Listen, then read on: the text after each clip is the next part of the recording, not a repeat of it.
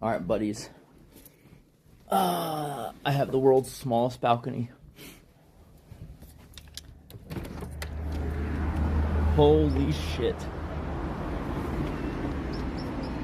Oh. There's a dude behind me.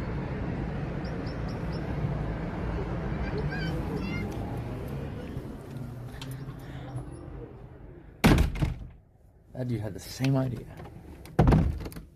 There's an old guy on the balcony next to ours who had the same idea.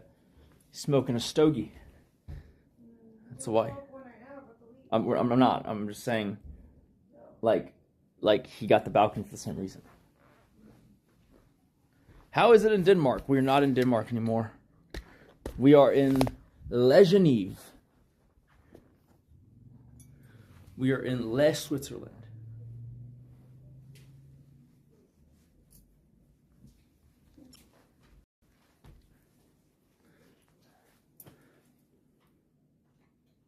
Nope. What's going on with this?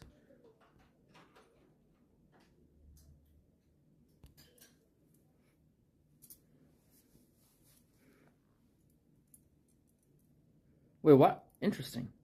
Did the title revert on its own? It's kind of weird.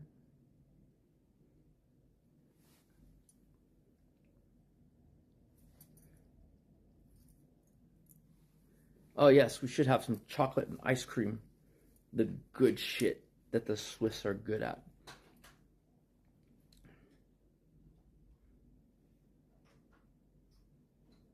I hope it doesn't disappoint me like all the rest of the European cuisine has. Where I've hyped it up more in my mind than I have, and I'm like, I like home better. Let me think.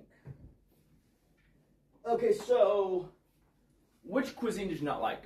Not liking French is fine. It is kind of highfalutin. I like the Italian place we went with Drew with the fancy pizza that took forever. I wish you would have tried the place that we went to for the dinner in France, even though it wasn't French food. That was some of the best fucking pasta I have ever eaten.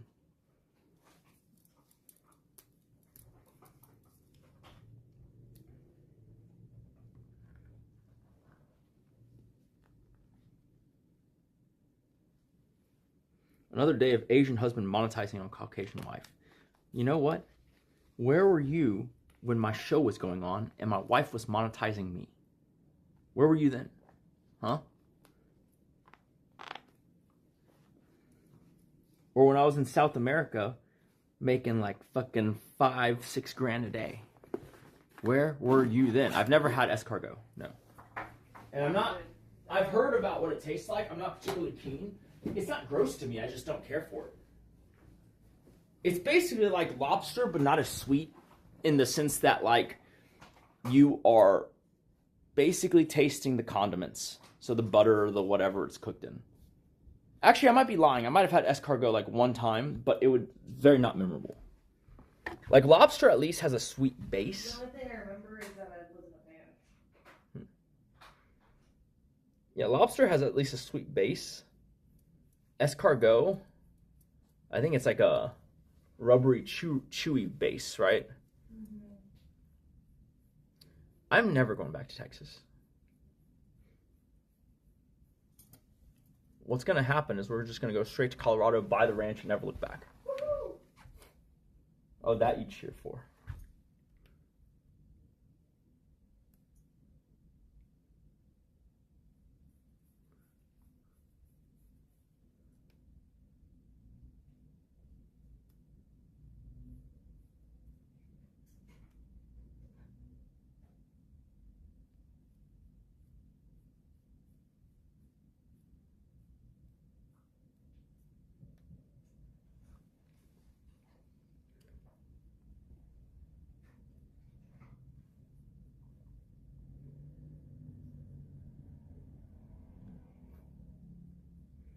I mean, if we buy the land that we intend to buy, it will have more than enough for me to have my own racetrack.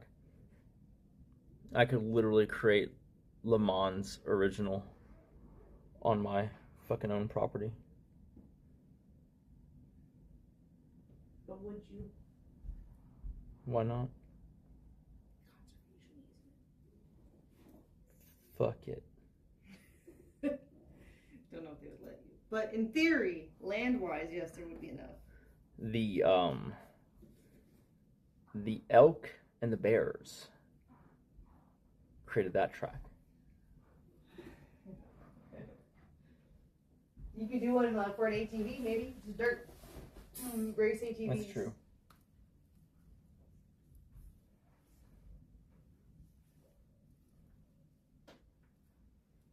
That is a racetrack for elk.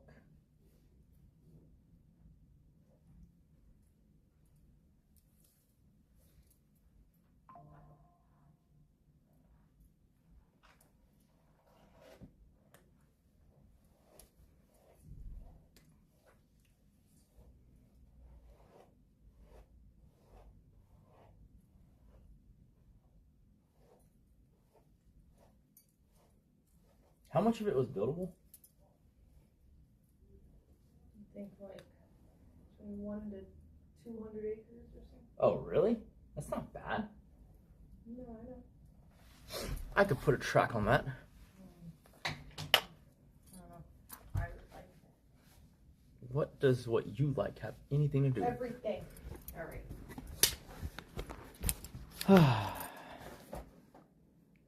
It just, I'm trying to plan out your horseback archery course, okay? Horseback archery? What about ATV archery? No, you're gonna die. We're gonna why? It goes faster than a horse, right? If Oh. you gun it or something. We're gonna invent a new type of Mongolian. Imagine doing a fucking Persian shot. Turning around full on ATV. Wait. Do I have my room key? Good call.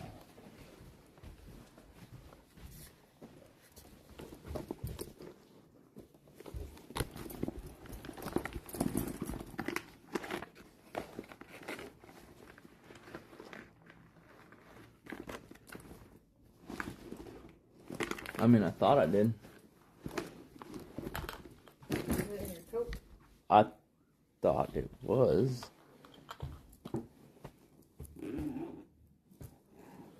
Hold on, hold this real fast.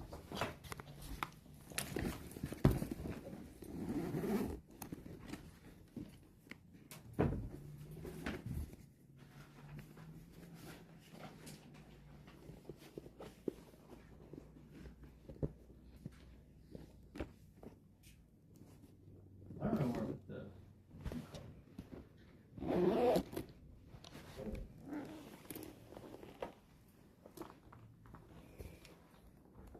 Okay, here we go. Alright, we're good. Alright, let's go. Alright, buddies.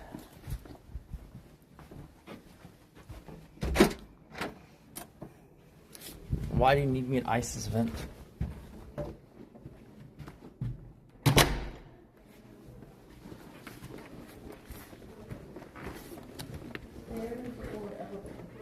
Yeah, let's do stairs. Holy cow. Ugh. Makes me sick.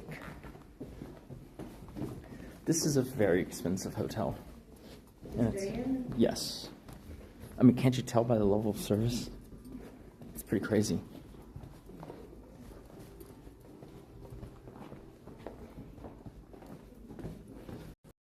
So, it's old, but it's been remodeled.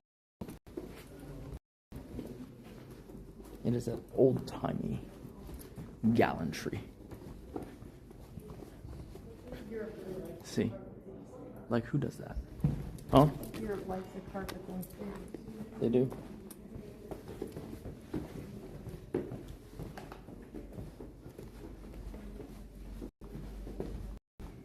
It's more plush and luxurious. Mm-hmm.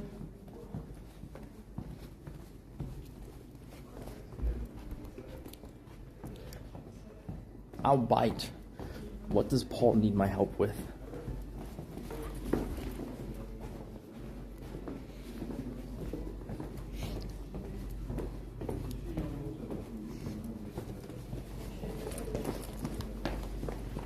Hello.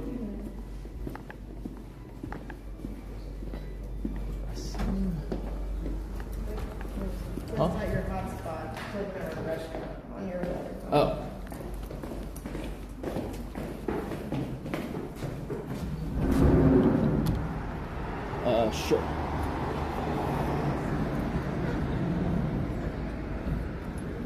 Here.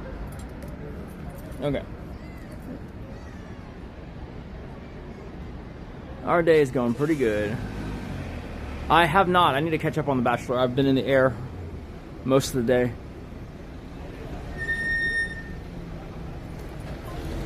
Alright. Lead the way. Wait, so someone was saying Paul needed my help with what? Is his chat too entertained and he needs someone to bring down the level of entertainment? Oh, wait. Does he need someone who's an expert in watches? Is that what he needs?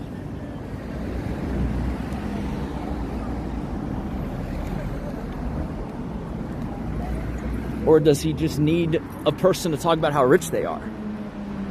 Because we're pretty good at that. Oh, dude, it's extremely pretty here. It is extremely pretty here. Like, I love Switzerland. I love the fact that you can window shop for six-figure objects. I love the fact that you can have a little sailboat. I love the fact that you just stumble into art shit like this. I love it all. One day I would like to have an apartment in Geneva. Look at their whopping willow trees. I know.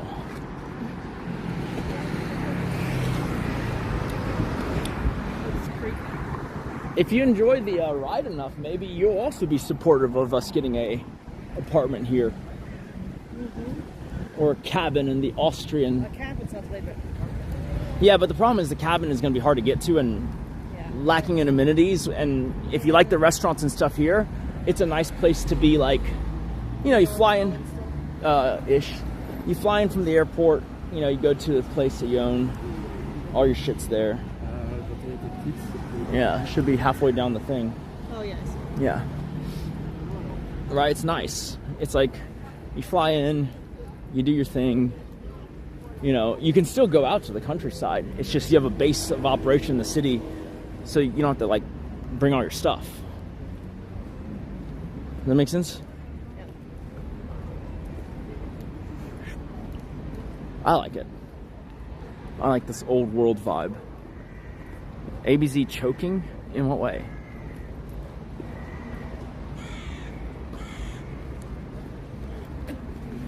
I need to catch up on The Bachelor. Is there a highlight reel that I can watch?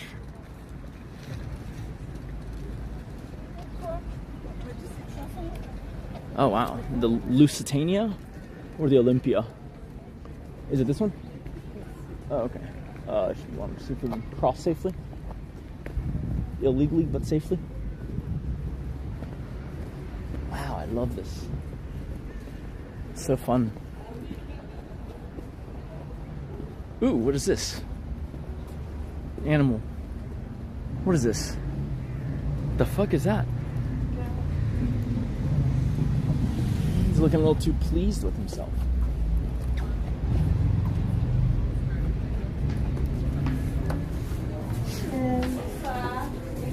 Hello.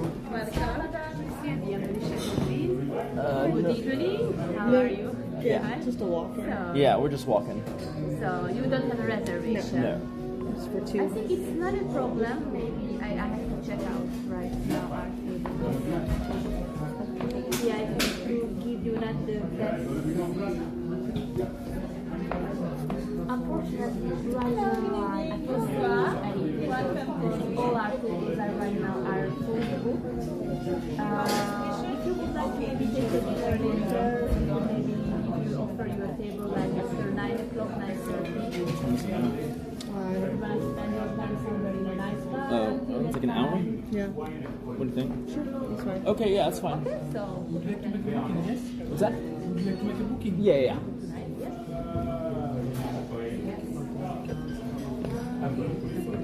Around for an hour. Just to see what's around.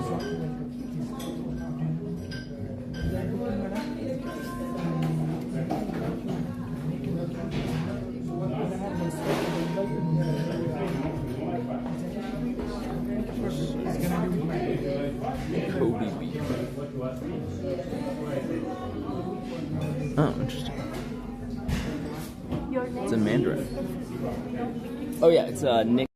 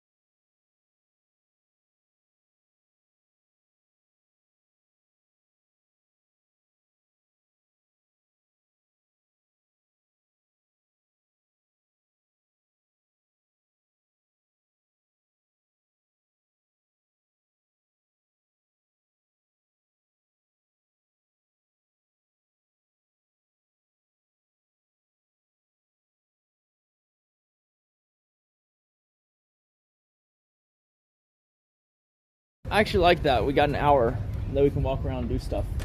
Sure. Is there anything here you want to see? So anyways, as many of y'all may know, the brand Mont Blanc, the fountain pen brand, they make some watches and bags. Obviously, it references Switzerland's Mont Blanc, which is currently covered up, but we could see it if it wasn't for the trees. It's the tallest peak in... Ooh. Not expensive watches. It's the tallest peak in all of Europe.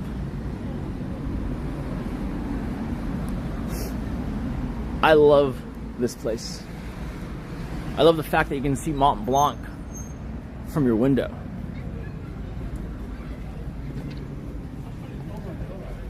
Alright, so if Paul needs someone to talk ABZ or the girls' ears off about watches, I am available. Or if you just want someone to brag about how rich they are, I can also do that. Alright? If it needs a person to be supremely out of touch, once again, I'll throw my hat in the ring. Alright? But that's about all I can do. Unless you want someone to hang out with a bunch of pigeons. In which case, I can also do that.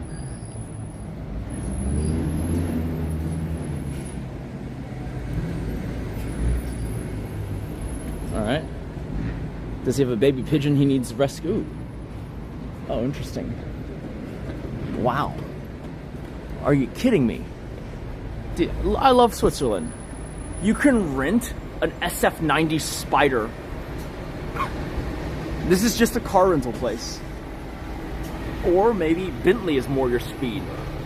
Or Mercedes V-Class. A limousine. How about an S-Class? Or a Lamborghini Urus? Or a 590 that's out of fucking nowhere. What? Incredible that there's a market for that. Just the most random supercars. What is your impression of Les Suisses?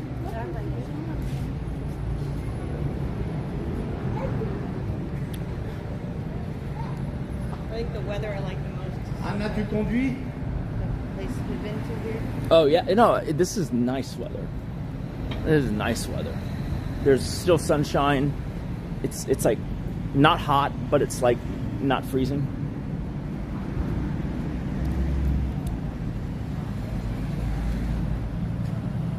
Yeah, we need to get some Swiss chocolate. Faux show.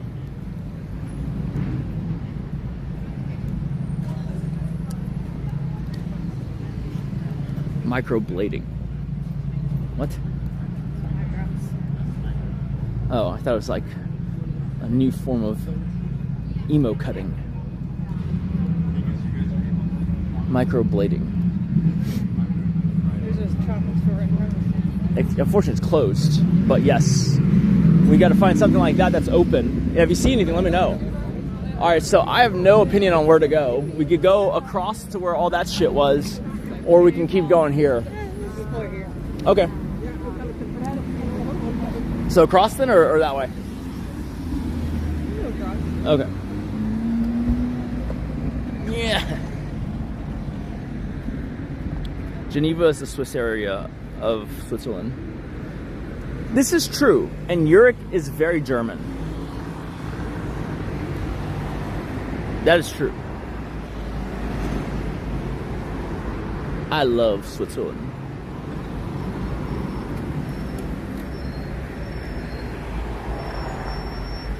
Wait, what? Cartier Santos?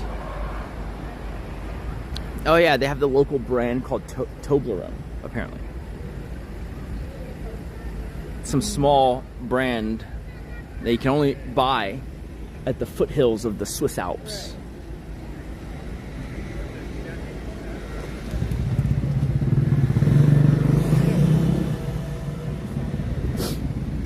How do we turn from Burger Planet into Salad Planet is an even better question. Okay? Wake me up when he becomes Salad Planet.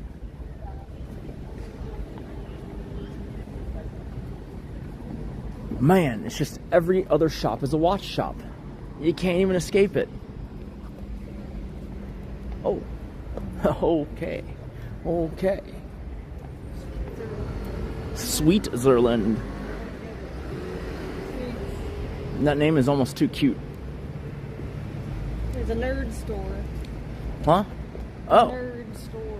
Let's take a look at the nerd store. Wow. I was very happy to find the French Warhammer shop. Oh my god. This is a Warhammer shop. I see the paints.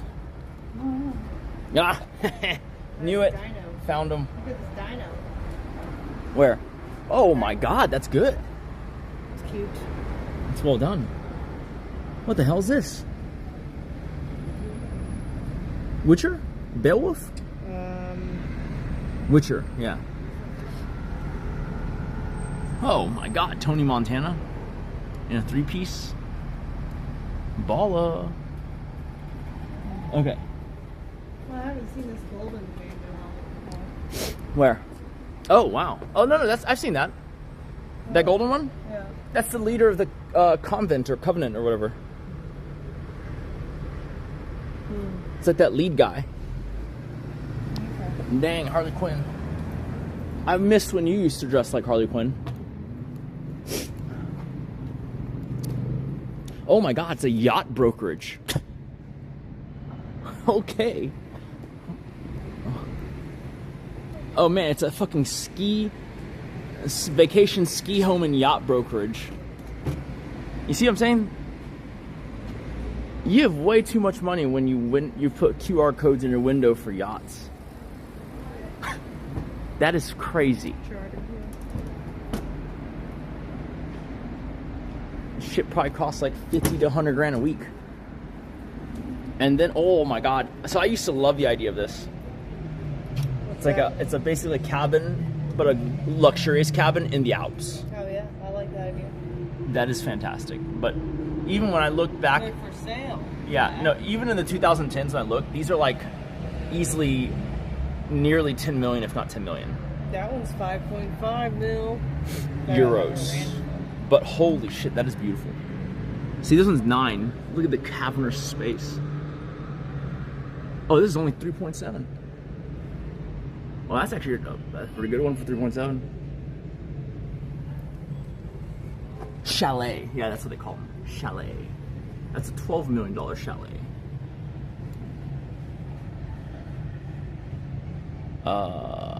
Okay. Alright, so... yeah. They're just selling chalets and yachts in the fucking windows. See? Don't you like a place like that? Where you can walk around and not be the richest person? Oh, that's cool. Glitter art. Okay. So...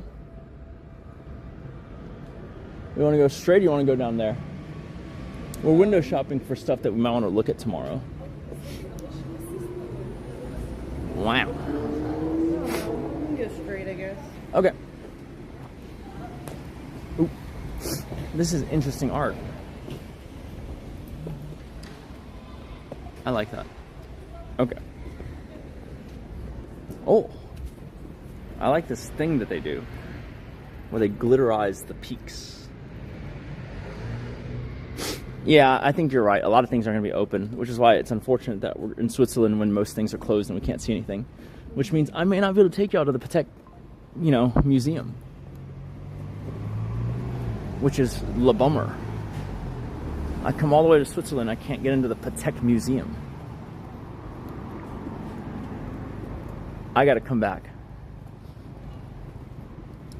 But I miss my burbs too much, so probably won't stay till Watches and Wonders. Boy, definitely should have pushed this trip back a week. Less side. See, that's the downside. It's like we couldn't really push it back because I'm assuming Legoland's closed this weekend too, or something. Maybe. So like, we were kind of stuck. Like there was always going to be this Easter dead zone, no matter what part of we're in. I guess the move would have been to start the trip after Easter. Right. Or just have it like this would have been fine if it was 3 days of like the plan should have been like go to. Honestly, what we should have done is we should have killed 3 days renting out a chalet in the Alps, just scenery, just 3 days of relaxing and not doing anything. Yeah, that'd be nice.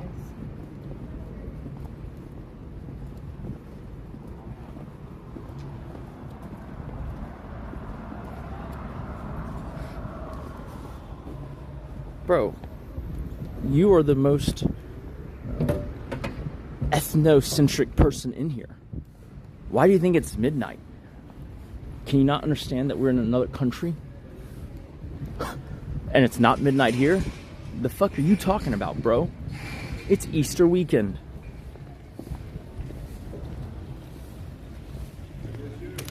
What a fucking idiot. Tactical Taco, are you American? Even in America, it's not midnight. It's 7 hours before. I know, the guy's fucking retarded.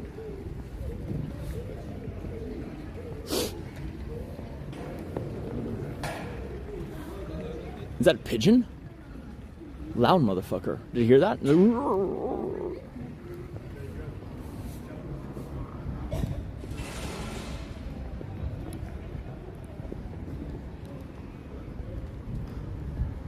We're just, look, what else are we going to do? We have a little bit of time to kill before dinner. We're just taking a look around to see what we might want to see tomorrow. Right? That's the smart thing to do.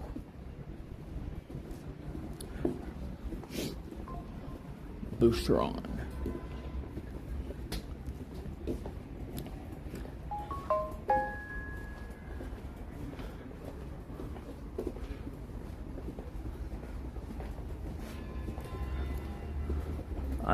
It's fine, I guess.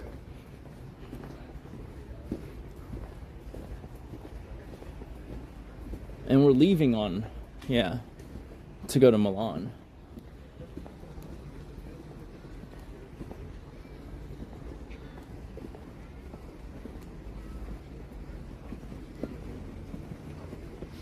I don't know, back to Switzerland sounds too annoying.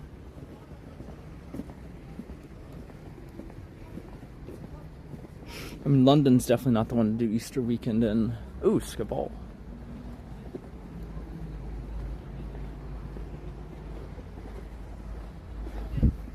Wow. You wouldn't want to spend any of your Europe trip on Easter weekend. That's what I said. It'd have to be a nature detour. It'd have to be a nature detour. Which there are such things. It's ironically, it's the Scandinavian countries where you don't want to do it. With this being what I consider part of that cohort of there's enough nature here that you could do something fun. You might still even be able to go to a ski lodge. Even if you're not gonna ski, you can still just vibe.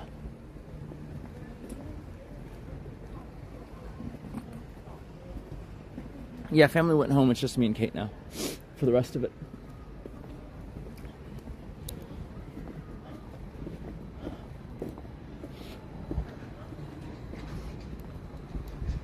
Oh, what do you want to do?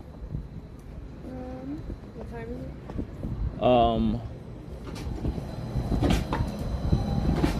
Like 8:15. We got an hour.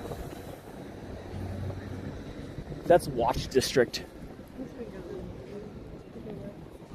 Wait, what? Okay. She's trying real hard to avoid Watch District. We already went there.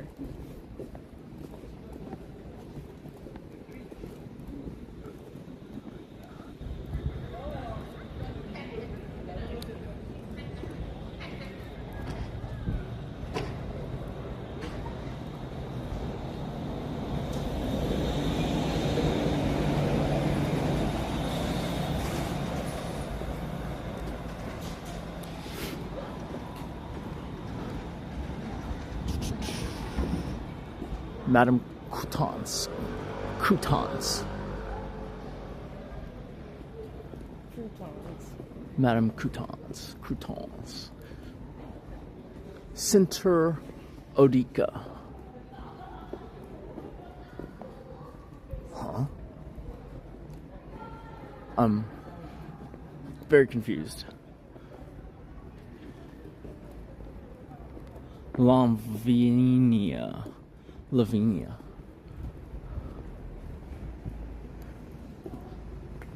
Blue tomato. That's a cooking thing, right? Nope, it's a clothing thing. I have no idea what that is.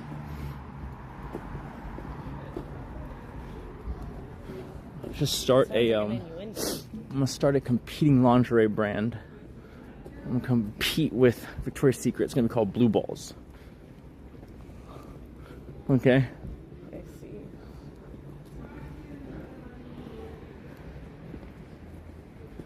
Today's watch of the day is the AP CX edition with one of one purple strap. You have to put it like in French though, so don't realize it's so vulgar. Bleu, and then like Oh, nice. balls. Blue ball. Like bleu.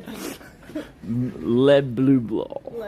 Like maybe I don't know. Oh no. Okay. You would start no. B-A-U-S. So the blue would come after.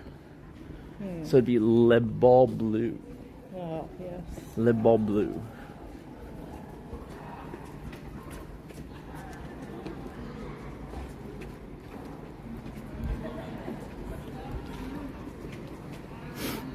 It would be Le Ball Bleu Couture, and it would abbreviate to BBC. Okay? Oh, goodness.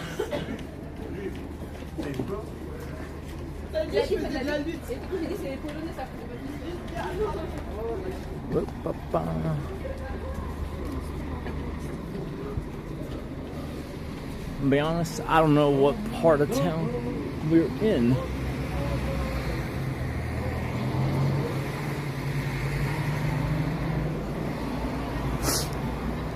Switzerland's supposed to be pretty safe though, because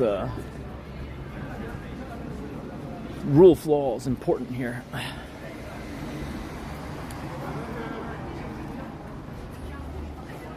Okay, so what? So what if there was a guy there? What is the significance? I'm actually surprised I don't need any of my winter clothing. It's all summer jackets.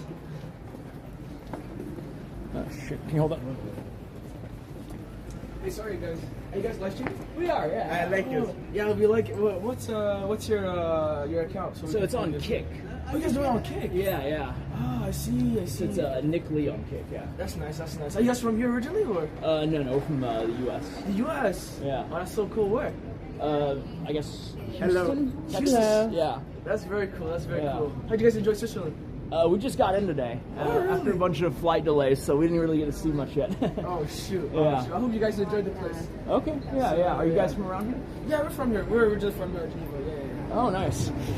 I mean, it's Easter weekend. Is there anything? Originally, I was gonna see a lot of different things, but like with that, a lot of stuff's closed, right?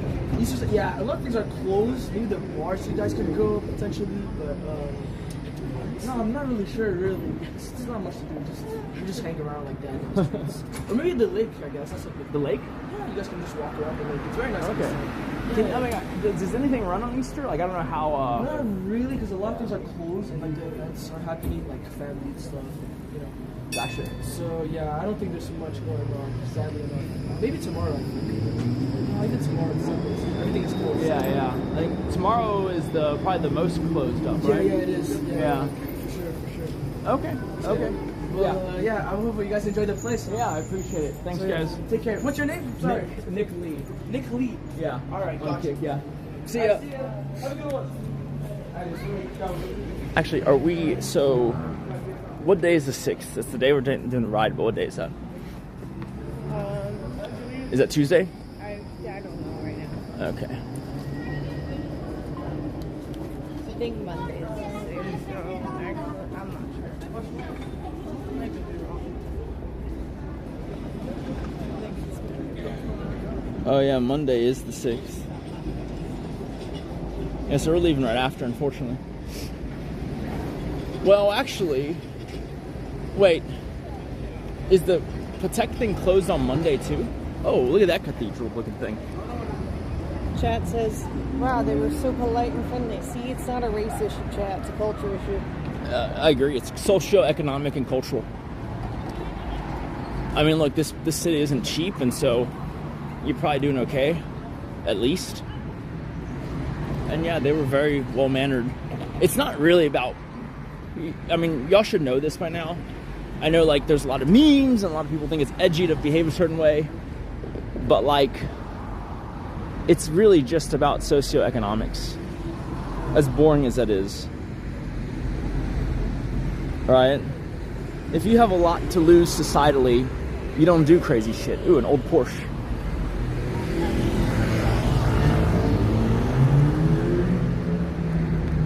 See, the problem is most things are closed Monday also for... It looks so crazy with the fountain coming out the top. But most things are closed Monday because I had another friend who told me that basically London is closed on Monday for Easter.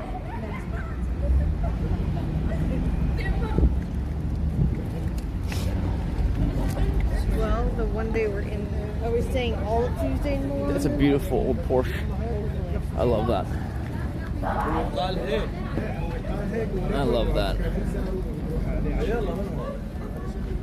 Sorry, say that again? So we're staying all of Tuesday in Milan? I think we're getting into Milan in the evening, right? I can't even check this thing.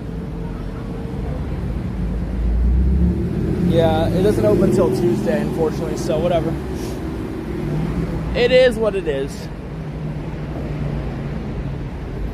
It means I'll have to come back.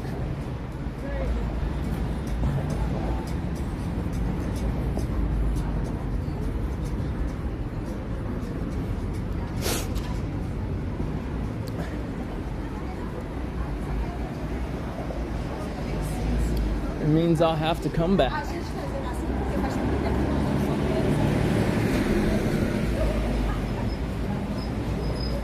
What does that even mean? Walter Reed. Unfortunately, we have a very, very nerfed Switzerland experience. We come all the way to Switzerland and we're not going to even do that much watch tent. Oh no, how would you go? Well, it kind of sucks because this would be one of the things I wanted to do on the trip. Yeah. But that means you have to come back. Yeah. But it's fine. From what it sounds like, no one's gonna have anything for you anyway. Huh? From what it sounds like. Well, so the museum thing would just be to see everything they've ever made, right? Which is kind of cool. Museum does sound cool. The boutique still probably doesn't matter anyway. The boutique definitely doesn't matter. And yeah, the boutique doesn't matter. like none of the boutiques here really matter. I mean, like, what, tomorrow's what? Today's Saturday? God damn, tomorrow's Sunday? Jesus, what a tight schedule. Yeah, so nothing is going to be open tomorrow. Oh, well. You want to see how far we are from the restaurant? So that's crazy because, okay, so tomorrow then we should do the tour because there's nothing else. But then we might want to see what we do tomorrow evening because that's, yeah, I don't know. Like, is there anything to do tomorrow evening-ish or after the tut-tut? Because it's a free day, but it's like Easter Sunday. God damn it. I got to look at the travel plans more closely because this was not opportune. We really needed to just kill 2 days at least. But now it's hard to move things back because everything's kind of like in place.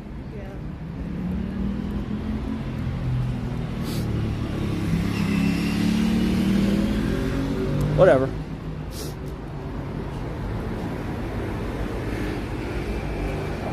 Pay a lot for a Europe trip to not do what I want to do. This store's open? Yeah, but it's full of bullshit.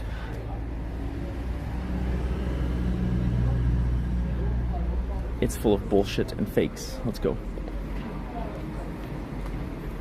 I'm not shopping for watches to give away.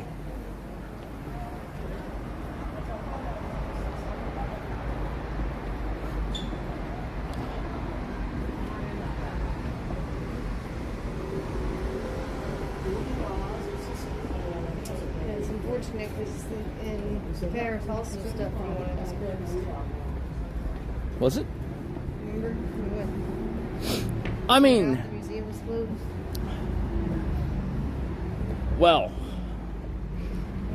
yes, but that was like a predictable thing.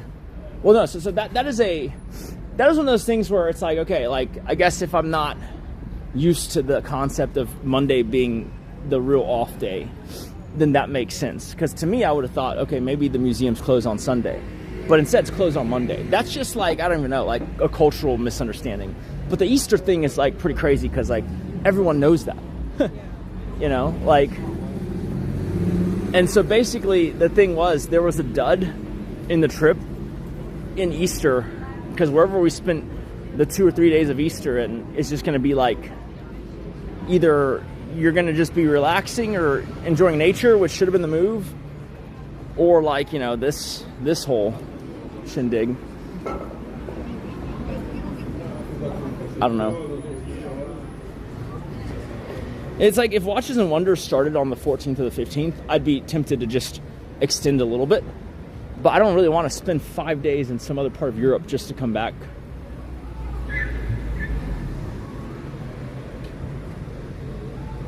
Yeah.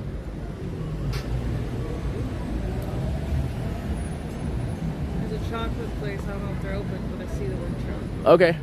We can go.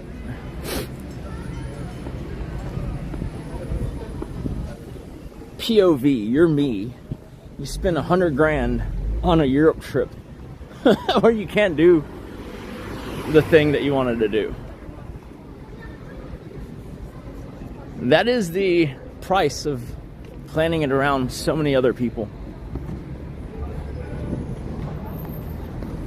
It's like that old adage of like having a lot. Ooh, a pure sangue.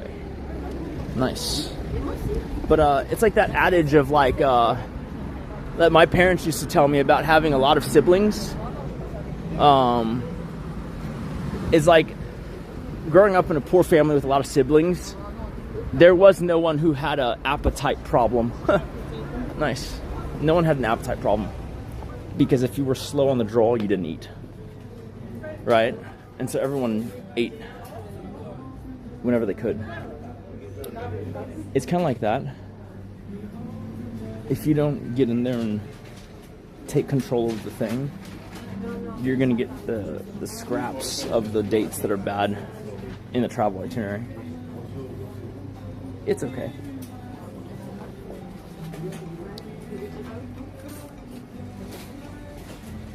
I mean, I would have liked to see the Patek Museum in like it's starting to make sense to me because I literally just ignored the dates on like when Easter was. But like obviously like Switzerland being these days means that no wonder everything I was talking to was like, we can't do it. What looks good? Huh? What looks good? I mean, I would just buy some of it that you find appealing. That's from around here. Like this stuff looks like it's from around here. Yeah, there's enough. But like now it's starting to make sense because it's like RM. When I said the dates, they're like, oh yeah, we can't really do a factory tour then. It's like, of course not. I was asking for one over Easter weekend. That's insane. Artisans Day Geneva. They're very talkative until I mentioned the date range. Ah, yes. Makes sense. This is hilarious, but it wouldn't go through the airport. Let's try heavy recommendations. No, they said get it all. Well, that's like a homespun brand that you don't see in the US. Dude, that's so cool. Chocolate Swiss Army knives.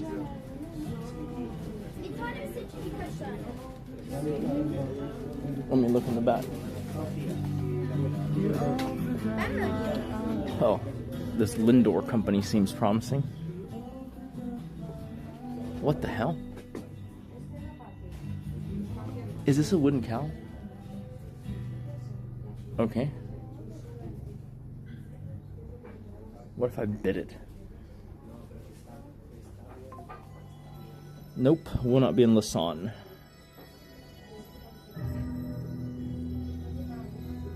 Oh look, it's that little brand that no one's ever heard of. Only buyable here. Toblerone. I'm trying to avoid brands I recognize. Maybe we should be only buying brands we recognize. We recognize them for a reason. Right? There's like Sure. Swiss milk chocolate, hazelnuts, and white chocolate. Sure. I'm just gonna try some. This one has their flag on it, so it's good. Okay. National pride. It's like, would you buy a chocolate bar if it had the Star Spangled Banner on it? Probably. I mean, they'd deport you if you didn't. You know?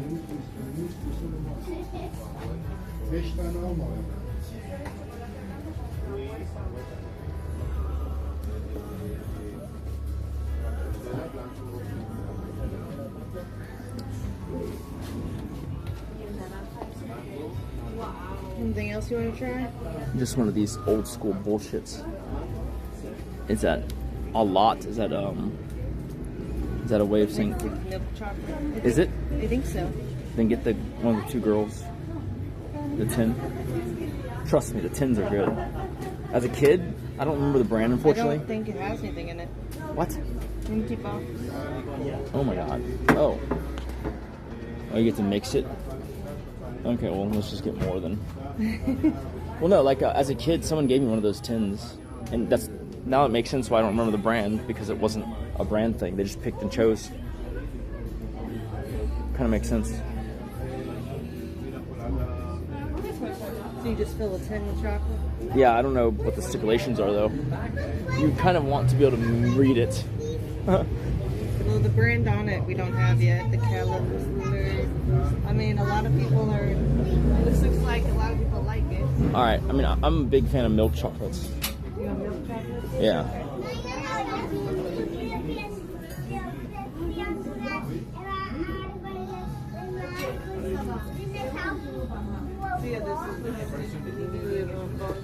This is fucking hilarious, though. Dude, I kind of want a chocolate Swiss Army knife. I guess see which one's pure milk chocolate then. If you want like your phone translation. I mean, I'd have to get my other phone out, sure.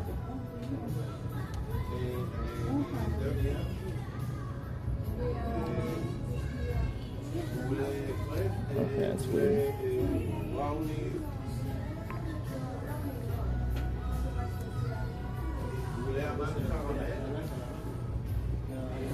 What are we doing here?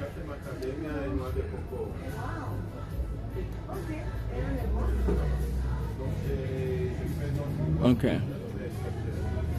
Alright, we're gonna try it.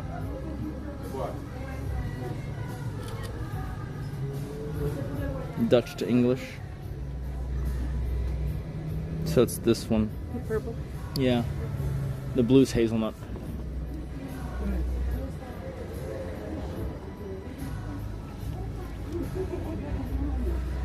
How's the trip so far? Trip's pretty good. I'm about to drown out my sorrows on chocolate. Because the watches weren't there.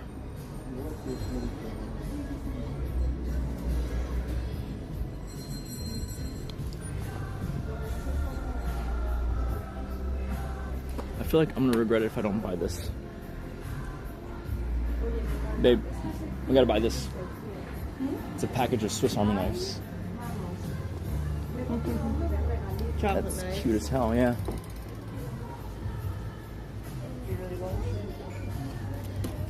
Okay, I guess that's good. Maybe a Toblerone for good measure. I mean, I love Toblerone, to be honest. Oh, wow.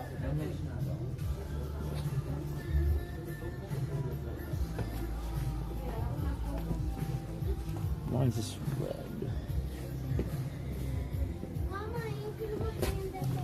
What does the orange one mean? Oh no, orange peel with it. No way.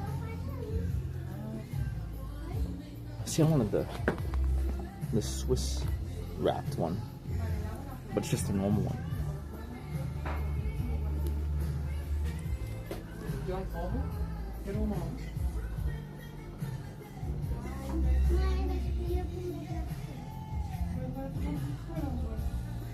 It's way too big, bro. Dude, we're gonna die.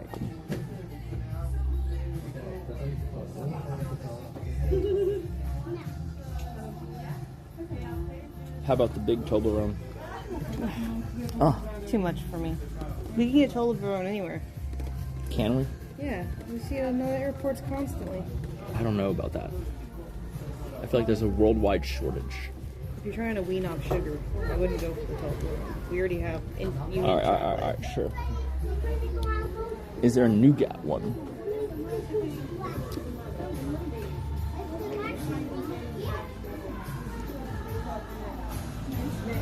Huh? They have this variety tin with actual stuff in it. Okay. Is that what you remember or no? Maybe. But then it's like dark chocolates too. It's like. I mean, it's minis fine. Let's of just get what we're gonna everything. get. Okay. We should be weaning off sugar anyways. Sugar is not our friend. And we should stop it. Okay? I said sugar is not our friend and we should stop it. Well, we don't have to get the knives if we already have milk chocolate. The knives are gifts. Oh, are they? Maybe. I would have to look at the nutrition information to see. Oh yeah, the Yeah. peanut thing. Because I know a kid who would love a knife chocolate. He'd probably get in trouble at school, but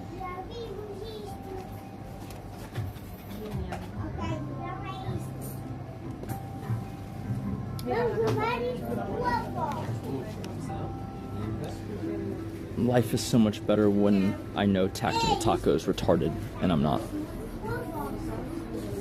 It just makes everything he says so much funnier. I don't know.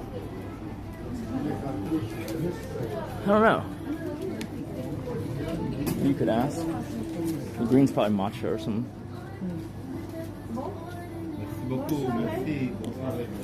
Oh, look, there's more of those bunnies with faces. A smaller version earlier. The bunnies with the faces. What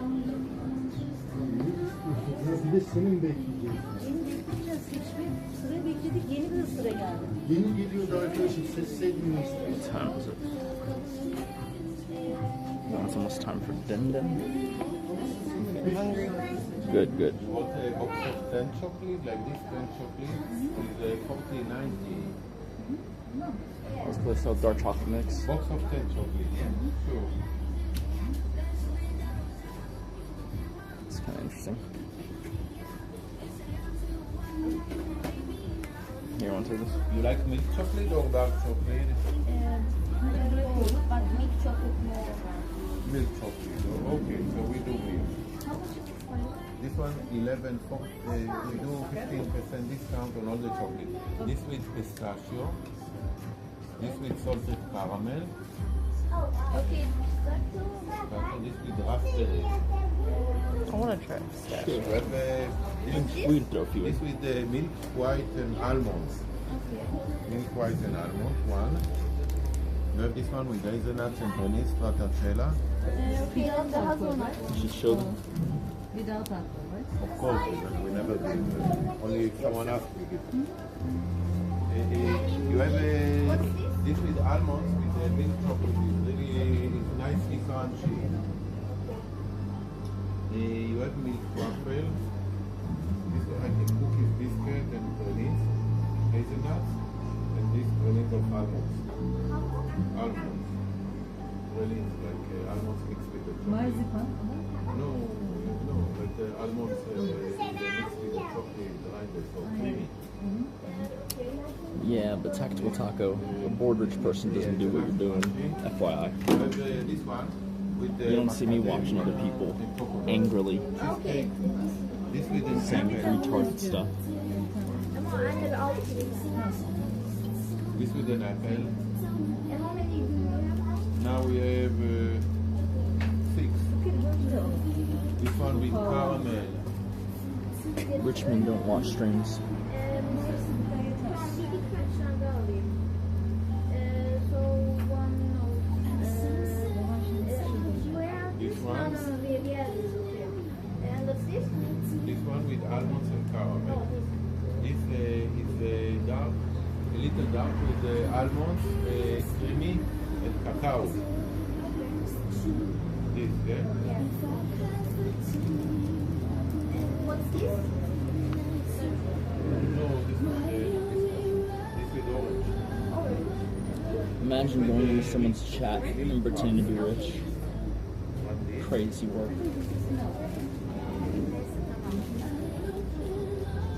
You need a nice box? No. Just this? Oh, okay. She just, So it's better price. yeah, so we don't need to pay for bucks. We'll just eat on the way. Kaç para?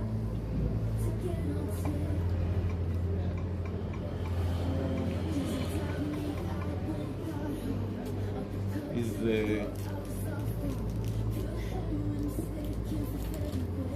this and this. Yeah,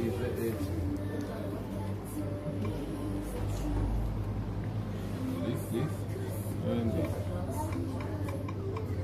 27 total. 27. Thank you very much. You need a bag? Hani 10 tane alsaydık daha aza geliyormuş.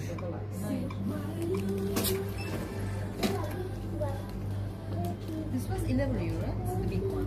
Big one, yeah, 11.40. I did like this. Thank you. Thank you very much. You need a bag? Bonjour. Hello. I'll do these, and then can we do 4 of the pistachio and then 2 of the salted? Burada 10 tane 10 yazıyor. Do you have any hazelnut milk chocolate too? Sure. You like crunchy or creamy? I guess some. Creamy crunchy? Yeah. So like I a do with the mix. pistachio, I do 4, you said? Yes. Yeah. 4 of the pistachio. And one, you said... 2 salted caramel. 2 salted caramel. You want crunchy hazelnuts, creamy or crunchy creamy? Like a hybrid. Crunchy Hybrid, creamy. maybe this one. Okay. 2 Do 2 of those? Yeah, 2 good. is good, no? Yes.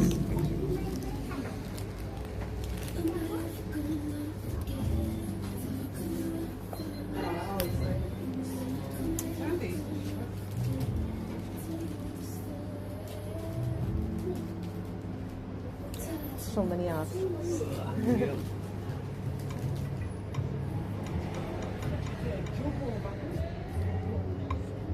can get a bag.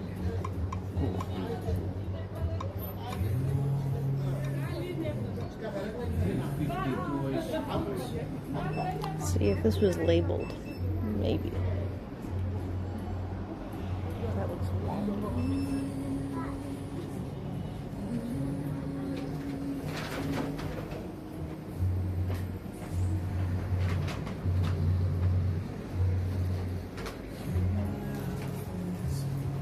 It's like a pyramid of chocolate.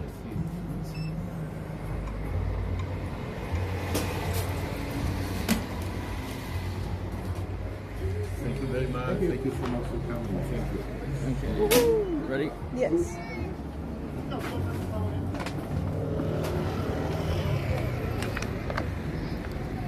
All right. I'll hold the bag if you want to map the way back. Sure.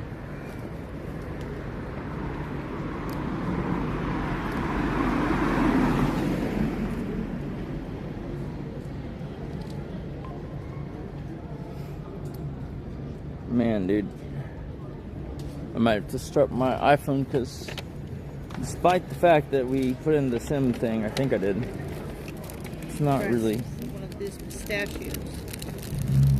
Yeah, it's pretty ass. Yeah, okay. Crazy. You want to try pistachio? Sure. Thoughts? It's so good. Is it the best chocolate you ever had? It's pretty good.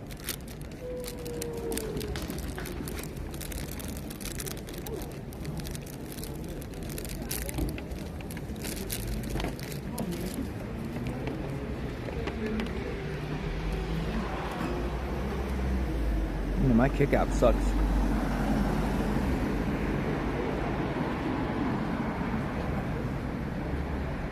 Alright. I think it's this way. Curious to try the hazelnut.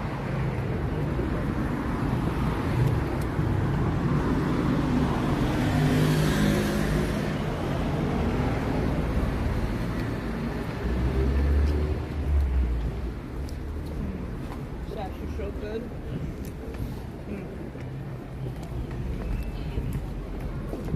Asian Garden. Oh. I've heard good things about their Asian food in Switzerland. Really? No, I'm just trying to piss off this tactical vagina. I might be able to open tomorrow. You better start looking. True. Yeah, I don't know about this Swiss chocolate thing. You know? Maybe Hershey's was better. Maybe Cadbury was better. Cadbury's pretty good. Don't diss the Cadbury, but Hershey's not. You know?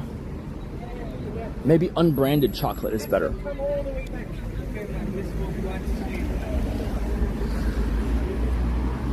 I don't know. Which way? I think it's straight, but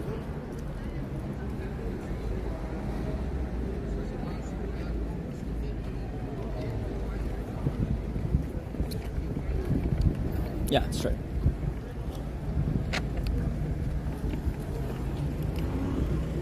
It has lingering flavor. It's good. I know. It's fantastic. They know what they're doing.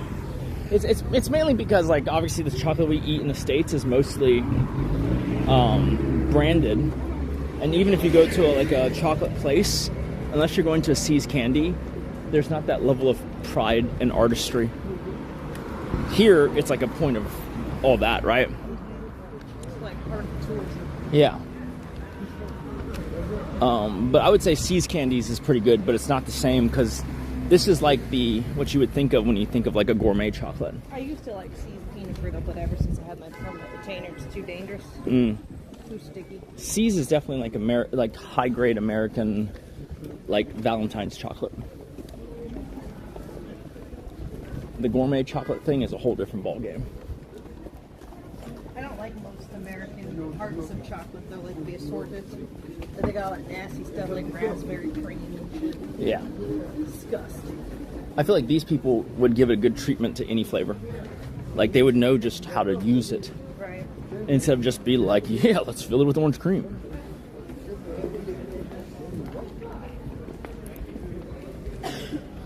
Let's make it look like Riley Reid after a video, except orange.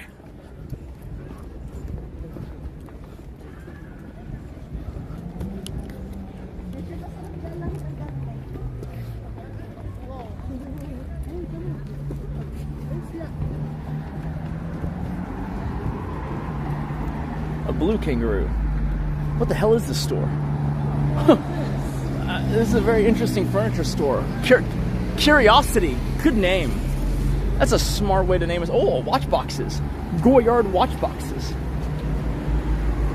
Okay, what the hell? It's a Mercedes-Benz engine fan.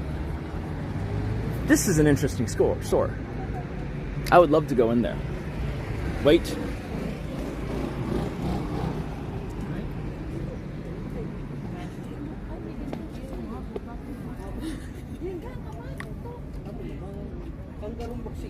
Okay. Well, it's doubly not open because it's not open on Sundays anyways. Huh. I mean, maybe they'll break their combo. Oh, that's cool. Maybe they'll break their combo and they'll open on Easter Sunday, but not other Sundays. What do you think? It could happen. Did I buy a watch yet? I am never buying a watch ever again. I'm what? Dripping.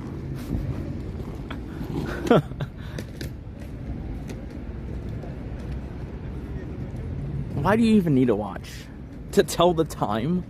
Hello? It's called a phone. Or the sun. Or just being so rich that you don't give a fuck what time it is.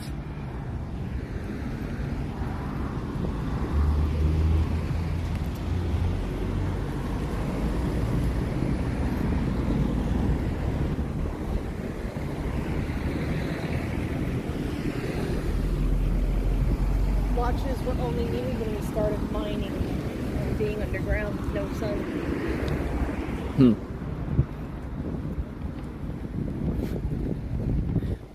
They missed it earlier. There's an old dude on the balcony smoking a cigar also. That dude is me.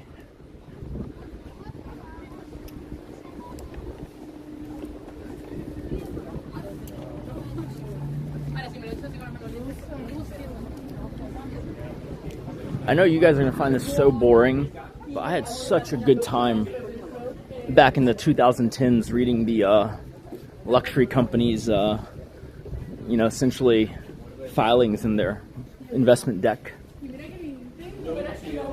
Like, if you try to reverse engineer, even if you just read the CEO letter or the founders or the chairman letter, sorry, you learn so much about how they operate. Wait, what time is it? Oh no, we're like 20 minutes early. Alright, time to go see the watch shit.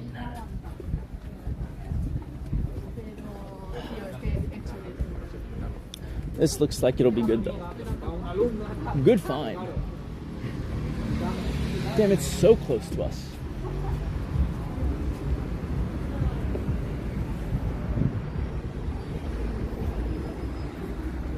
Please elaborate.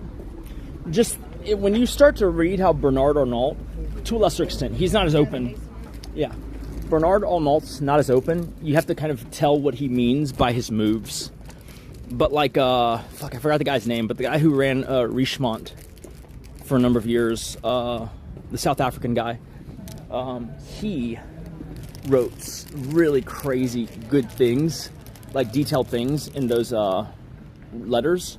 And he also, if you ever go back and listen to the recordings of analyst calls, the analyst would pick his brain, and he would just answer super forthright, because I'm guessing he correctly assumed that like the vast majority of their customer base isn't going to bother to listen to the earnings call to realize how they're getting fucked. Oh man, that's a winner.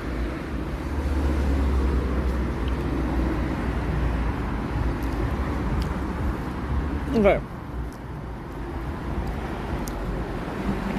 That might be the best chocolate I've ever had, actually. That's a winner.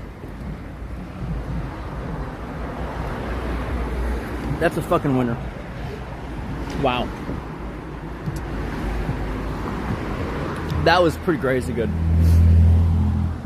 Yeah, the hazelnut was fantastic. The mix of crunchy, creamy. Wow. And there's something about the chocolate where the flavor lingers in a good way. Like you taste it after the chocolate's done still, a little bit. Ironically, it's the opposite of a cigar, where sometimes you taste bad shit afterwards. It's just not as enjoyable as the cigar itself. This is as enjoyable as the chocolate itself.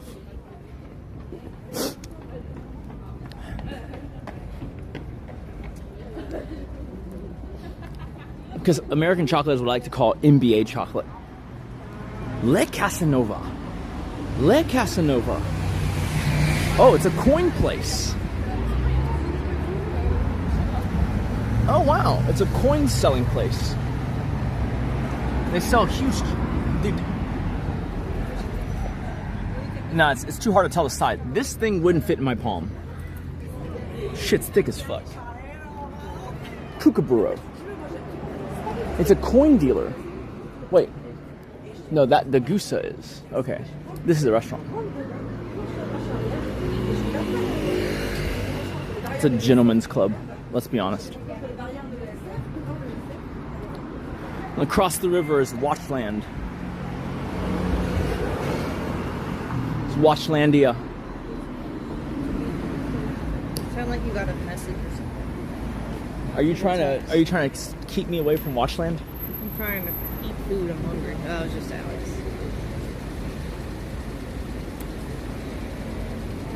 Okay. All right. I mean, let's just see what's around the corner, I guess.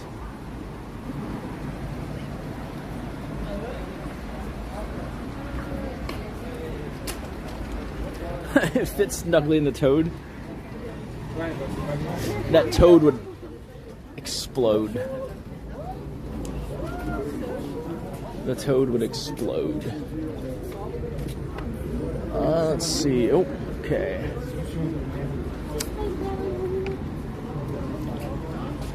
This is interesting.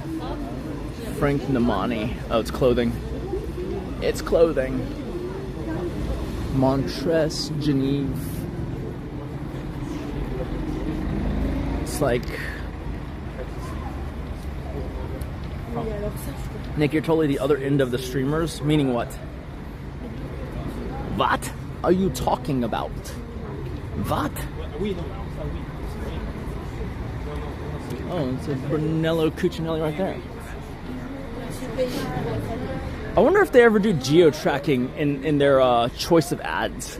Because I just got a Brunello ad, like, literally 5 minutes ago. Ew. Ah, they're copying Panerai and Cartier. Of course, Longines would. Ooh, they sell gold, too. Dude, that is a USB-sized gold plate.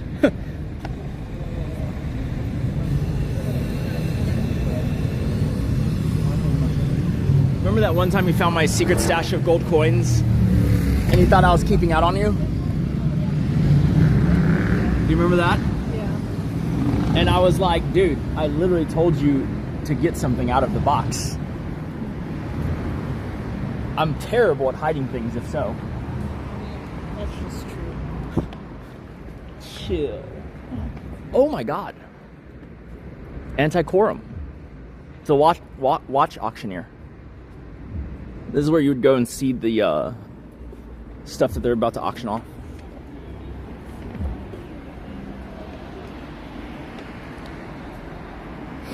Dude, I helped fund clean water in Africa. It's not my fault if Mr. Beast didn't spend the money well. Okay? Wait, what's up with that? I don't know. I'm just covering my bases. I can't be bothered. I gave my money. I did my part. I never trust influencer-led charity things.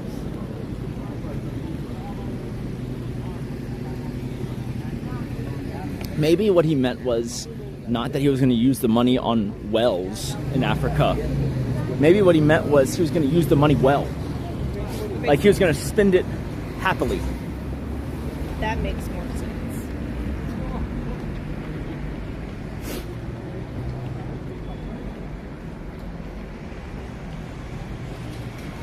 Okay, but like how many African dollars is $5 USD worth? Huh? I'll tell you how much. It's worth 5 years of water for a single person.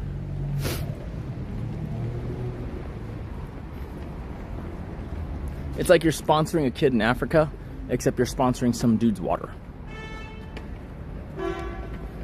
Oh, you want me to store my gold bars at a Swiss bank? That's a good one. She'll never know to look here. Are they chocolate coins? Dude, that'd be fucking crazy. Imagine if you just like kept putting. Dude, that's some crazy. That's like a funny comedy sketch. Could you imagine just like opening a safety security box at a bank and then just depositing like a gold chocolate coin every week, and everyone in the bank is probably like, man, that guy's hoarding gold. And then by the time you die, you will it to like the kid you hate the most, and he goes to the safety security box being like, I'm rich, and it's just chocolate coins that are expired. Can't even eat them. That would be crazy. That's some like teaching a lesson from the grave shit. You know what I'm saying? Oh, dude, and then you include like a fortune cookie fucking message. Okay? You know what the message says? This inheritance is a metaphor about life. If you're too busy planning for the future, Keep going. your shit might expire. That's what I'm saying. You gotta buy the ranch sooner. Right? Like, you're storing all these gold coins, but then they're no good.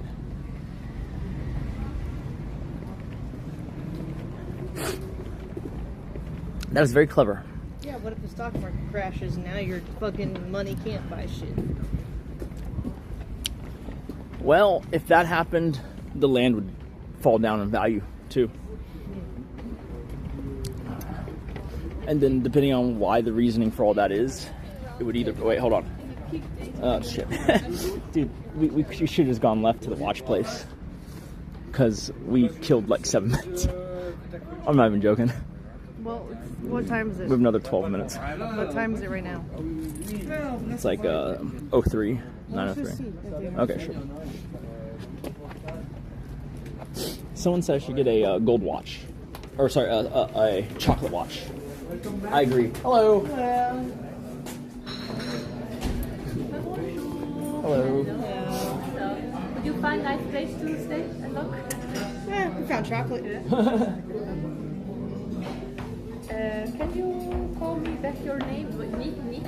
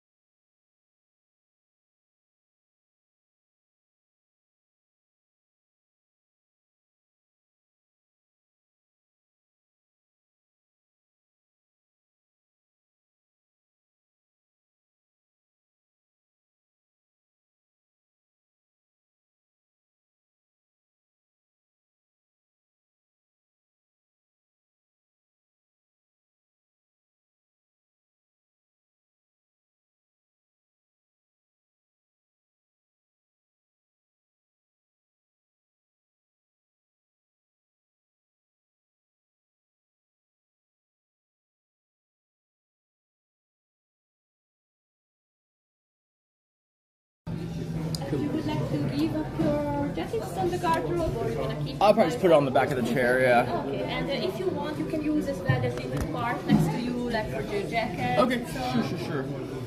Oh, that works, yeah. Okay.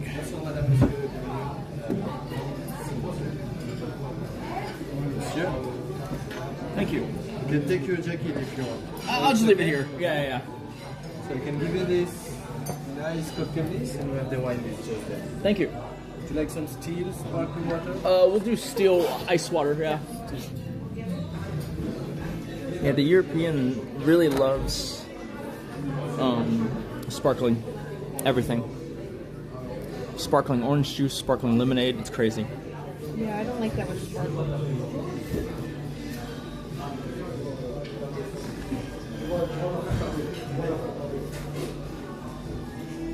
Yeah, dude, I agree. Chocolate watch is the way to go. Thank you.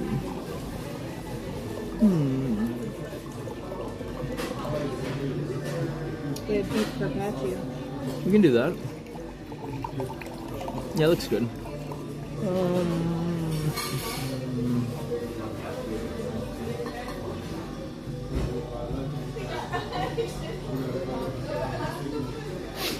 I don't even know what a phalanx is.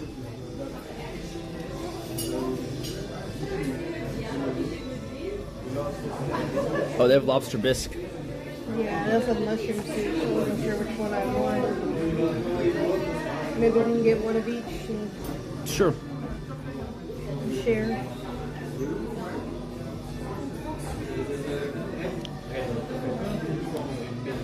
Wow.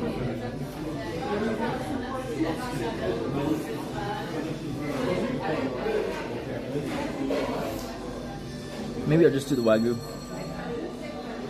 How many ounces is it? If I'm reading it right, 8.8? It's very small.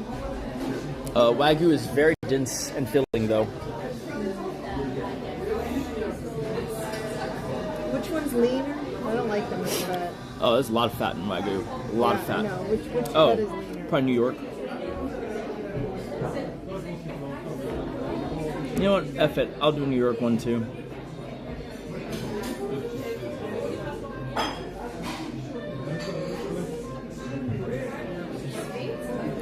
You know, I'll try a New York Black Angus. The first one? No, the strip loin, 21. Aged 21 days. It's not that much meat, but I think it'll be good because we have the carpaccio and the soups. Yeah. Should be fine. And then sides, oh yeah. What's the difference when it's aged? It's supposed to be more flavorful, if you believe that. I mean, it is. Okay, I guess I'll do that too. Oh my god, they have ice cream. Okay, that's good. They have gelato. Okay, side dishes. French fries. I kind of want French fries. I shouldn't, but I do. Grilled vegetables. Grilled vegetables and French fries, but I want the regular French fries. I know you like sweet potato. And unfortunately, with our finances the way they are, we can only afford one kind of potato.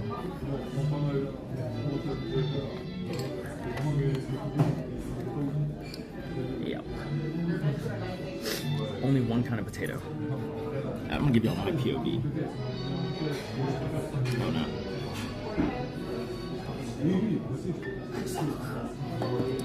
What do you... Okay, you're retarded. Because, I mean, clearly you've never been with a woman, but women are allowed to have hats inside. That's literally the rule. You dumb, fake rich person. You are a dumb, fake rich person. Google it, motherfucker.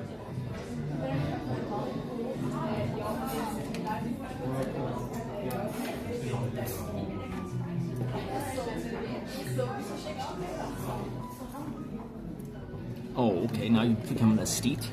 Really? Earlier it was against the... It's improper, it's improper, it's improper.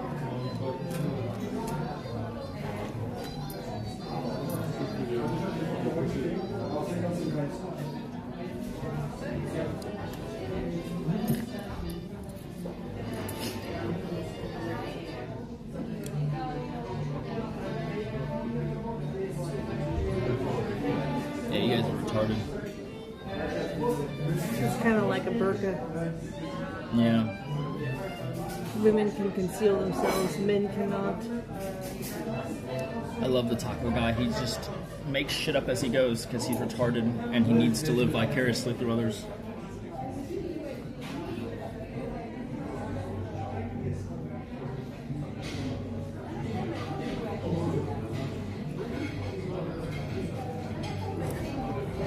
I don't know, as long as you're looking for your meal, maybe you would like to have already some drinks, an aperitif, something. We have amazing cocktails in the house, by the way. I think I'm good on the drinks, but I think we're ready to order, and also you can do the appetizer thing. Yeah.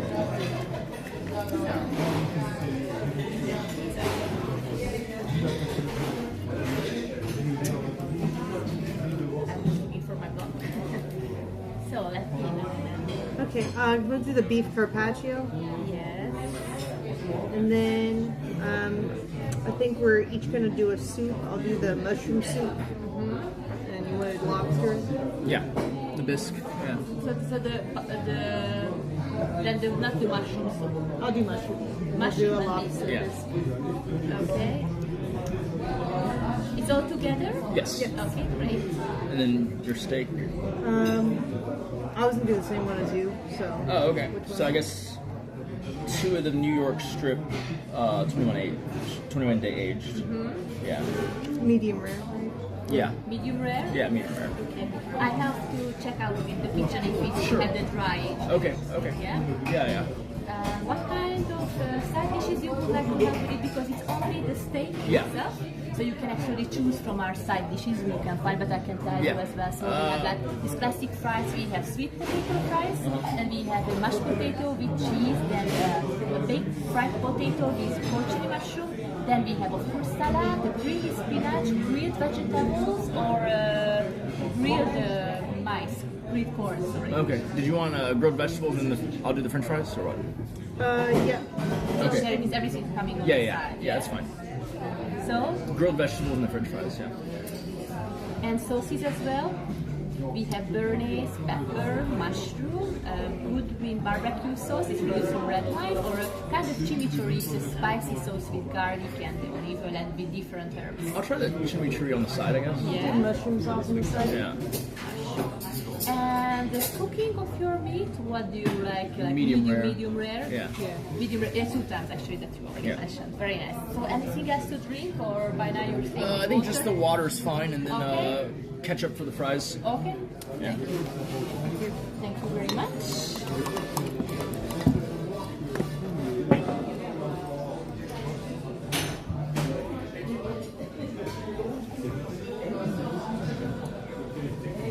A 30-day marathon of what?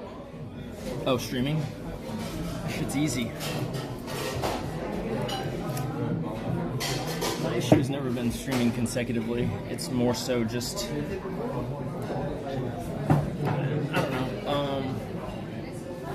I like what I do on a daily basis. That's why I do it. Oh. No problem. Oh, perfect. Just come to it. Yeah. Up and up. Wonderful. Thank you. You're welcome. Big pleasure. Would you like me to, if you want, I can put like something here? Oh, You sure. can drop it on. Yeah, we Give can me do a that. second. Yeah. That'll work.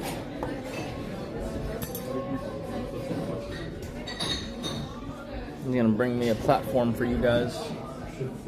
I wonder what this is. Oh, this is for making more. Oh, this is for making more surface area. Yeah. Is it good? Okay.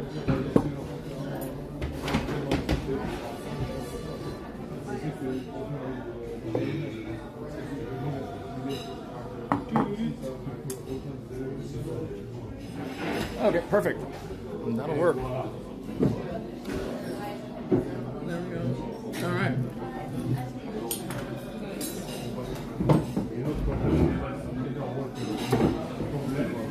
Fantastic. Definitely my internet was fantastic. Maybe they've watched that. Let's see. I should pull up the setting real fast.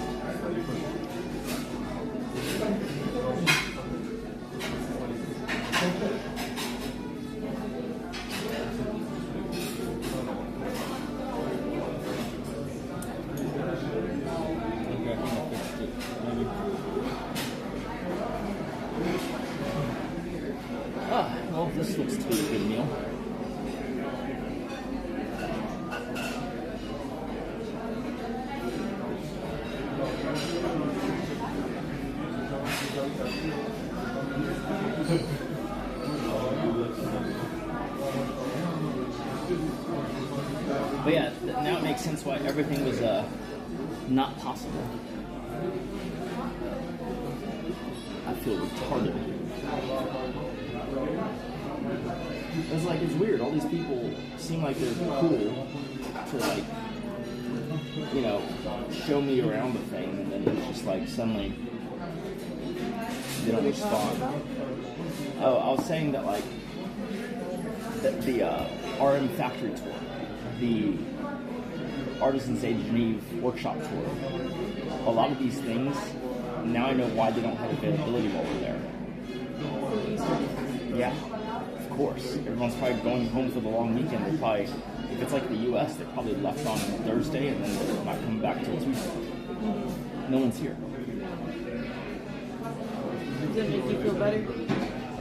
Not really. It makes me feel retarded. Because it means I could have done all of that except we came here during Easter. And I feel like I wasted my entire part of the Switzerland leg, at least. Could have just done this in fucking Spain for way cheaper.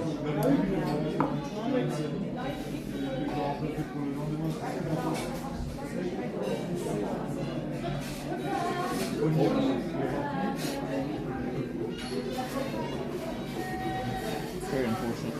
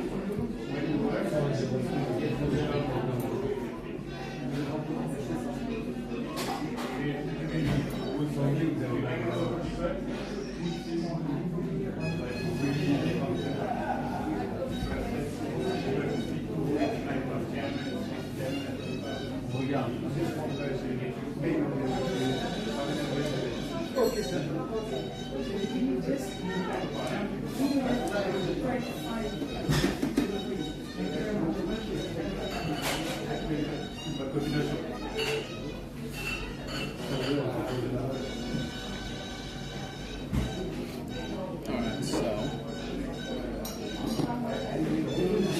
what are you seeing anything interesting for tomorrow?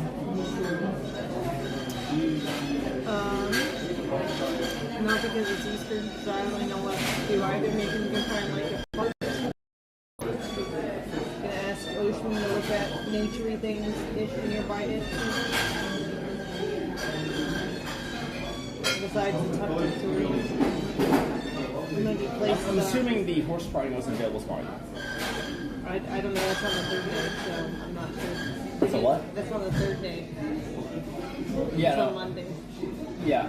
No, I was asking just because that would have been, even though most of the city is still closed Monday, it's still better than Sunday, which nothing is open. I don't know.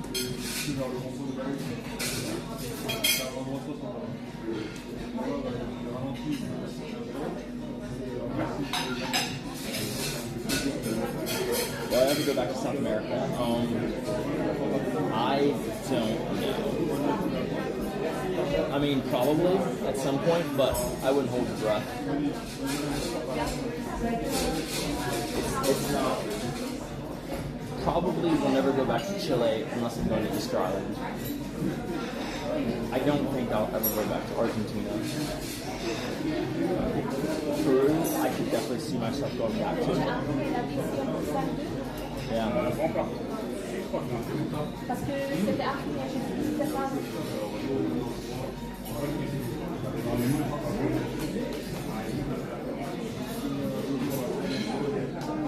Rome was interesting. I would say that Rome,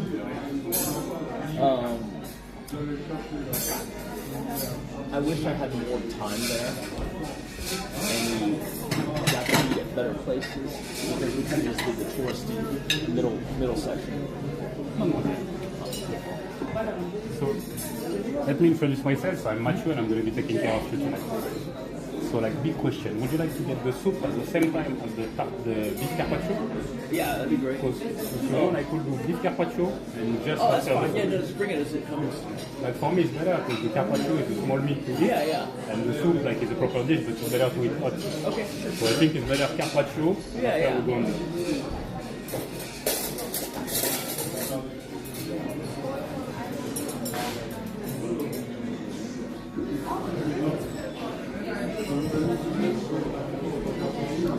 Nope.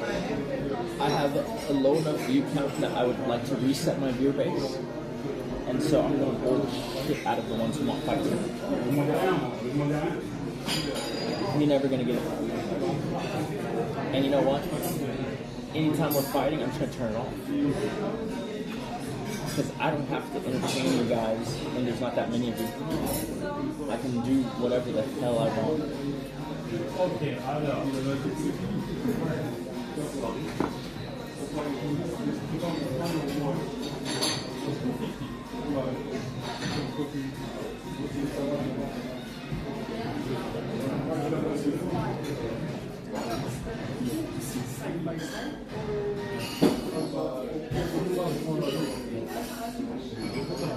Yeah, like, you're never going to see Fight 10 ever again. See what? Fight 10. I'm telling you now, I'm just going to turn it off because I have a low enough view count that I don't give a fuck about maintaining view counts. And so I'm never going to do that type of fan service. I was reading a post on Twitter that Trainwreck was like replying to Devin Nash. I don't know what Devin Nash said. I think I read his thing. Yeah, like, why would people try when the recipe is as follows? You bought anything? I didn't see Train's reply, but I did see Devin's thing. No, I like the Devin thing. It's like See, a two-post. my thing is that I think Devin is full of shit sometimes, but I think he has some good stuff, and the tweet I saw was good stuff, because that is statistically an interesting way to look at it. But let's see what Trainwreck's response is. It's two posts, so that's one screenshot. Swipe. Oh shit. Alright, well, it instantly went away. But pull up the Devin's one first. I'll just leave the Devin one. Bro, that's the thing though. Even at 5 viewers, I have some of the ranks here, so you're not doing anything for me. I don't care about going viral if there's no retention of viewership. It doesn't mean anything to me.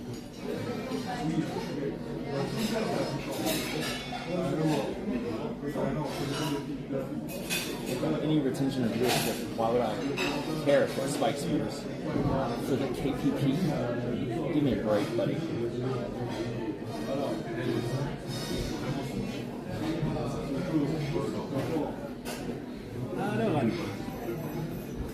Bread and butter. The butter will be with garlic and lemon.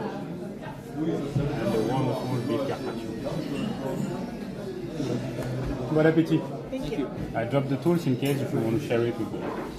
There you go. Enjoy it. And then Trainwreck was like the first comment. Okay. So, let's read this, guys. Oh, fuck you, dude. Wow, dude. I fucking hate iPhones so bad. Dick.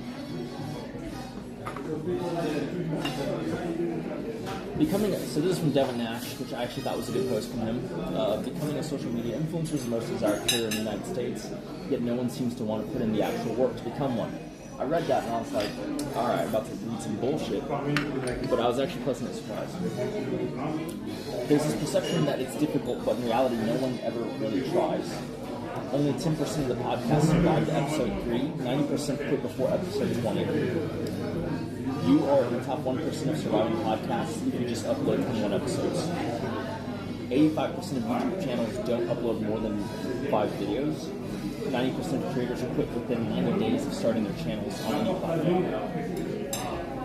So we've already beaten that statistic, but it don't really matter.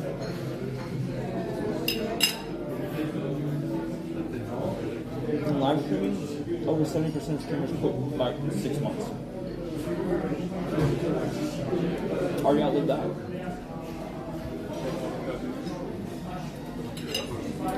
97% were quit within the first year. I already beat that as well. You know? But this is not about me, this is obviously about in general. 10% of X users are responsible for 90% of tweets.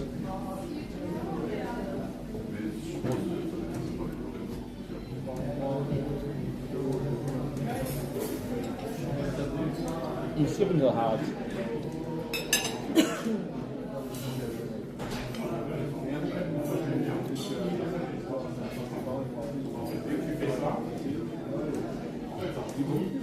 If you take 100 people interested in content creation who you think are competing with you, you're really only competing with like a single person out of 100 who might stay consistent. That person's probably not even in your niche. Your success in content creation depends on your ability to push past fear and post consistently. Just a reminder that you are never competing against anyone in content creation, you're competing against yourself. That last bit was a little rich. The rest of it, pretty good. Here's the thing. You want to know what could make this argument fall apart, and I don't know if it does, I'm just saying could. If 1% of content creators isn't enough to make a living wage, because then you could upload 21 times and do all this stuff, and you could be part of the 1%. But if it takes being the 0.1% or the 0.01% to genuinely make it worthwhile, then your chance of success, you're still better off quitting it after you persevere to 1%.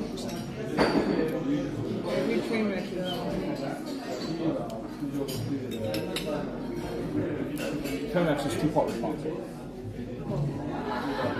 I'm here it's one because someone else is Why would anyone try when the 2024 to 2026 recipe for success is as follows? 1, view bot blatantly.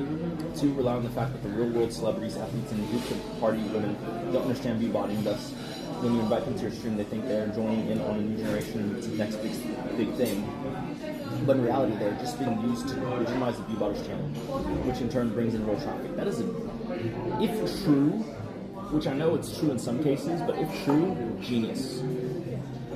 The guests are actually more of the attraction than the streamer at the start. Use these collaborations or other collaborations to make the hyperinflated view completely justified in the average person's analytical ignorant mind. Paper clippers.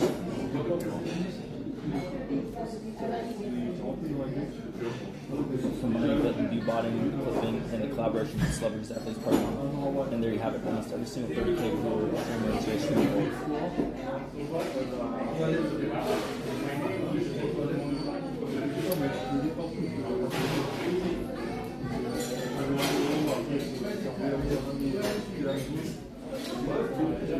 I mean, so why not do that mode then?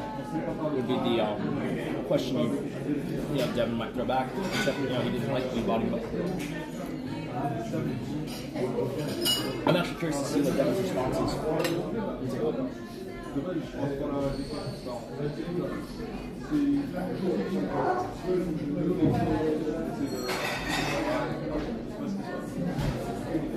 I'm curious to hear his response. If he responds. Let's see what Devin's saying.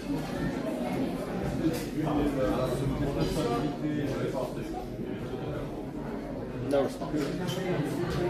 That figures.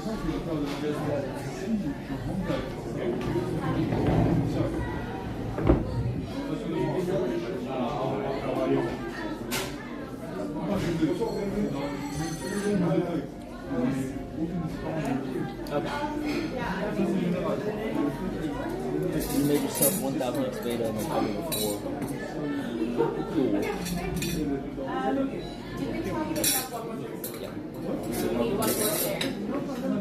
That is fantastic. Are we happy with this carpaccio? Yeah, it's very good.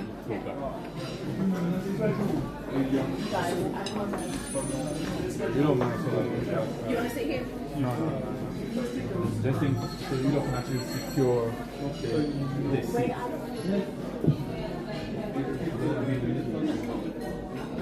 Don't worry, mine is actually Unfortunately, he eats spaghetti, so hard to do that. yeah. I think we should go to the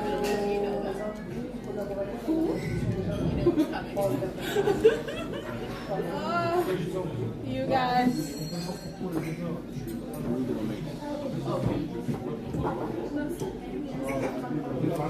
What's the middle? Like here. I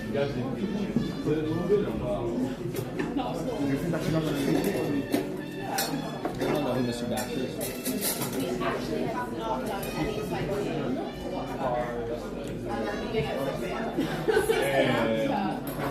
Has already been in there? No. I know what place you're referring to. But whatever. Bigger meals than ours. The flight, we need to forget on the chair on this side. You prefer this side, madam? If there's space on that side, then yeah. Okay, on that side then. On that side? Yeah.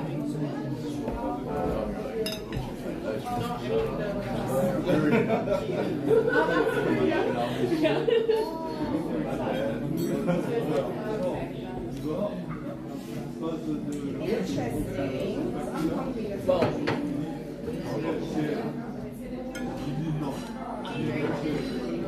I have a medium opinion of Devin Nash. I think he has some really, really good information. I think he presents it in a really thought-provoking way, and he's really good at that. I don't think he has, it's going to sound crazy, I don't think he has the work ethic to succeed in the place that he's tried to succeed in the past. Because when you're early, you're not really existing in the hyper-competitive, mature phase of whatever that industry is. In this case, leading an esports team, leading an agency. I don't think he has the grind to pull it off in today's environment, which is, I know, a tall order. But like, I know this having, kind of interacted and worked in tandem with him. But, and then also I think a lot of his analysis conclusions are wrong. But I think the majority of the value that he creates, which I'm not trying to take anything away from it, I think it's fantastic. It's my favorite type of value. It is the person who gets the conversation started and who brings an interesting new perspective, whether true or not, to the mix. So I like Devin Nash, and I think he's great for the ecosystem.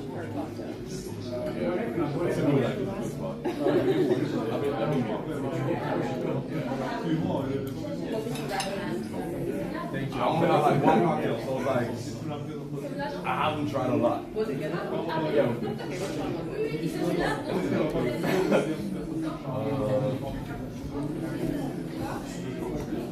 Well, yeah, I mean, if I am interested in stuff and I engage in that stuff,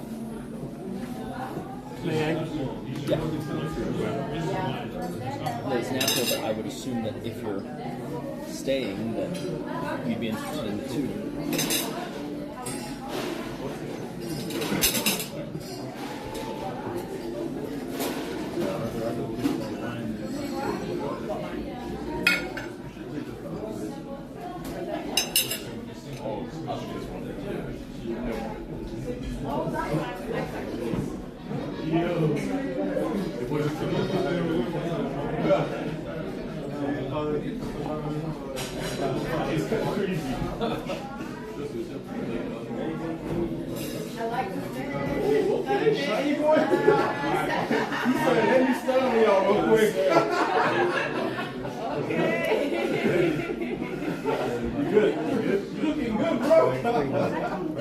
Are you shining, yeah?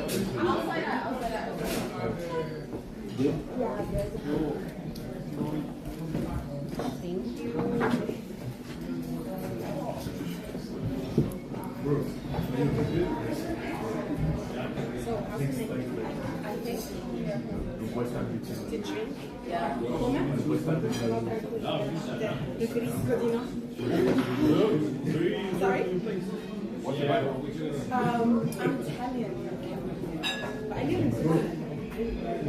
Oh, so you speak German or not at all? Yeah. Me? 2.5. German?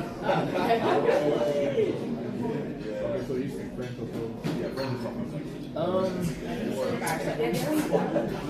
Devin definitely understands, because Devin bothers to do the research, and so he definitely understands the numbers very well. I would again say that I sometimes question the conclusion, and then I definitely question like his 1 second, I'll be right back. Mushroom soup. Yeah. Yeah. Aha. Very good, because normally ladies first. And enjoy. Well, there is like the Goodwin Public, and the password is good steak, all small character. Good steak. Not good steak, good steak.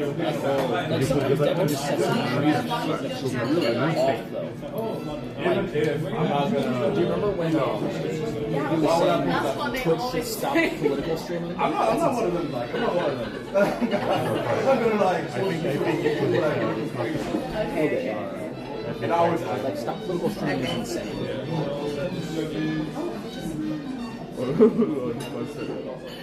So whenever you come back, if it's not on, you tell me and I do Maybe like 10 or 11 years ago, you could do that. Today, the people just instantly move to those pocket. Pretty good.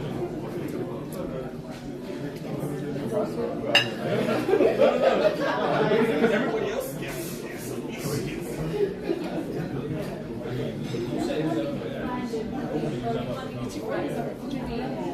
Oh, that is very good.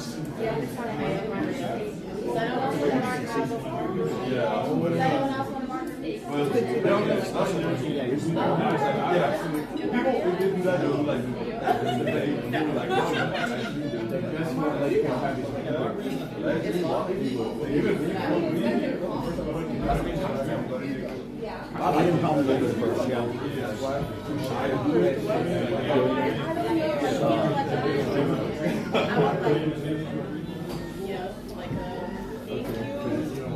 That's going to be the food menu.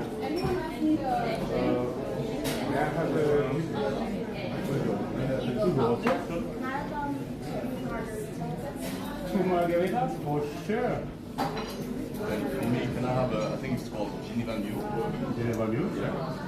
Margarita, classical tequila. You want any? Oh, It's nice. Of course, no tequila. Like we have Don Julio also. If you want, you can change it for Don Julio. Normally we have a good barman, so the margarita is supposed to be good. No, Neon will never get You can't. Neon will never get there unless you have like ultra hyperinflation.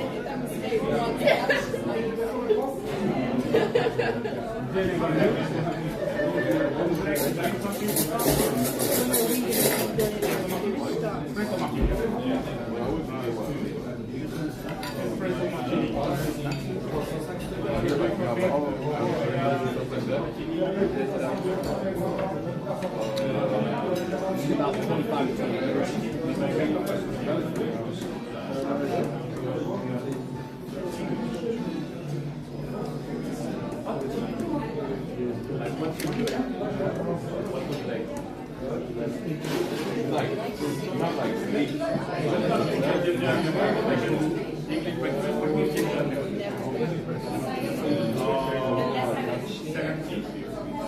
Ocean bumps. I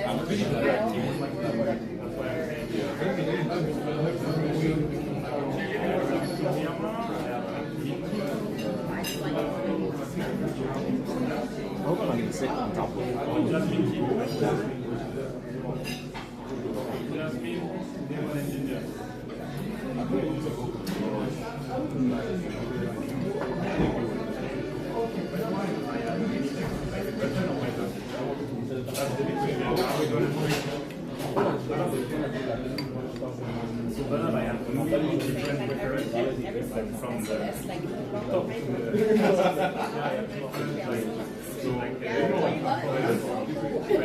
I would also agree that Aiden has the odds stacked against him. He's just the one with the best odds.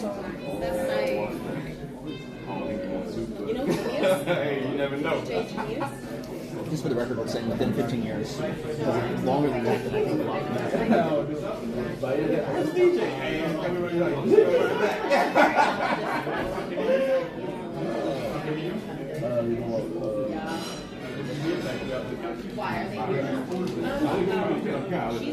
Oh, you choose already? Yeah. I'm probably going to take this one.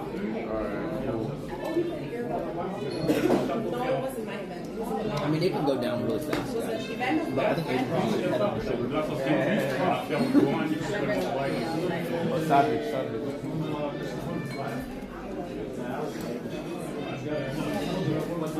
What you eating,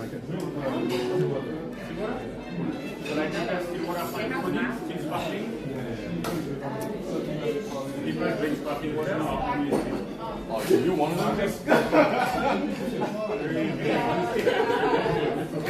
Just to know if I'm going to put sparkling water? Yeah.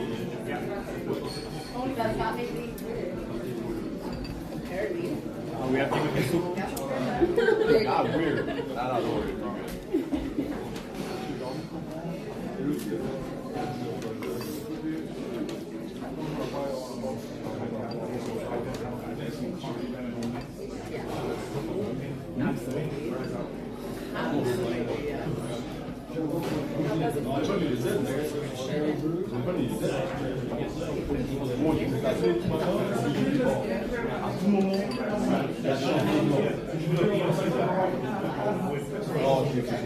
What's up?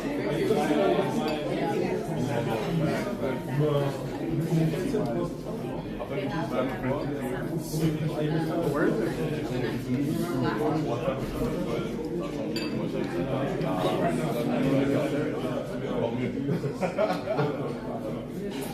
I was no one.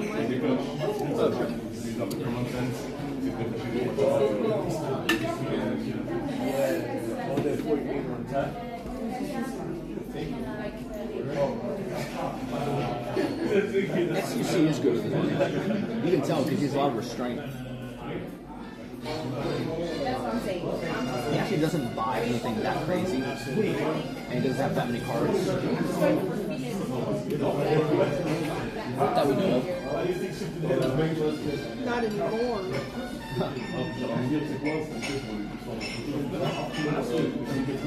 SUC is good hand control.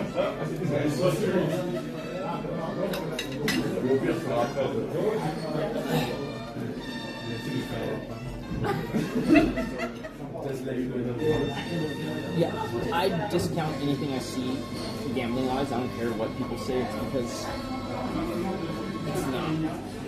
It's hard to believe it's real money. Even if it was real money, it's like almost a probabilistic half.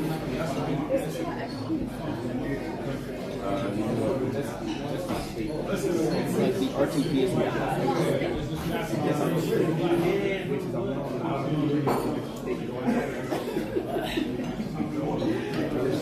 feel like just like lighting.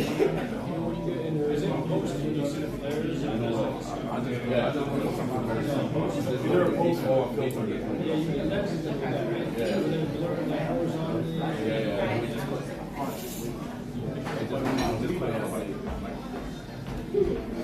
That's the key one.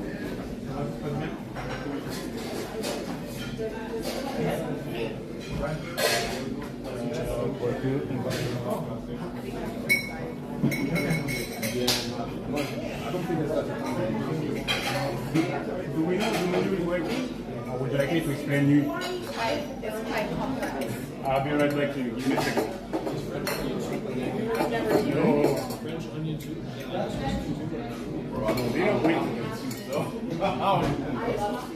I mean, I would be pleased to do it for you. I'm friends. Never been interested in body, nor will I probably. I know, but Switzerland won't do like French traditional. They want snake. I don't think it's easy to find on snake. When it comes to body, I unwittingly and unwantingly rely on the charity strangers. But it's steakhouse. Now we don't do French.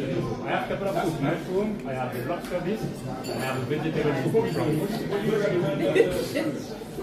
Understand? It's different if you want like starter for yourself, or if you want like to share the starter. Is the body route? Sherry? Give me a second, I'll be right back. Don't do that.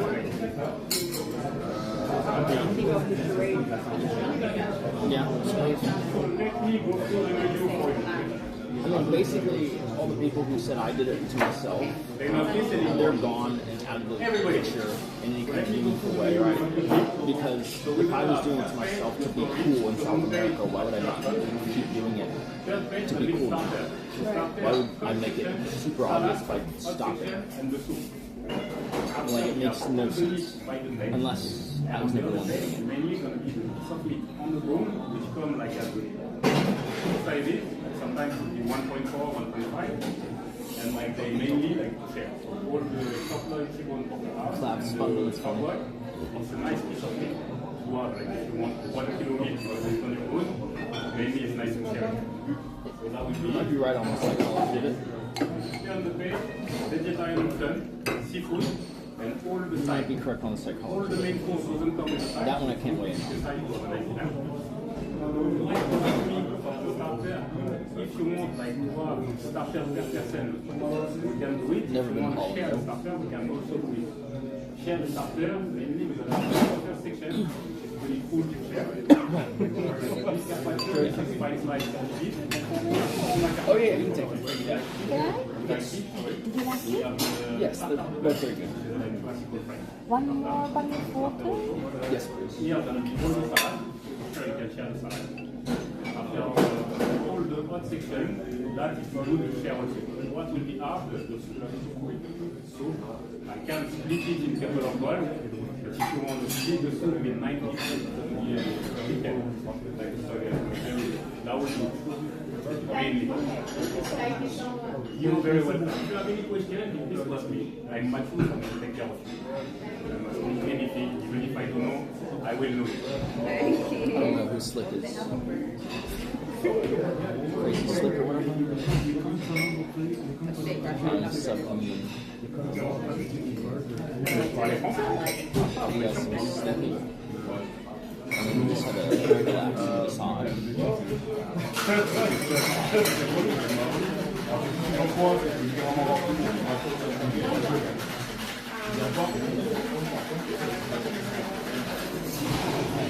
Oh, it's my new big name, Slick. Are you saying that I'm streaming things I'm good at?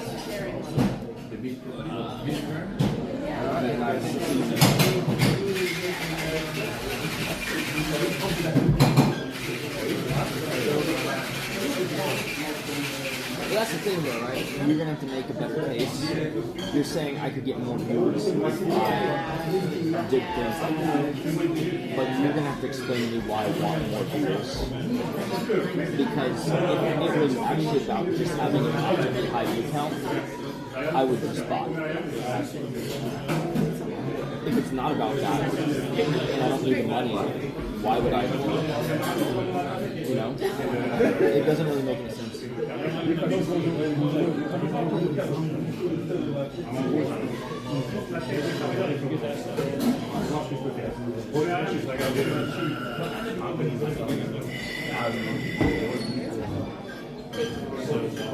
that's what I'm doing. I'm just doing what I want.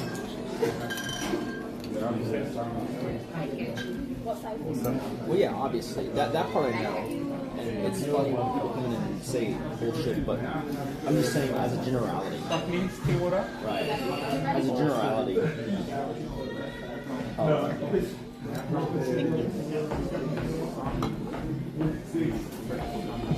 me a second for a moment. I'm not taking the order. I give order to everybody, and I come back to you. Steak sparkling. Okay. One more there.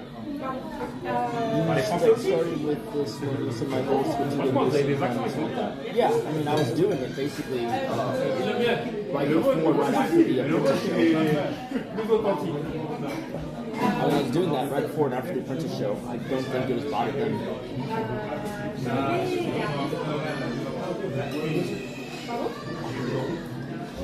Well,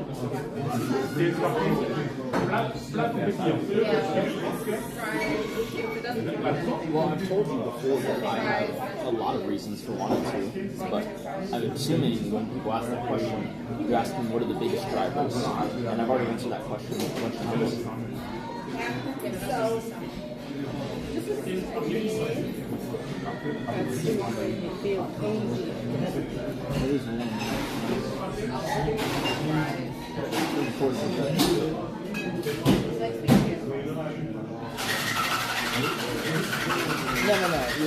You're missing it. El Corso, and I will explain it once and give you the benefit of the doubt that you're just mixing messages. So hear it out, okay?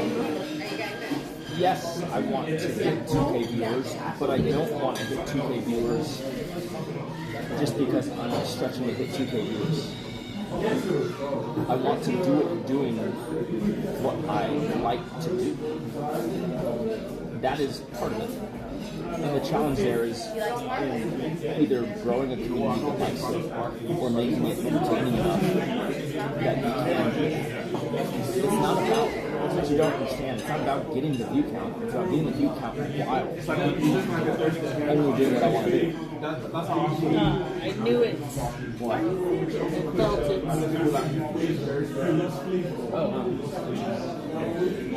Mushroom soup is considered oxytocin boosting. Makes her want addicted. No, you're good. You're good. I just figured if in case you were legit about that and you weren't just being like, inconsistency. Like, I want to explain clearly. It's that I like a sense of continuity. But honestly, to be honest with you guys, I really wish to bring my mic. I guess you're gonna share it, so I have the fries here. I have the real vegetables and I put in the middle all the sauces. So that's a kind of the chimichurri, that's the mushroom sauce, and pepperoni. I used to know how to speak French back in the day. Here's the thing. I've talked about the sense of continuity, right? It actually, if you actually listen to what I'm saying, it actually all ties together perfectly. Like, I don't really contradict myself. Remember when I said, like, one of the things is a feeling of continuity? Right? Not having to explain myself again and again. Goodwill experience. What's that? May I offer you the full goodwill experience? Oh, yeah, sure.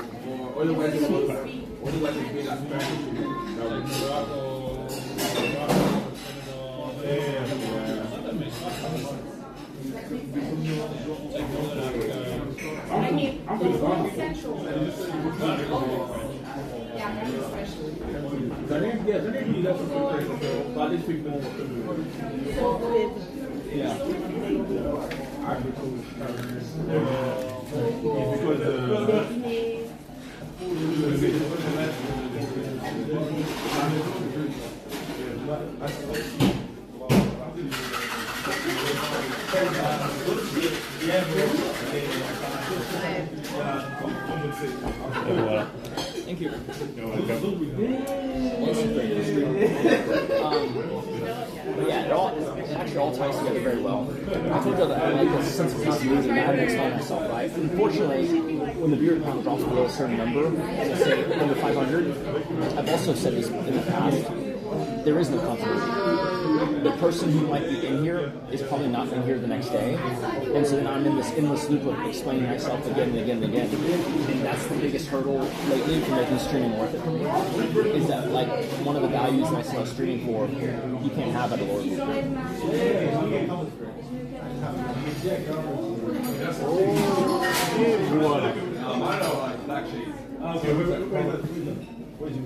Thank you.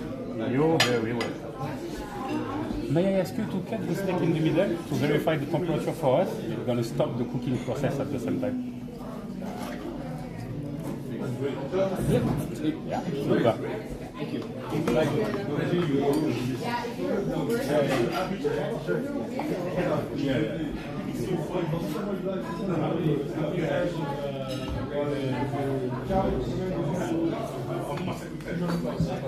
Exactly, you can. Don't be shy. You can tell it.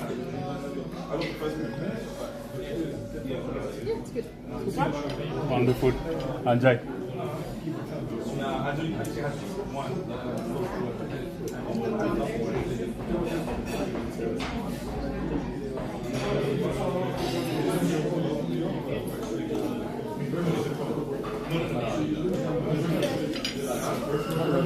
Understand that.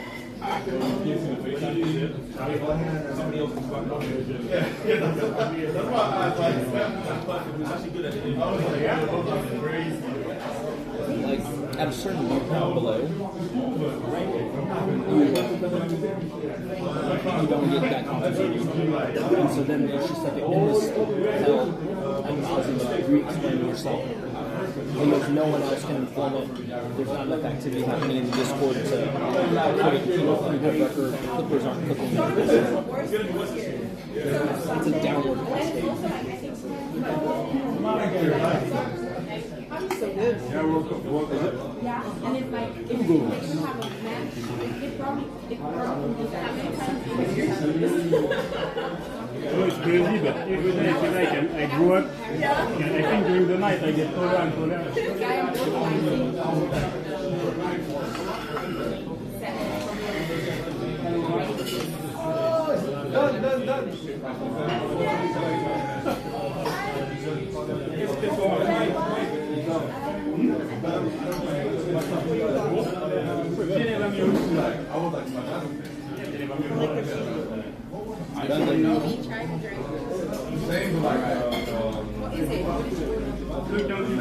It beats Maestro's out.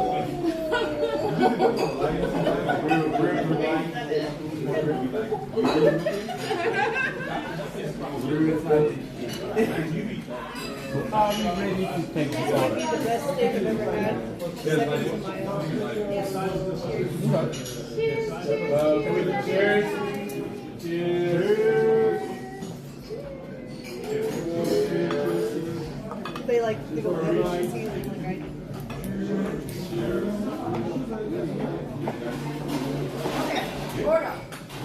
Would you like a starter to begin? So what starter are we going on? We're going to share it? If you come back and order lobster.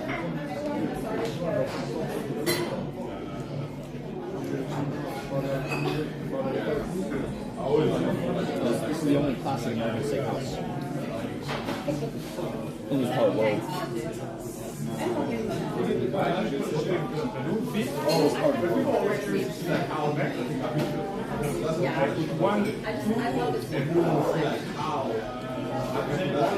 think like it would be good 4 and 4, so I can do what I I think want. most of their stuff is from Australia and New Zealand. Beef carpaccio.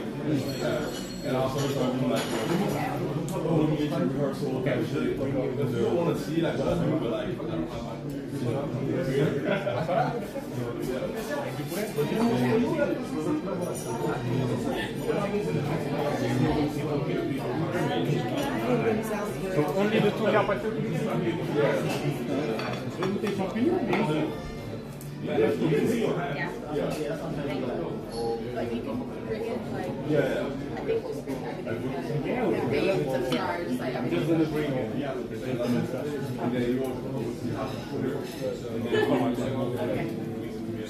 So for the starter, I have 2 beef carpaccio, I have the soup for madame. That's it for starters. That's it? You don't want it? I have like a bruschetta, you know like that? Okay. And then main. Two follow. It's good. What temperature would you like? The senior. Senior. Super.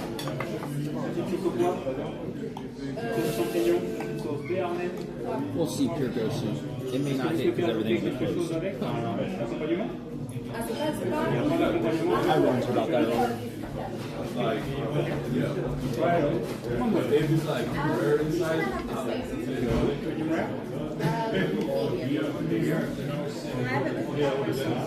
The place I wanted to go to most in Europe, I got to go on Easter weekend. Where are these closed?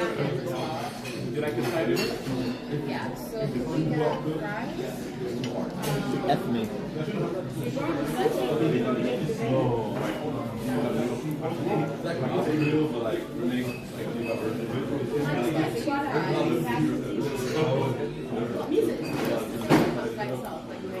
It's on the side, there is nothing, just the meat. After, if you want like fries, we have already one. If you want to share, I have sweet potato. So one fries and spinach, or two fries and Because to be honest, like, what is hip hop artists? Like, grow up like, hey,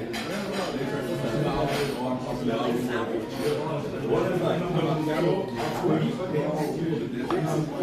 I mean, if all the link in Discord places things to do tomorrow, I'd love that. yeah.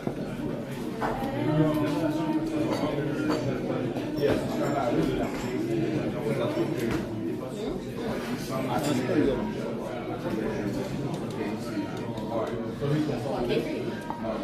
It's definitely a top 5.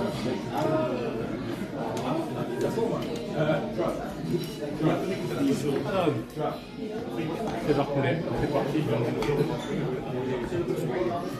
On the main course. It depends. There's like events where you're like, I'm just tempted to ask. It doesn't happen a lot. If you come to walk down the lake on Easter Sunday, I'll do it, But now it's really maybe I'm and then wrong, if it's but that him signed good, that flyer. that's his problem. Yeah. You know, and then it's just about the music. It's just, everyone's just hyped. And then you can just hop on it for like 10 minutes. It's the best 10 minutes. Yeah. When that happens, you can never do that. But most of the time, it doesn't happen. It's more like I know what would like work, and then I wish that I was on play. Yeah. Especially if I have to have it less than too much, then I can come back on. Like yeah. Because I wouldn't be prepared. Okay? What size is it like? I feel like it's prepared all the time. I feel like it's contained weird process. I feel like your guys' that's spontaneous. Yesterday, I like spontaneous, like when you're rushing and you're like, oh, you start. And then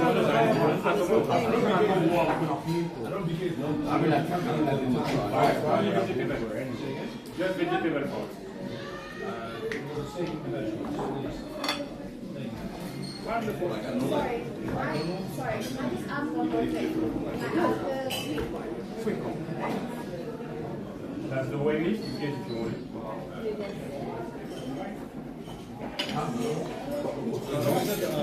On the DJ booth, is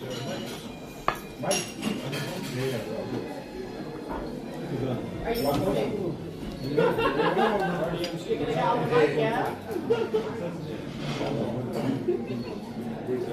John's yet? He's gonna give you the record, so then he's gonna run it and make it. They were actually not mostly recorded. Yeah, you No, medium rare, medium. Like normally we serve medium rare. Even if you like medium. Wait, you like that? No. Okay, if you want, we can start medium rare. If you don't like it like that, we can cook it again. Then if it's medium, I won't be able to come back. I think you should say medium.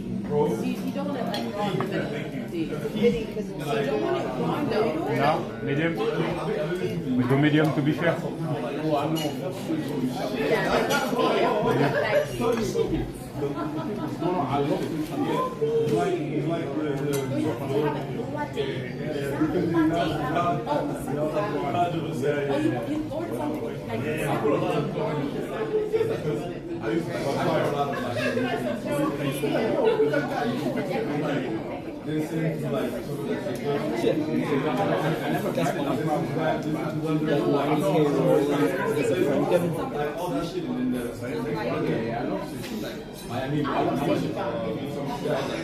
That's actually really funny because it tells me you know nothing about waffles.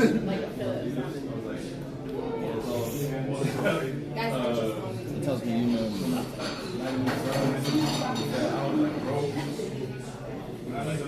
I'm like, yeah. I'm like, yeah. Let me guess. You think the movement is the most expensive part of that one? Is that right?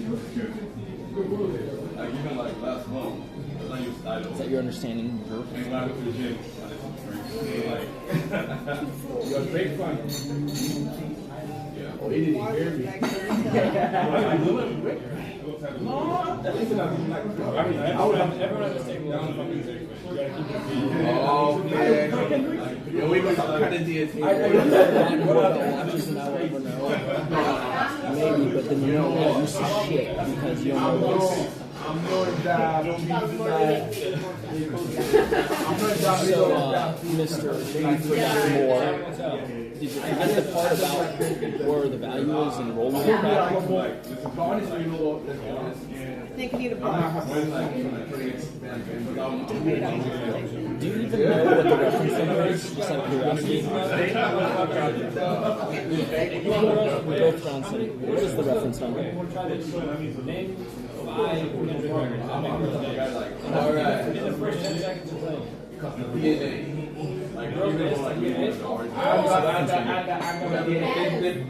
This is the easiest question in the world. Alright, cool. It's about it, right? Alright, cool. Oh, you? It's not funny. That one is not funny. That's like one of those. Okay. Alright, I hear that. Okay, what is the reference number? No, I just want to prove this guy knows nothing. And the people that are going to dance in the room. wait, what's the one that you know dancing with? I already did run across the street. What's that phone? No, that one is Drunk South American bar. You know what that dance with? Yes.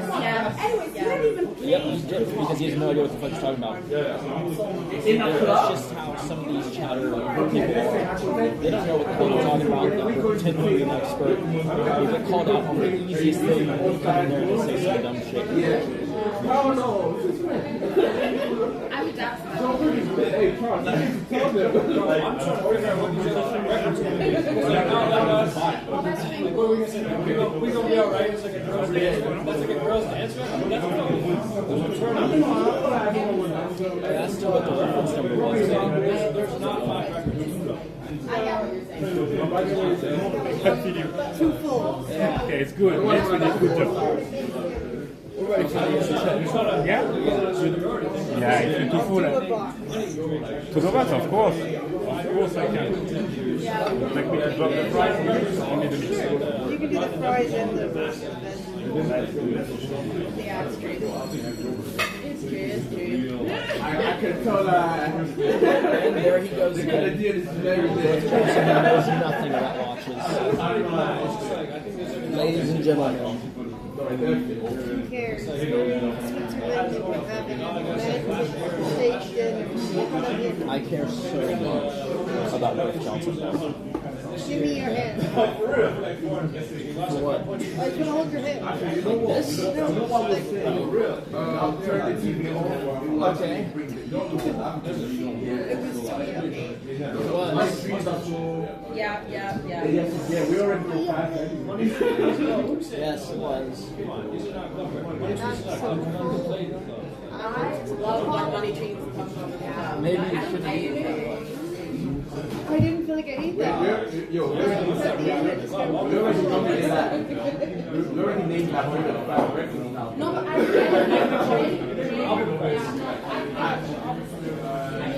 This is Galchester. Yeah, I played Galchester. We also going to shake it. I said, yeah, of course. Remember at the end of the day that we said about what people are going to dance in the club with, so it's still valid.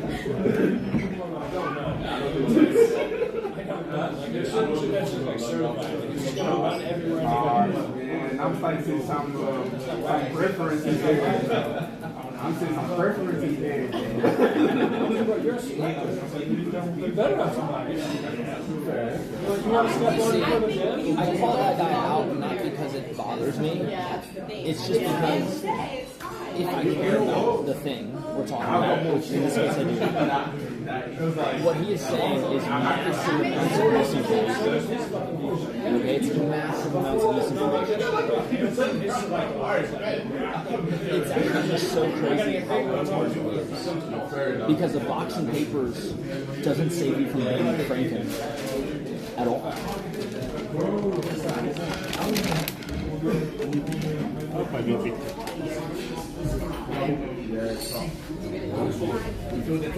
Like, that is the...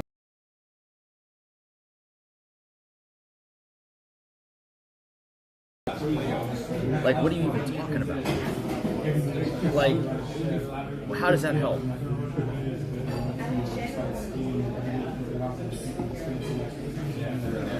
Oh, okay, I see. He's like entirely checked out. Yeah, so we are not buying any watches because nothing is open the entire time we're here.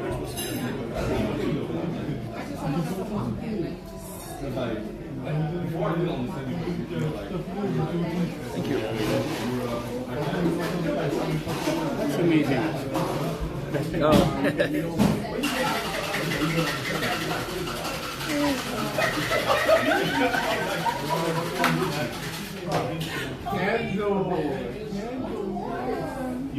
Excuse me. What's the name of your channel? It's Nick Lee. It's on Kick though. It's not. Most people watch on Twitch. Yeah. Yeah. Like What's that? No. I'm from the U.S. The U.S. as well? Yeah. Whereabouts? Houston. Houston. Yeah. That's great. Yeah.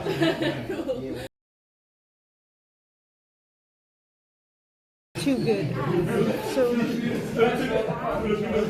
It's so satisfying, but I'm instantly food comaing.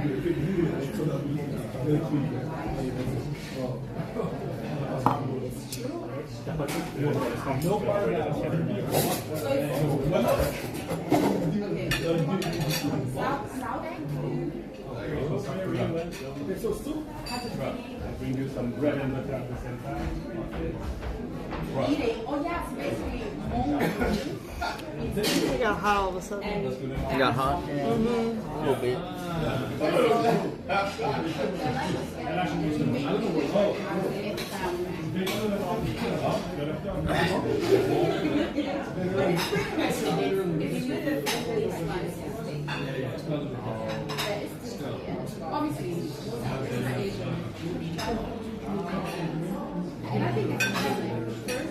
ABC Sleep Burger Drum Club.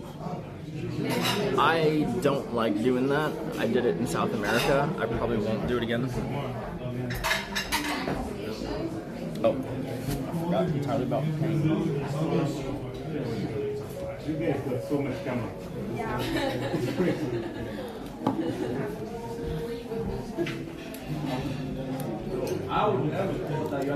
It is pretty much the least fun thing on that entire trip, and I hated it. I hated it. What? Getting drunk. Oh. I hated that. I'll tell you why, okay? This is a party pooper explanation, but it's true. Some Asians are missing an enzyme that doesn't allow us to properly process alcohol. Hence the Asian flag. The problem is, you can take something that gives you that enzyme, but I think the delivery mechanism is flawed. And so what ends up happening is basically you just don't get drunk instead of it processing until a critical amount, then you get really drunk. So for social drinking, the enzyme would kind of work, but it wouldn't give you the practical effect that most people get, which is the nice buzz from a little bit of drink.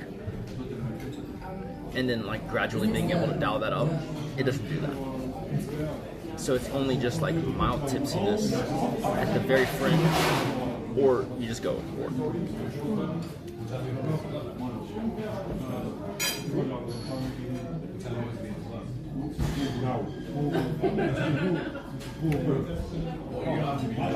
Question for you. exactement?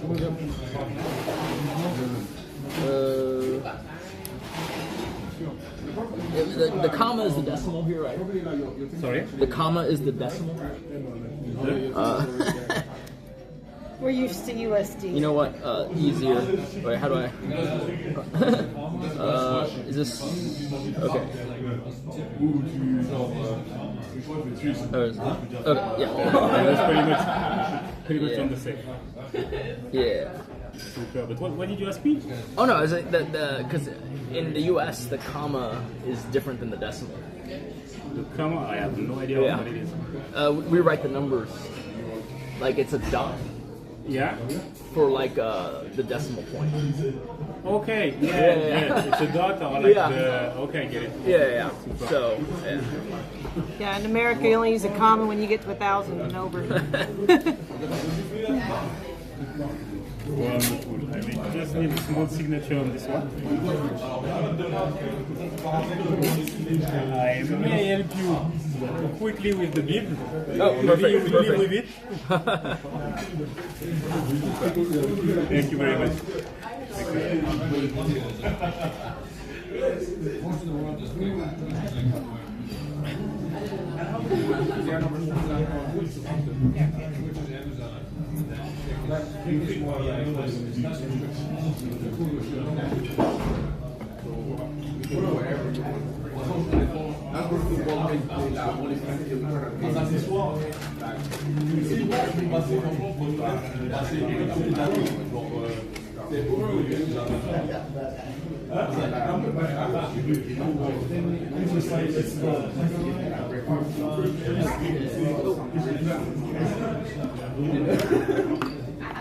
Got everything? Cool. Okay. I go live almost every day while I'm traveling. Yeah. What's that? No. It's just kind of whatever I'm doing. Like every so often, I'll do like a podcast or a show. Really, people just tune in for the show. Like I did the like influencer version of The Apprentice for a week in January. It's just kick.com and then just Nick Lee, one word. Lee, yeah. Yep. See you guys. Thank you. Thank you, bye. What? Cool. Okay, let's. I could use a cigar. Yeah.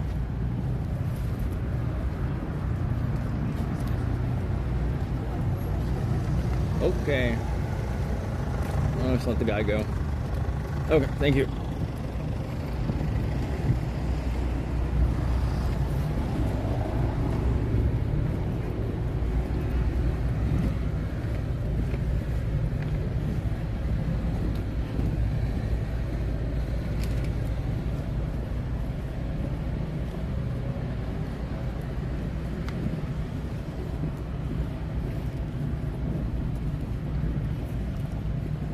I wonder if, check if something's open on Monday.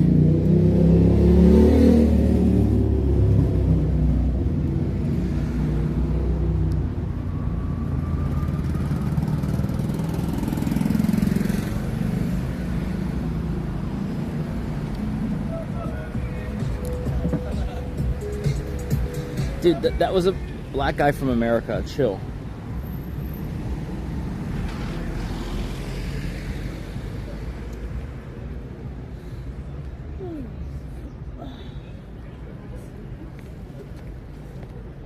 When's there horse riding on Monday? I don't know the time right now.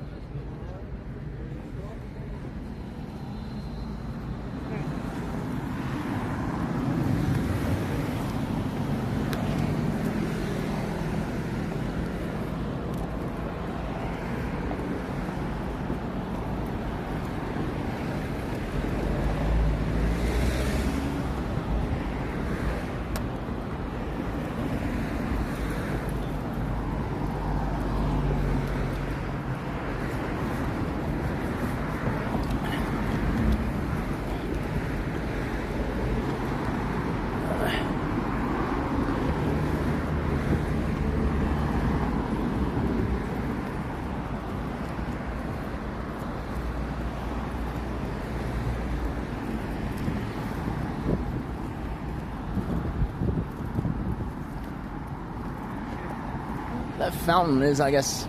I mean, I see that fountain in like enamel artwork of Lake Geneva, so I'm just assuming it's just on all the time.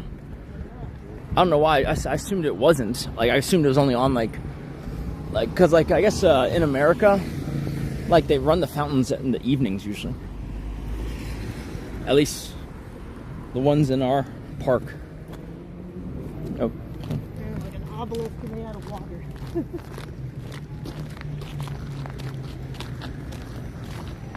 Yeah, it's kind of cool. Bro, you walk so weird. I mean, you bumped me into the gravel, and then you turned back and went the original way.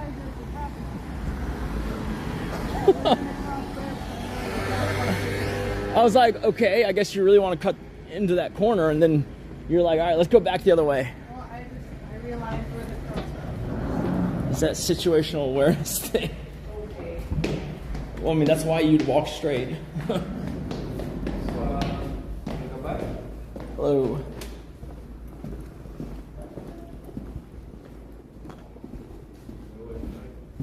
Hello.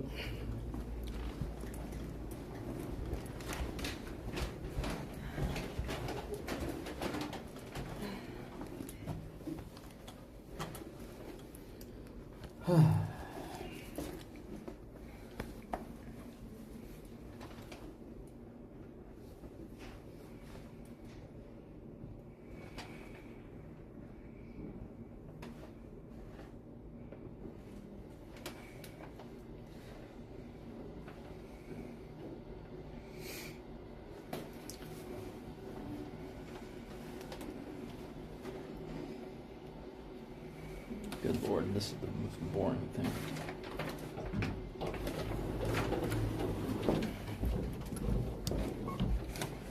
It's kind of crazy how slow it is with no one using it.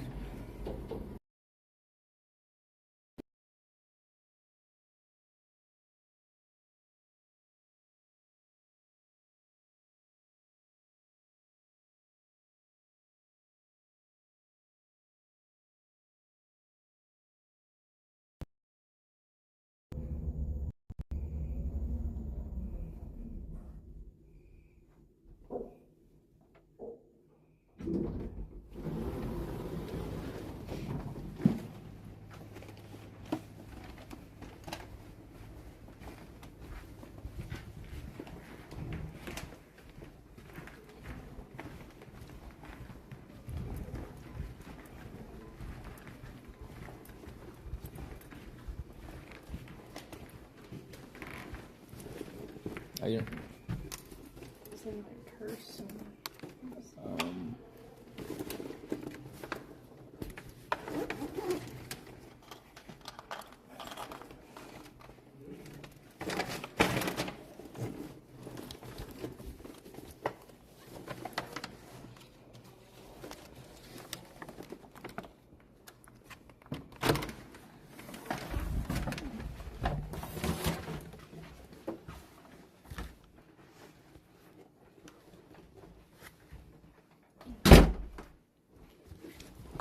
Well, this is a nice view in the evening, too.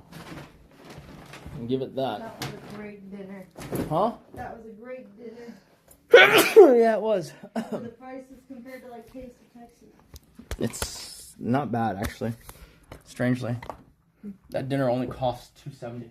Nice. I expected it to be a lot more, but I'm glad it's not.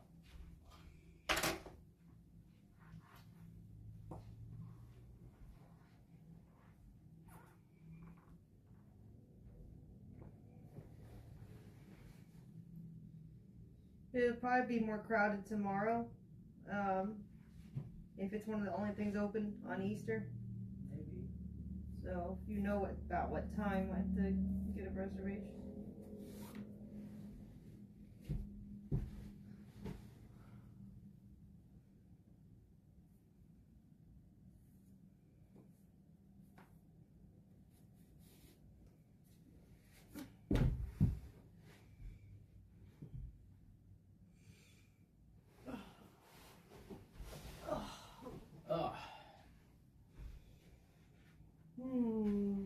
Alright, time to smoke a cigar.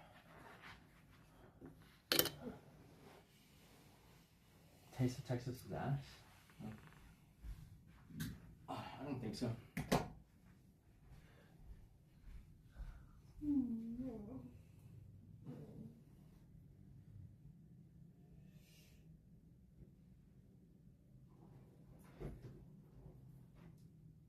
You know what the annoying thing about content creation is to me? What? Is that people say you're boring if you're like,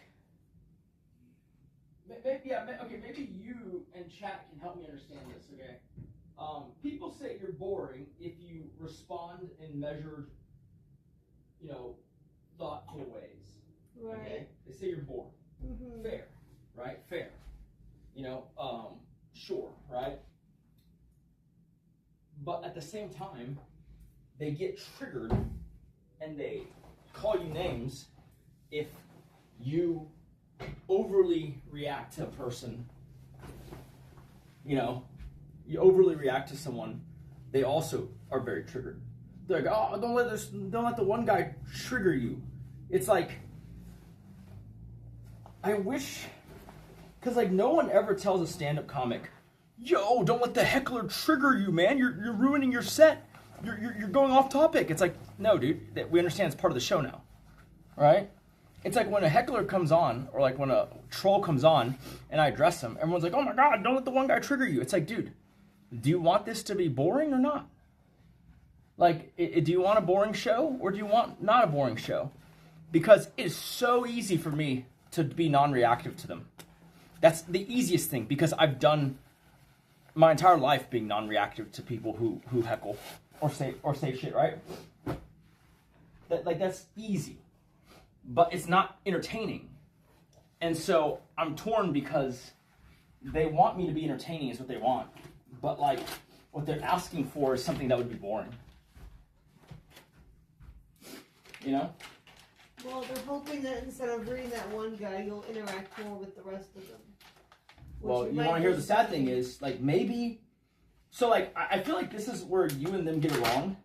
I think y'all believe that I have grown more negative.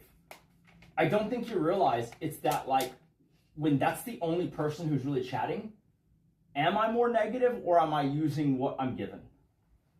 Because, yeah, no, when there's, like, 1,000 people in chat and it's moving, then it's easy to ignore them because there's no reason to interact. Right? Yeah, because they're not. Sometimes you have to prompt the engagement with the chat when it's slow. Like you have to ask questions. You have to ask. Oh no, that I know as well. It's just like open-ended. No, I get that, but like it's so much less exhausting to just react to a person than it is to keep fomenting your own content via, creatively activating whatever. Yeah, well, I mean, I had to do that too. I know it's Oh not... boy, here we go. No, you didn't. No, I'm saying when you're trying to talk to chat, you have to ignore the most negative people sometimes, and ask the chat. You gotta be kidding me, bro. Questions. All right, let's retcon that one. What? You're making up a history that never happened. I'm not making up a history. I'm telling you there have been instances where... Are there trolls and negative people in your chat? Yes. But there's also people who are overly simpish and glowing with praise, right? You're retconning. Most of the time, yes. I'm not saying all the time. I'm saying there are instances where... I know, but I'm saying you're retconning it. You never went through the phase where you had a few vocal people only, and those vocal people were all negative. That's never been a thing. Like, that's not a thing that you've experienced. Like, it's just not. So I don't know why you're pretending like it is. In fact, if you remember, like, I feel like you have been the streamer longer, right? But like, you forget that like I understood the dynamic of a streamer and a viewer way earlier than you did. Okay? Do you still remember me telling you, oh, by the way, maybe you shouldn't get mad when people say compliments? You see, you really didn't understand it. And so, but here's the thing, right? I'm not over here getting mad at people saying compliments. I'm over here addressing the heckler when the chat is slow because it's the easiest thing to do. And it's the, in my opinion, easiest way to raise the emotional temperature of the stream. Like, you cannot sit here and say, oh, no, you got to generate your own thing. It's like, no. I don't think you understand. I have been generating my own thing. But like, if that is the low-hanging fruit of the day, then I think it's dumb to not use it. Every instinct in my body tells me you're supposed to use it. Right? Like that's just it's hard for me to understand not, because it's so boring. It's even boring for me. You know, like the digging into someone, the anger they see, it's effortless, it's easy, it's going with the flow. You know? I don't even begin to understand this idea of like, oh my God, you're getting triggered. It's like, triggered in what sense? I'm talking to, you know, I'm basically talking into the ether as it is. Now I'm talking into the ether with passion and renewed vigor. How can that be bad? Like, I'm happy to have someone explain that one to me, but I just don't see it. Like, I think that's what you're not getting, right? If it's like, oh, there's one negative guy in chat and there's 3 positive ones, why are you focusing on negative one? Got it. But if there's like no one really saying anything except one negative guy, like, yeah, you can generate your own positive comment a couple times. But at some point, you're just going to let that spam up your entire chat or what? Sure. I get it. I would just, I don't know, maybe time them out if they're... Yeah, but then like that's also reactive. It's a whole other type of reactive, right? Like it's... I feel like you're supposed to lean into it. I feel like you're supposed to lean into it. Like y'all in mass, or at least the vocal minority, tell me I'm not supposed to. Is it not? Like, I don't get it.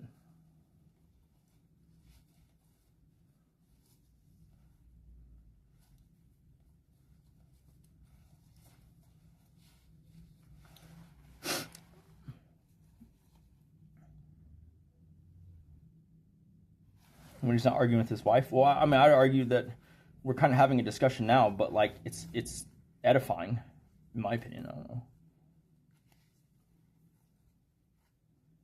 Because you don't, like, you like to, I feel like Kate, you're kind of like the parent who likes to say, in my day, I walked 10 miles in the snow to get to school. It's like, no, you didn't.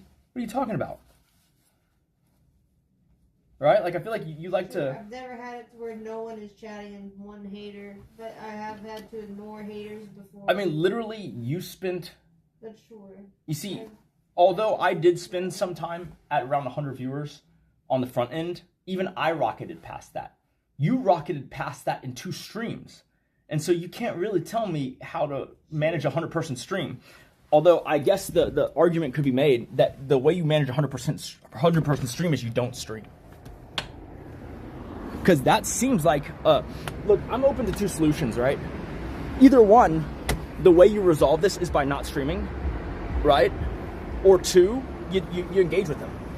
Like, I would love for a better streamer than me to explain to me why that's incorrect logic. Don't close it, though. Like, lock it. Don't lock it.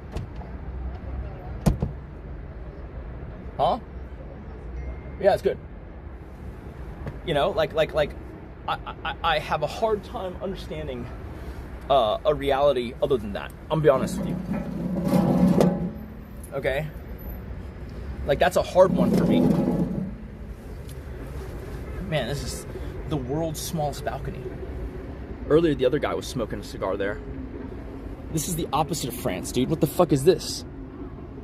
I mean, the view is fantastic, though. You really can't beat that.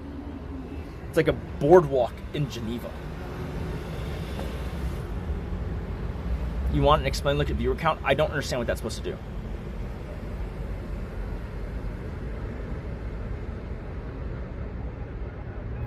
She had 10 years of the grind, but 2 days of it in the position I'm in right now.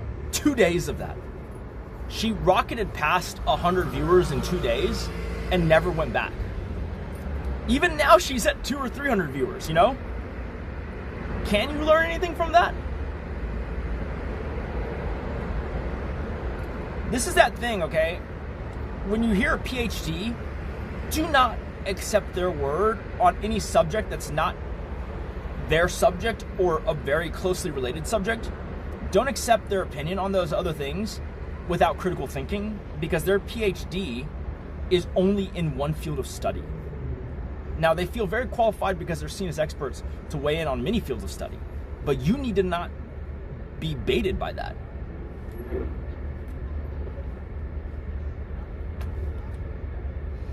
Just like you got to be careful as a streamer. Like this is why like Paul is obviously I see as a fountain of good advice. A fountain of information and good advice, okay? But when Paul tells AC7 you shouldn't do such a, you know, you don't need to do so much social media game, like that is him being wrong. I don't care how smart he is at his, you know, thing in social media. He can be really entertaining. He can know how to build a community. He can do all those things, but he is wrong about not engaging in multiple social medias as a streamer. That's just wrong, right? And if you think about it, it's because from his standpoint, he didn't have to do that. But it was because of the time period in which he, you know, scaled up in. But also, I'll give this to him. I think he is just entertaining enough and captivating enough that he didn't have to. But I would argue that he would even do way better if he did.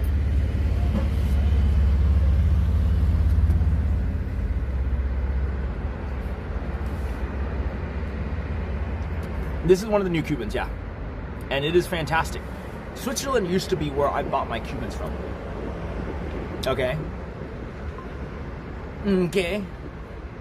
I used to buy all my Cubans from Switzerland, and then for whatever reason, they're just not doing it for me anymore. Like they say the Trump thing is just too much.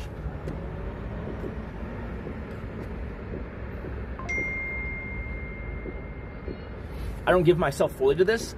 The problem is this, right? I get what you're saying. And on some level, I hear like fireworks, but I don't see any. On some level, I definitely hear what you're saying.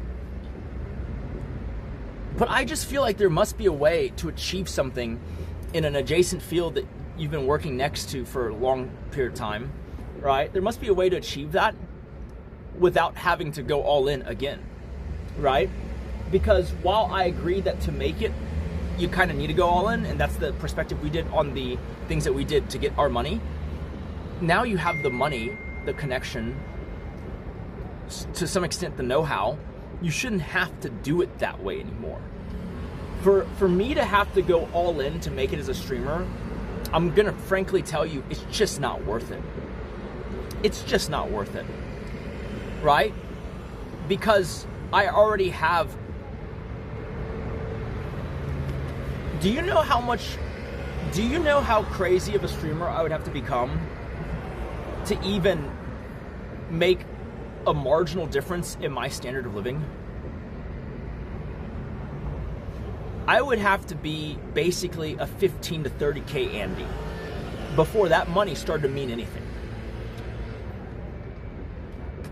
That is just having a delta in my lifestyle. That's not even like a big delta, just a noticeable delta. And so you're telling me that I need a 0.0001% outcome in this field, and that I'm gonna do it by giving my all? Okay, stop. I'm gonna stop you right there. No, right? No. Because if I can't at least pull to a 1%, 0.1% outcome, then I ain't gonna make it. You get what I'm saying? It's literally, the best analogy for this is Fast and Furious. Too soon, Junior. You get what I'm saying? Like you hit that NOS too soon, my friend. Right? You know, like it ain't the time. Like, I agree with you that level of sacrifice and resoluteness comes into play, but not at this level. If you need it at this level, you just don't got it. And you know what? If you hadn't already made $50 million, $100 million, whatever the fuck, right? Then I wouldn't even blame you for going all in, because you're just fighting for the scrap of, you know, sustenance in front of you, right? As a streamer, I'm okay with that. But for me to do that is retarded.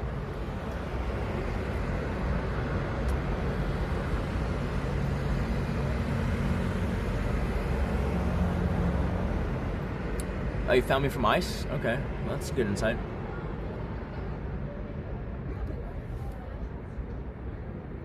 It is actually a the Chinese brand Zyker. but they made a lighter that copies an I Am Corona lighter, a very famous Japanese lighter brand. And that's why I got it, because it kind of looks like they were aiming to improve upon the I Am Corona design via blatantly copying, as the Chinese do. But it seems like they have made a pretty good lighter. It was fantastic value for the money, I'll tell you that. Half the price of the thing it's copying. So far, the functionality is fantastic.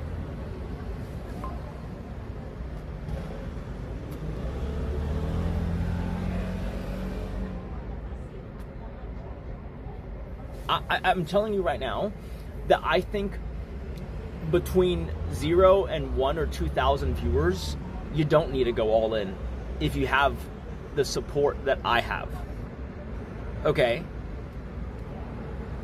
You have the access to resources, you have the access to people, you have the access, you know, like I can hit up XQC in the DMs and he'll respond. That's worth something. Like, I'm not saying that as a point of pride. I'm just saying that, like, that means that my opportunity set is a little bit different than the other person who's starting and has, let's just say, 100 viewers, right? It's a different opportunity set. I agree with you that... Do you know that movie, Angels in the Outfield? Right? And he goes like, oh, you can't help anyone during the championship, right? It's kind of like that, okay? All these advantages are super unfair from 0 to 1,000, 0 to 2,000 viewers, okay? But once you get to that 1 to 2,000 level and you're hanging 10 and those are organic viewers, right? From that amount to 5,000, 10,000, no advantage can get you there on its own. That has to be you leaning into the thing and just giving it your all. Because that level is so competitive that everyone has resources like that and everyone is giving it their all, so you have to do that, right? This is like in Silicon Valley, not to mix so many analogies, it's like they say that, like, to be an AI startup, what do you need? Do you need funding, or do you need technical talent? Or do you need the right connections? Or do you need the right, you know, inroads to sell to, like, let's say government? Well, the answer right now in Silicon Valley is you need all four. You need all four. If AI wasn't as competitive or as hotbed of a topic, you might only need 1 or 2 of the 4. But right now, only people who have all 4 are getting funding, right? That's it. Why? Because these venture capitalists don't have to choose. They have enough people with all 4 that they can just pick someone with all 4, right? It's like that for streaming, but we're not there yet. We're not fighting for 5,000 viewers right now. We're not fighting for 10,000 viewers right now, right? And so it doesn't make sense to say, to me it doesn't make sense. Maybe you're right. But to me it doesn't make sense to say, oh yeah, like obviously you're not giving it your all. It's like, dude, I'm giving it like 88%, okay? I'm giving it like 88%.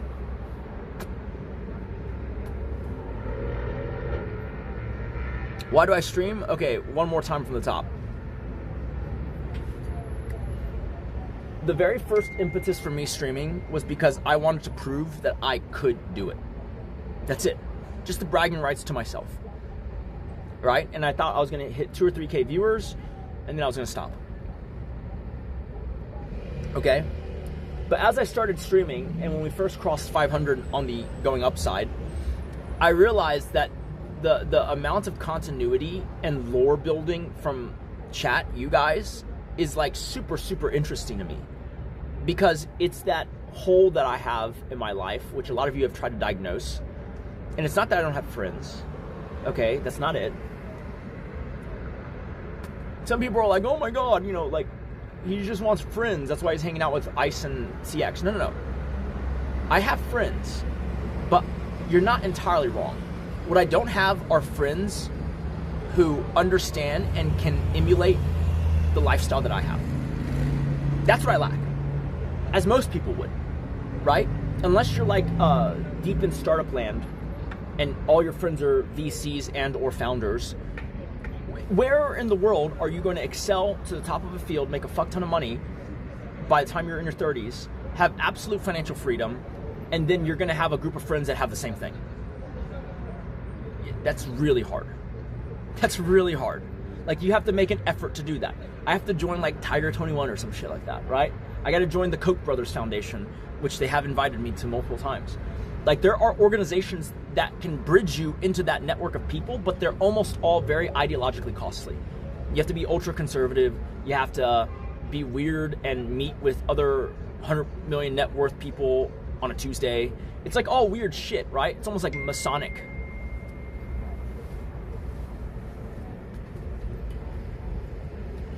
You don't just have that organic group of friends where you're like, hey, you want to go to South America? Let's do it. Boom, 5 of y'all are in South America. You're right. I don't have friends like that. Not 5 of them for sure. I might have 1, right? And you might say, Jarbin has been crying. You might say, okay, so that's true of Paul and maybe ABZ and, you know, insert 1 or 2 others, but what about like SJC or Ozimi or, you know, Hondro or, you know, Joel? I would argue that they are all self-sufficient enough as streamers that they are actually emulating a much higher income lifestyle. Now, whether that's sustainable for them and if they're going to keep having that level of lifestyle, that's up for debate. But the point is, because of the way streaming works as a job, they are actually on the same tier in every respect in terms of the amount of personal liberty they have. And that's what makes them very, very, you know, relevant peers, right? Because what I'm talking about is the people I went to college with. Could you imagine hitting up 5 of them and being like, 5 of them that I'm close to, and being like, dude, do you want to go to South America for a month? What about 55 days? They'd be like, what? Dude, no. What? I got a family. I'm up for promotion. Dude, I'm trying to make partner at the law firm.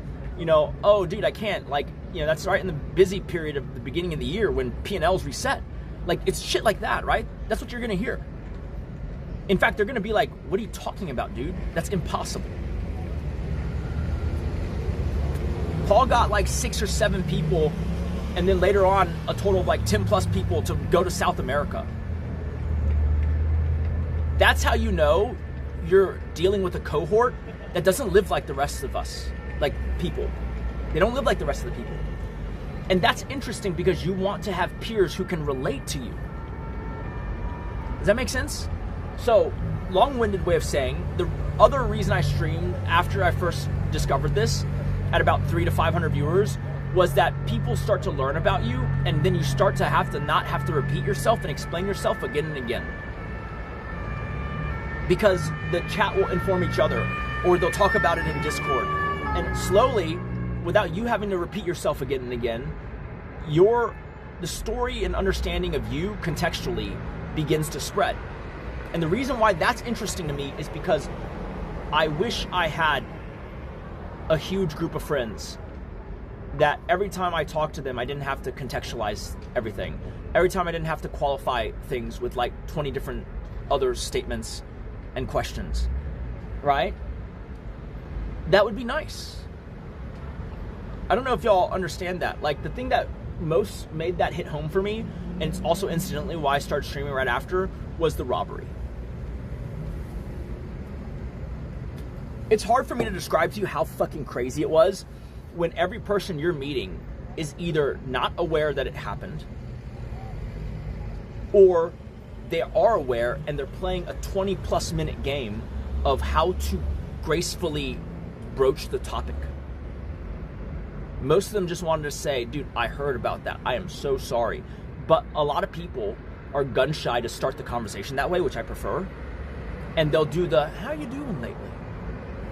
Oh yeah.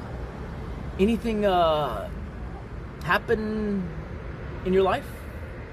Any big changes?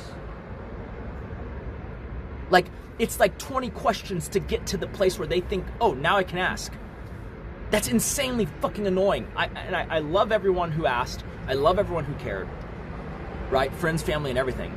But like, dude, that's insane. Imagine like 50 times having that conversation in 2 weeks. 50 times. Right? In 2 weeks. And then it gets awkward because 20 of those conversations in, the 21st person comes talk to you, and you're just like, okay, let's get to the thing, right? And they're like, hey, anything new? I was like, I mean, you know, right? The robbery. And they'll be like, what? What? And then now I have to be like, shit, do you actually not know? Or are you just like too pot committed that you have to act surprised now? You know? And it's happened that way, dude. Like, it kind of annoyed me.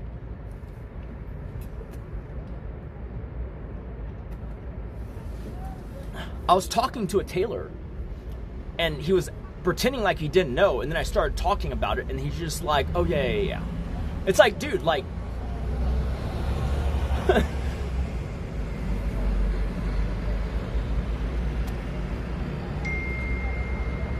I don't think you understand. I'm not talking about real friends. I'm talking about a peer group that you can relate to. It's like a fellowship. And obviously it's great if you have deeper friendships with them, but it's just nice to be around people who are birds of a feather.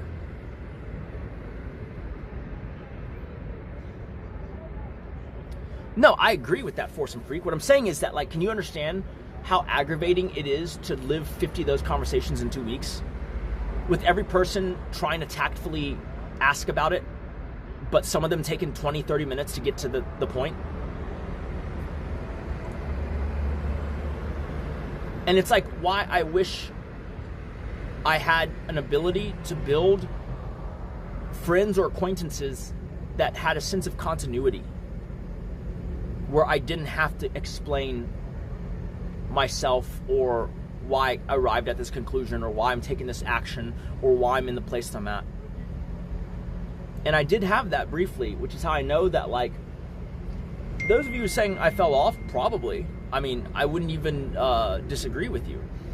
But I would have a issue, and I'm open to being wrong on this, but I'm pretty sure I did at one point have 500, 1,000 organic viewers. Because that continuity existed. I could feel it. I didn't have to repeat myself near as much. Now I have to repeat myself all the time. It's fucking aggravating.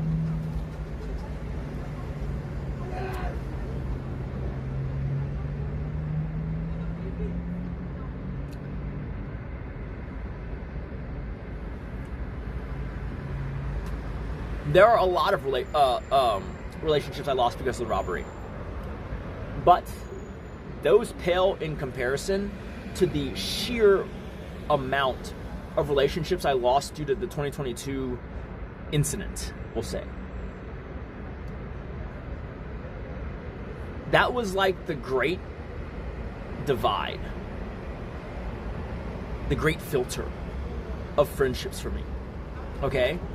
Everyone who was my friend, when they ever so briefly saw the headlines of me being a trafficker abuser, anyone who remained friends with me despite that, either they knew me better than to believe it, or they were willing to give someone who, you know, they see stumbling a second chance. I don't think I was any of those things, but I understand that the perception at the time was overwhelming, and I was choosing not to speak publicly about it, so what else could they think, right? But everyone who went with me through that period, like, is a real one. And I'm telling you right now, I'm glad it happened, because holy shit, the amount of bullshit assholes who dropped from my life, fantastic. Fantastic. I wouldn't recommend going about it that way, but holy shit, dude, it makes personal relationships so much easier. Which is why it's sad to me that even amongst those cohort of close friends, the robbery was just so agonizing to explain 50 times in a row. You thought y'all heard me tell that story a bunch. You have no idea how many times I had to tell that story off stream, not even streaming, at brunch.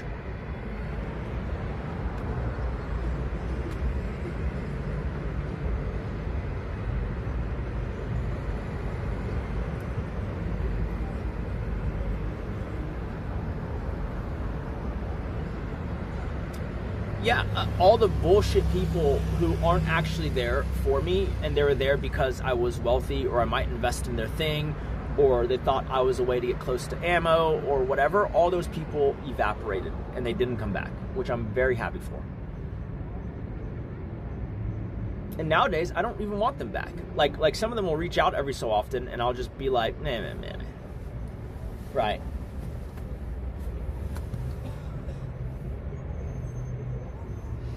Oh, nice. Poland sounds great. I mean, if you got filtered out, I see it as either... Look, if we're being super charitable, it'd be because your personal ethics make it impossible for you to be friends with someone who is that heinous, I guess, right? But even so, like, without going into specifics, I know plenty of examples of people who they maintain other friendships with people who are acting heinously, but because they have a lot to gain, right? And so then if that's the case, then that person would be like not someone I would associate with going forward.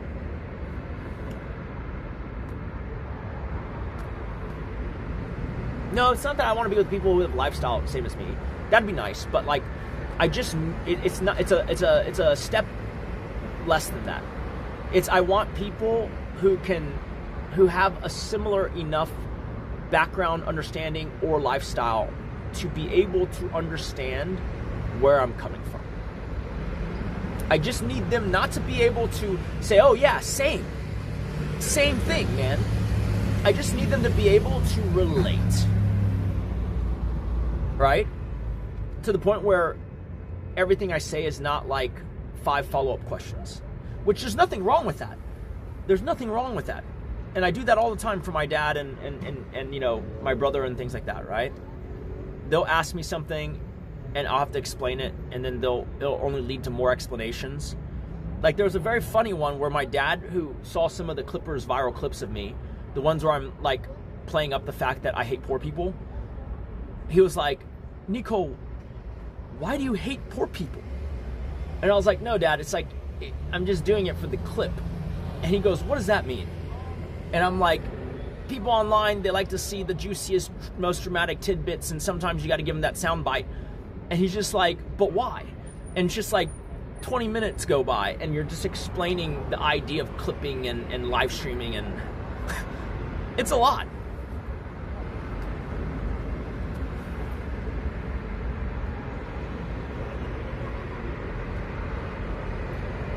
It is a lot. Now imagine every time you run into someone, you have to explain some facet of that.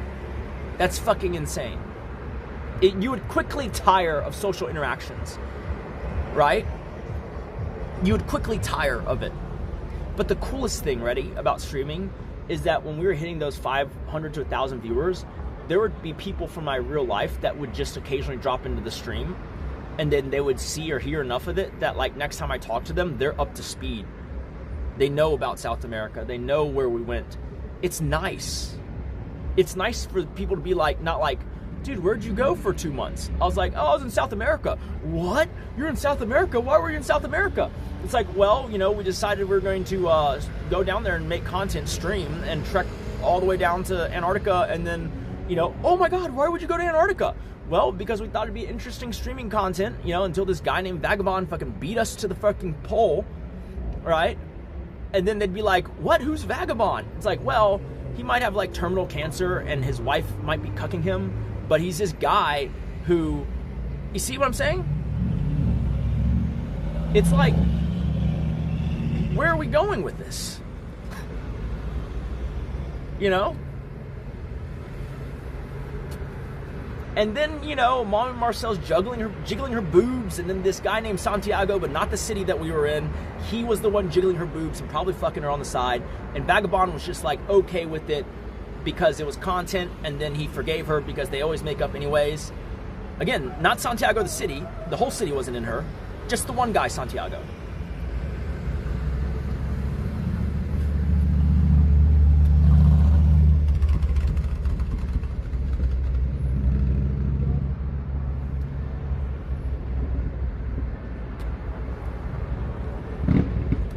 That's what I'm saying, dude. Anytime you go on a long-winded explanation because someone's asking you questions and you have to explain Vagabond, You're not going to like your life very much after that. You know what I'm saying? You're not going to like your life very much if you have to explain the concept of vagabond.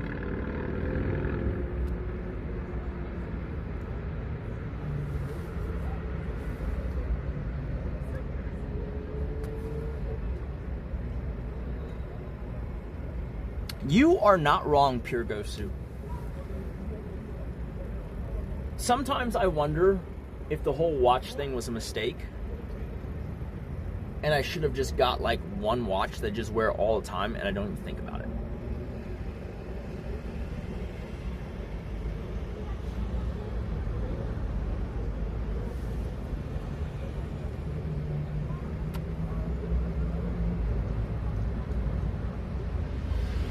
I think about that a lot.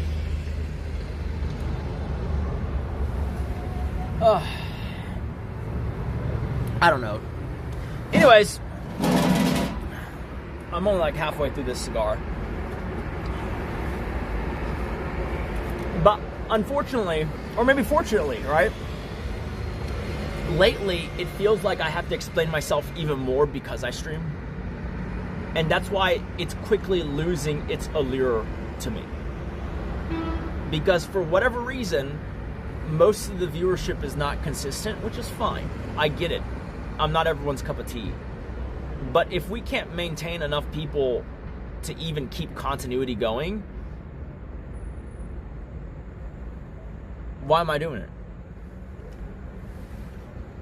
I should just stop live streaming altogether and just focus on SVOD podcasts and maybe even SVOD shows.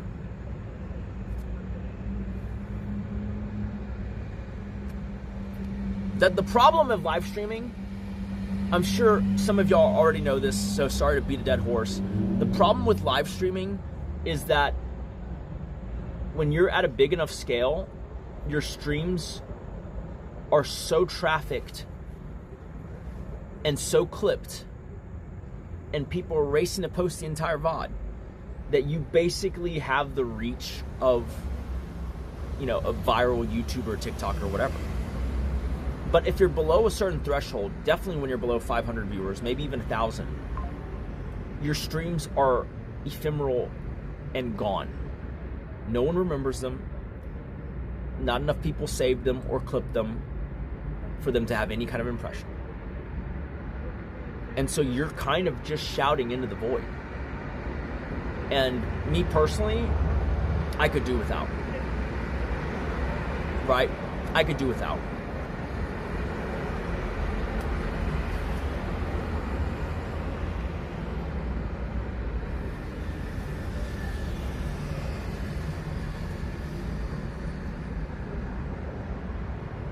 You enjoy watching my live stream, but you would do way better if you put together videos on YouTube from a numbers. You are 100% correct. And I've known that for a long time. I just enjoy the format of live streaming previously. It's something I do because I like doing it, not because I think it's the most effective thing, because I know it's not the most effective thing. It's the stupidest thing I could be doing with my time in content creation. Honestly, like straight up, it is the stupidest thing I could be doing with my time on content creation. Like, the amount of return I get for it is not worth it. The brief time it was worth it was maybe like while we were reaching 1 to 2K viewers on a home stream. You could start to say that like that was starting to turn the tide, but like it's definitely not worth it at anything under 500, much less like 100.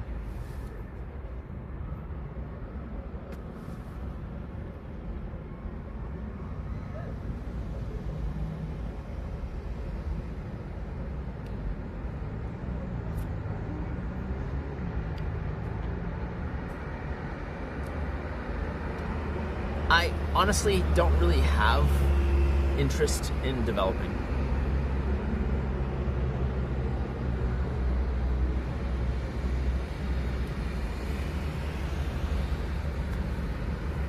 No, live stream is not a therapy session for me. If anything, I mean, it depends on what you mean by therapy. It depends on what you mean. Oftentimes I'll have conversations like this with myself, but not out loud, right? I'll just be, you know, milling about my thoughts. Is that therapy? Because that's kind of what this is, except in a more expanded format. It is me just exploring whatever topics come up, thinking about them, looking at if there's another way I should be looking at it, and then moving on to the next thing, right? I'm basically probing for any, you know, weak foundationed paradigms. I'm looking for what ways my worldview is flawed.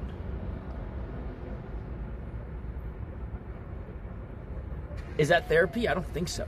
I think that's just introspection. It's the same reason I used to post on Instagram, and still do, actually. I haven't changed that yet. I probably need to if I'm going to take this social media thing seriously. But right now, the way I post on Instagram is not for you guys and public consumption, believe it or not. The way I post on Instagram is scrapbooking.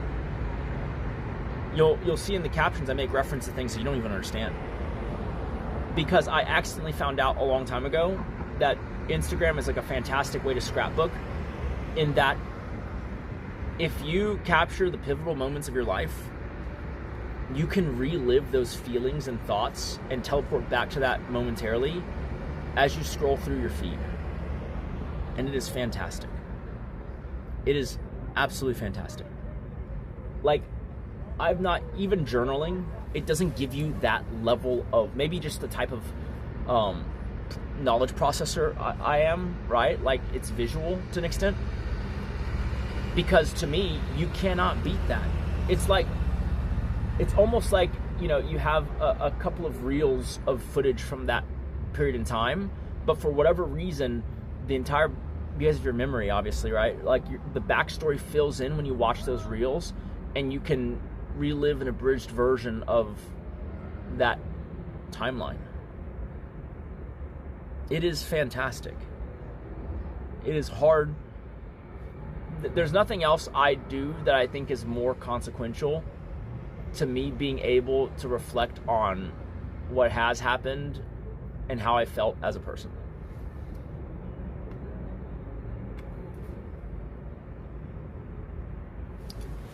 Live streaming is a small niche audience. It was never the future at all. It's the big illusion. Wait 10 years and remember this message. Okay.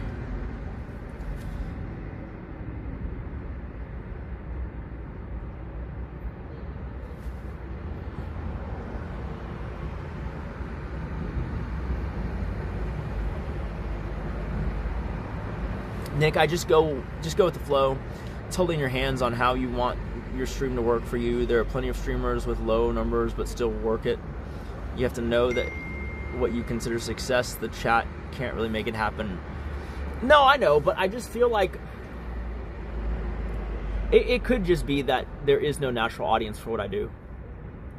And I'll just give you the other piece of the puzzle. I have no desire to create an unnatural audience for what I do. I don't care. Not the botting, not the doing things I don't want to do. Like, the way I'm very much prone to escalation of commitment, if you know what that term means. Okay? I'm very prone to escalation of commitment. But it has to happen organically. Okay? If you tell me right now, okay, here's how you get to 500, 1,000 viewers, you got to do X, Y, and Z. And I look at X, Y, Z, and I go, that's not enjoyable to me. I don't want to do it. We're never going to get there because I'm never going to start. However, I'm just telling you how I know I think, okay? It doesn't make sense, but it's just how I think. However, if we get to 2,000, 3,000 viewers,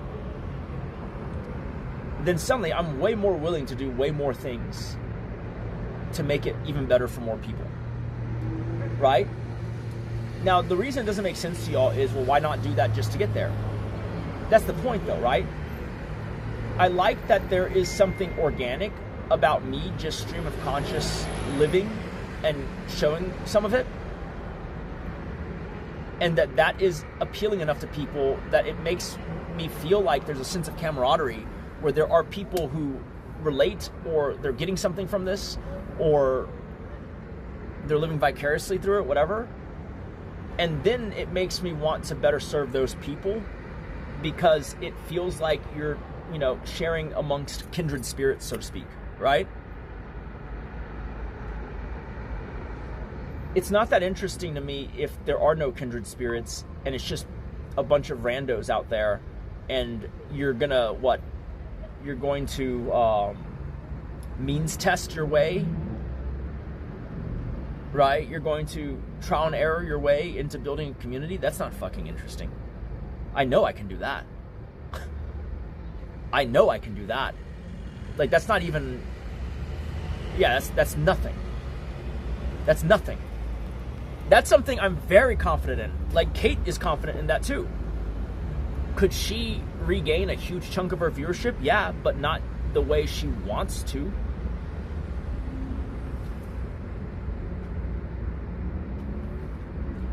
If the trade-off is doing what you don't particularly like doing to get to where you want to go, my counter to that is, I'm already there. What am I doing? It's like the silliness of being uber rich and then still marrying for money. It's like, what are you doing, buddy?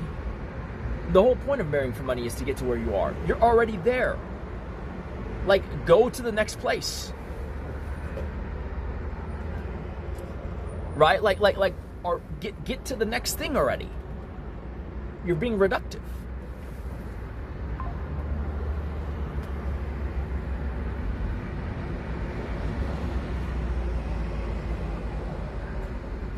Just admit I'm lost in life. I'll entertain that thought for a second. It depends on what you mean. Okay? If you mean that I am grasping for meaning and happiness and purpose, then you're wrong. Because I already know what the purpose is. My only question is if I can juggle competing things, and what is the scope of that purpose. Okay, that's the only question. Right? Let me give you an example, okay? This is not relevant to me per se, but like, imagine if, you know, you work as a computer scientist, a programmer, right? And you're damn good at your job, right? And you're making good money. And then one day you meet, you know, your soulmate, love of your life, someone you love enough to marry. You marry them, you have kids. Your purpose may change, right? And that's okay. And so your purpose changes, right? And then the question is, well, do you still go ham on the programming, right? Do you still try to position yourself to work at the cutting edge? Are you still, you know, in those lead positions? Well, the question is this, really. It is, could you do those things? Yes, you have done those things. But does it fit with your purpose in life currently and going forward? And the answer may be no. Your purpose might be to be the best dad that you can be. To be a loving and supportive, you know, father figure and husband. But that doesn't mean you can't excel at your work. But the question changes and it becomes, can you fulfill your purpose and work at that capacity? The work at the capacity thing is secondary now. But if you can do both, why not? And so if your thing about me being lost is me sitting at the precipice of not knowing if I can or can't do these multiple things, then you're right. But the things that I need to do, that I need to know, that I, you know, live for, those are known. There's no gap there. Right? There's no gap there. Like, I'm philosophically filled out on what the meaning of life is. I could talk to you about that for 6 hours.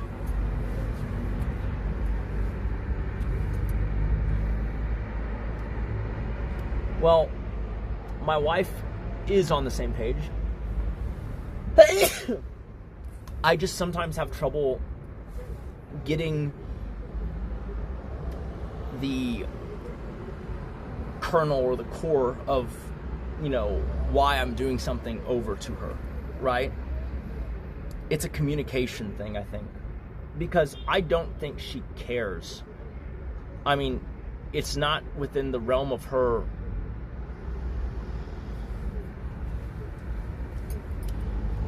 So we have a lot of money, right? And so what? You're telling me that I want to stream, she's not down with that? Why? If it doesn't in any way take away from our financial security, why not? Right? Like,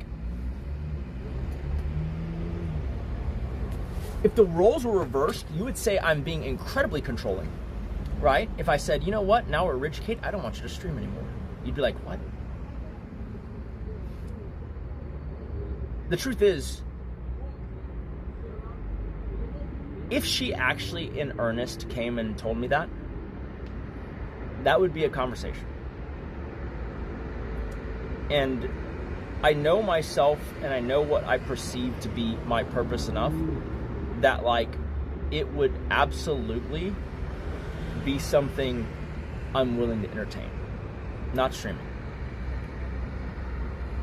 But the conversation would center around what exactly is your problem with it. Not because I want to challenge, you know, her vetoing that as a pursuit, but because I want to know, in her eyes, what are the parameters of the thing that make her not like it so much. Because while I'm okay with the streaming not being my purpose, or even content creation entirely, is her problem that I pursue something with so much focus and vigor? Because then that would be a problem, right? Because I see it as I have the money so that I can do whatever the fuck I want. Right? Within reason.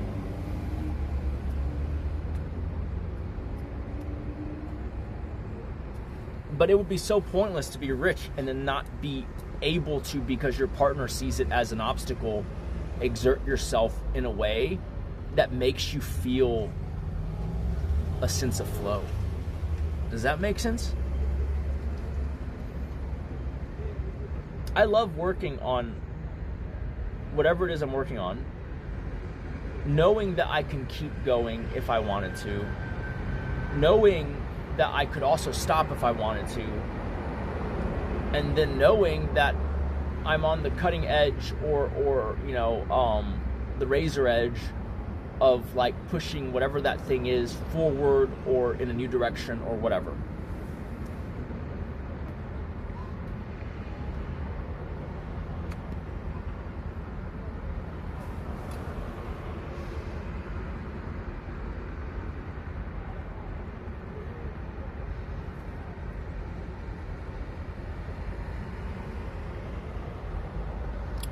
Do whatever the fuck makes you happy. Memories are all we truly got. No words needed, just body language. Y'all are simps. She wants him to live the way she wants. That's controlling.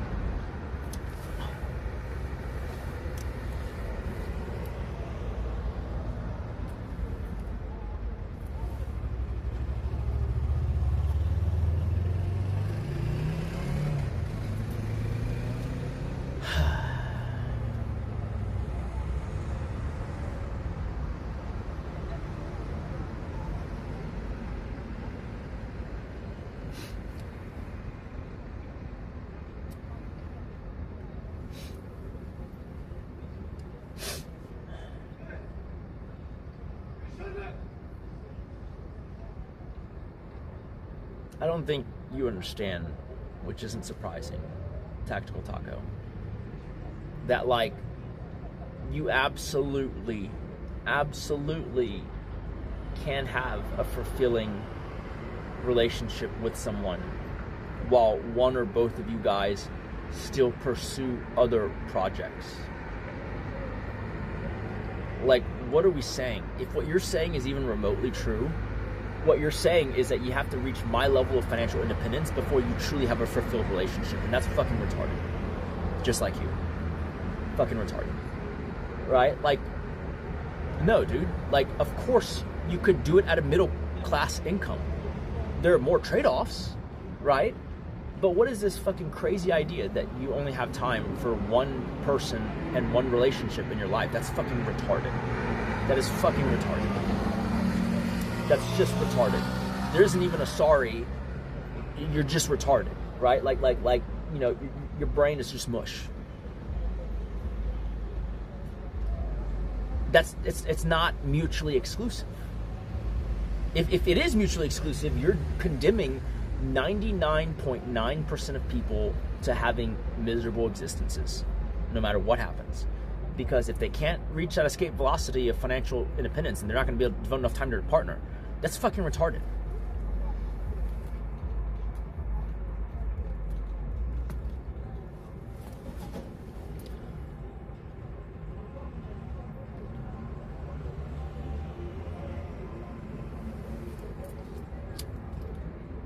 I don't even know what settling means in that context.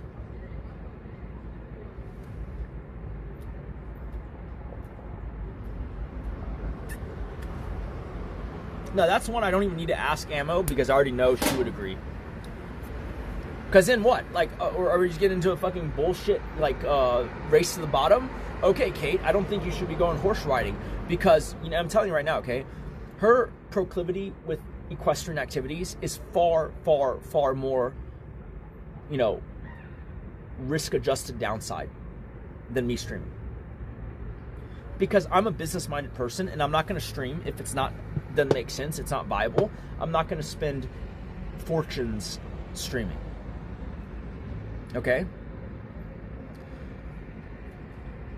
And for all intents and purposes, streaming is very unlikely to result in me, you know, impairing my ability to have a relationship in any way, right?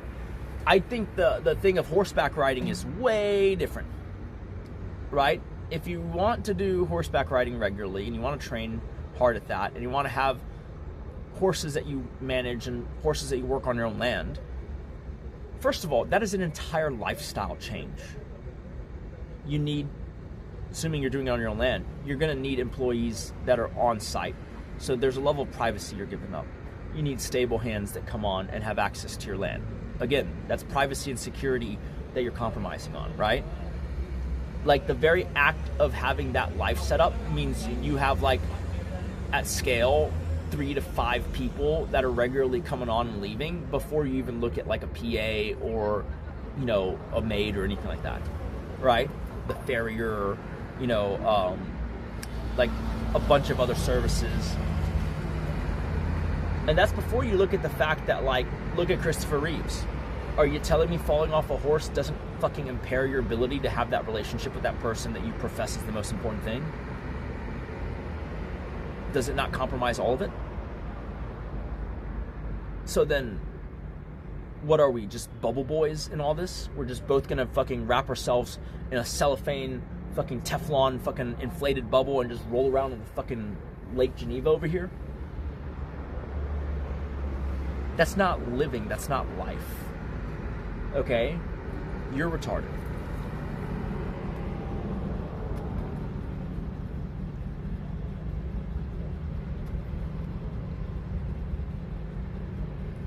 I did not marry the horse girl. She became a horse girl as we got rich.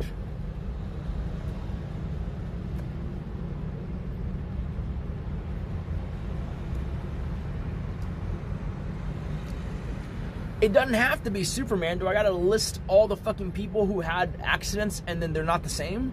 Superman is just like the most overt and dramatic example of that, right? I mean,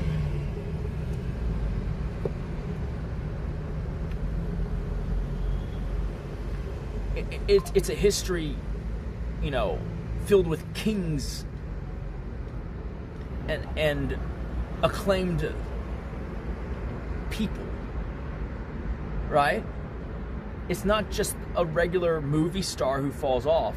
A king will fall off. A fucking, you know, regent will fall off. A field marshal will fall off their horse and never be the same. That's a real thing. Like, and what, you're saying the guy who's been on horseback waging war for 30, 40, 50 years, he doesn't know how to ride? Or do you think it's the fact that he has exposed himself to a large quantum of risk by doing that activity for 30, 50 years.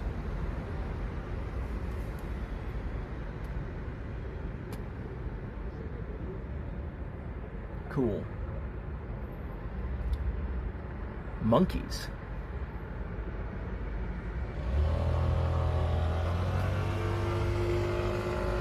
Is Superman the worst case scenario?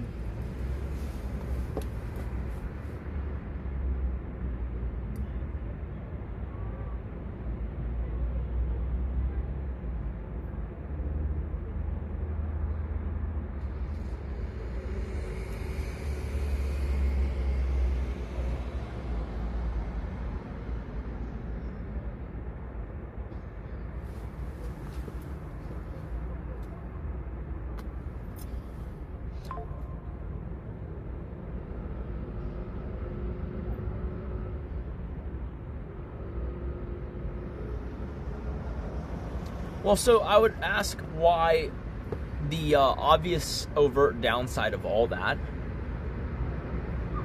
is so much more severe than streaming, right? Like, what are we even arguing about? Like, are we just weighing in on each other's choices, which is fine, but like it's pari passu, right? Like it goes both ways.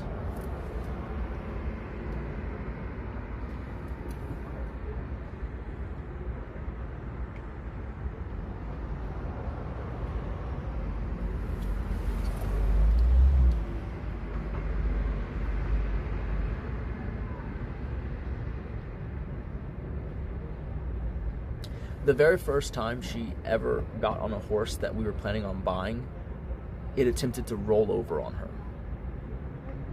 We did not buy that horse. So, in terms of risk factor, yeah, she's fallen off a few times, and the rolling thing could have easily been just as debilitating or fatal. So, I don't know, man. You tell me. Right? That quantum of risk in 5 years, multiply it by 10, right?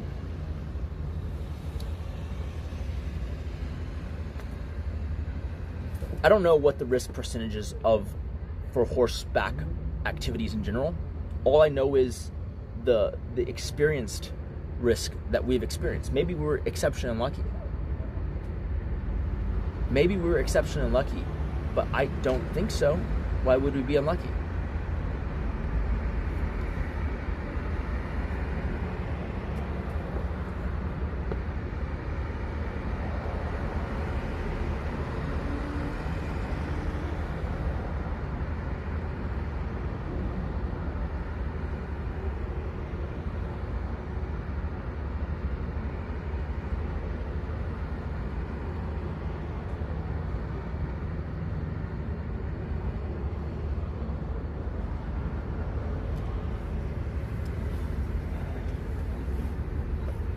I just don't think it's that crazy of a thing.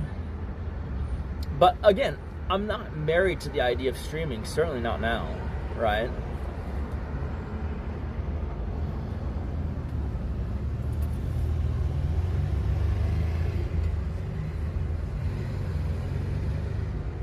I do wish, if I was going to stop, that I didn't waste my time doing it for almost a year. That is notable. That's 55 days wasted in South America. A year of my life.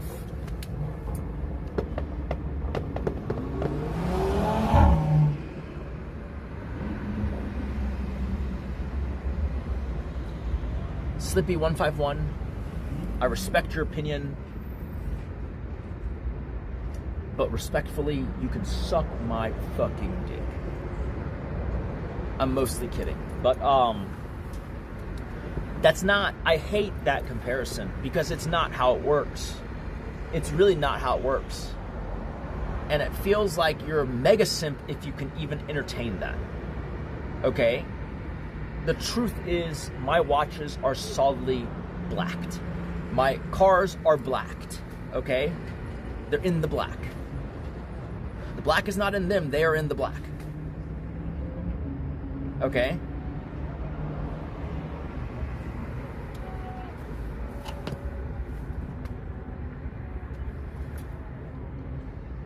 They are positive. They are positive. No, Taco's a mega simp as well, yeah. The one Ferrari I sold pushes cars easily into positive territory. And then that's before you look at the previous Ferrari to that. Okay?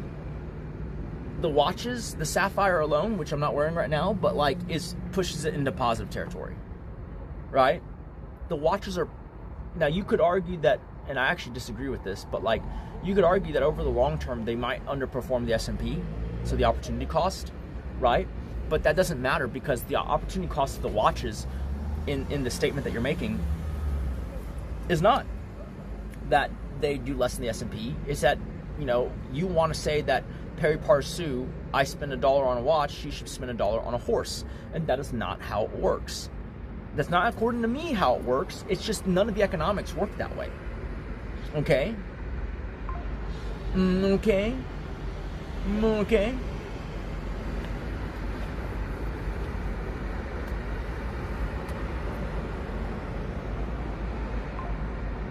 No, think about it for a second, okay?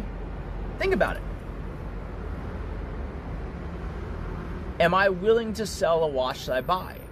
Unequivocally, with one exception, maybe two, yes, I am. I'm willing to sell them. Are they presumably, if sold, for a profit or for a loss? As a whole, definitely profit in each category. Okay, right? And so that's one reason why it's not the same, because you're never going to sell the horse for a profit. You're never going to sell the horse for a profit. But it gets worse. I can calculate to you the maintenance cost within a pretty high, within a 95+% confidence interval. I could quantify the cost that each car will incur in maintenance on average a year. Okay? I'm very certain of that. And the watches are even easier. She cannot do that for the horses. Right? The horse that we thought was going to be least problematic has costed probably, it's starting to become a multiple of the price that it was paid for the horse. Just from medical things, complications, right? So then what you're realizing there is that horses are guaranteed, if you keep them for the term of their life and assuming that they live for the amount of time that their life expectancy implies, horses are going to cost a multiple of their price tag. They're going to cost a multiple of their price tag. Okay? So if you buy a $40,000 horse and it's like a 6-year-old horse and you're going to keep it for the next 24 years, it's going to cost more than raising a kid. 100%.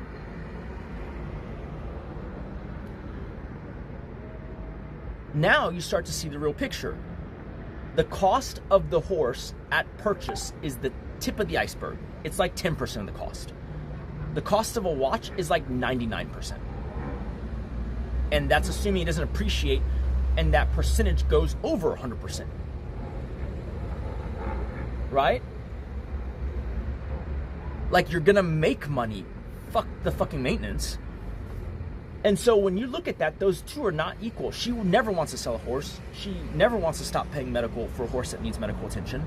And she wants to keep the horse forever. And the cost of the horse balloons, icebergs, over time. So why the fuck would it be pari passu? Why would I spend $1 million on a watch and she spends $1 million on a horse? Unless you're saying $1 million over the lifetime of the horse. In which case, I would posit to you, that's like 2 horses. 2.5 horses. You see what I'm saying? You are basically comparing what is a flow cost to what is a balance sheet cost. When you buy a watch, you basically know what you're going to spend on the watch. When you buy a horse, you do not know that.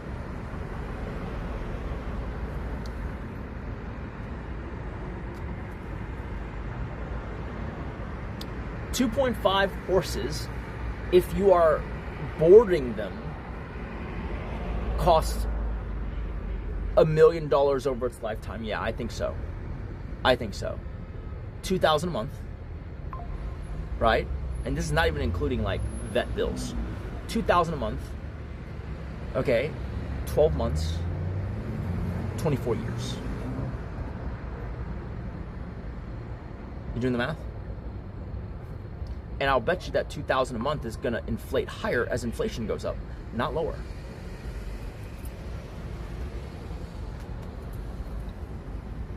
Do you have anything wrong with my numbers?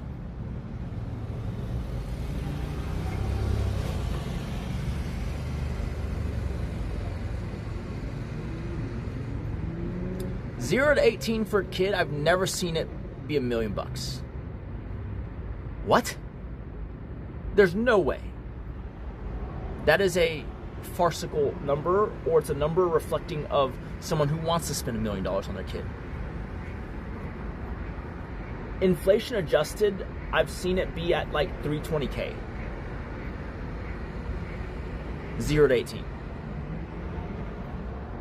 When I was growing up, it used to be like 190 to 200K. Now, obviously, if you pay for like Zeder or some crazy private school in New York, okay, but that's on you. But there's no way average cost in America of raising a kid is $1 million. Hell, average cost of a kid anywhere is not $1 million unless it's fucking Monaco.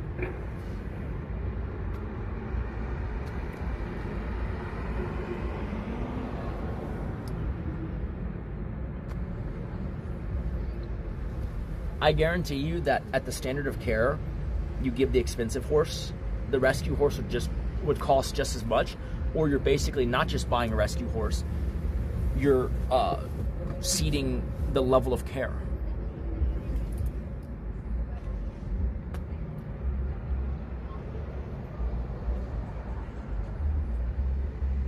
No. What you were mistaken, let me explain this to you. Just because I think I can't find a partner similar to Kate and that I wouldn't trade it for the world, does not mean I go out of my way to pay a world-breaking price, right? Do you get what I'm saying? I don't have to make that choice. I think it's better that we all, let reason play into it, right? If you're telling me that I need to lose a huge chunk of the money that we've made because she has a rare disease that's going to require R&D to be able to cure, that is way different than her choosing to want the 20th horse. Right? Like, that's not comparable. And so when you say it's the price you pay, no, that's optional. That's optional. That is not the price you pay. That's pure optionality. But in addition, my original point was to attack your assertion that $1 in watches means $1 in horses, because $1 in watches might be actually a -$1 when you're done if you sell it for a profit.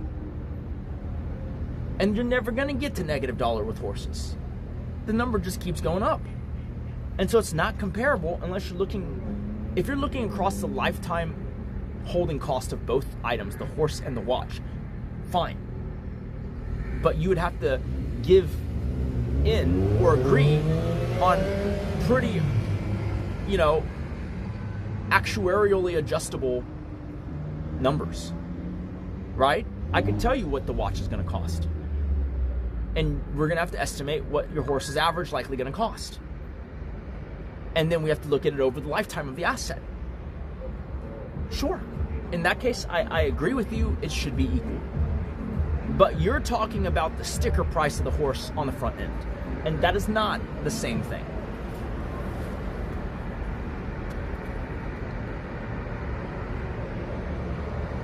I have not been watching The Bachelor. I was planning on catching up a little bit. I've been flying. Yesterday I was spinning with the kids. Today I was flying.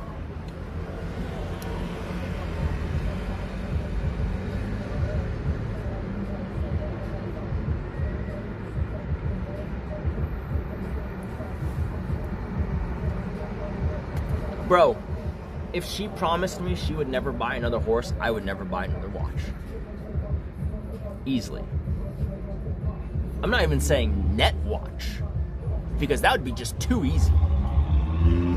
Right? I'm saying not another one ever.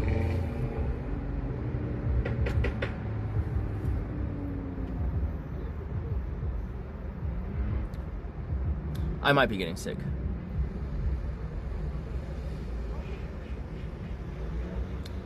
I'll tell you the weirdest thing. I was feeling fantastic all day. I flew into Geneva, had too much wine. Okay? On the flight, had some alcohol, flew in, decided to try their Swiss wine that this hotel apparently makes on their own. They own like a vineyard or some shit. I don't know. Maybe they just get it rebranded. Who the fuck knows? But it's grapes grown in Switzerland. I was like, okay, fuck it. I'll try some Swiss red wine. That shit kind of hit like a truck. And so I was getting a massage, pretty tipsy.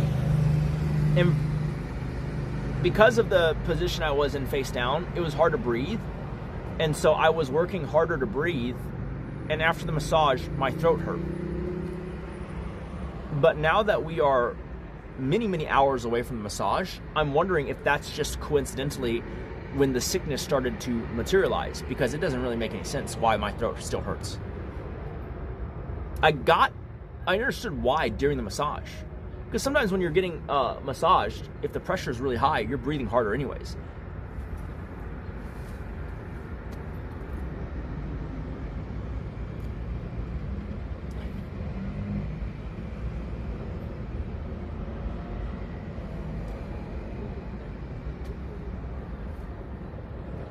No, I would disagree with you, Tactical Taco.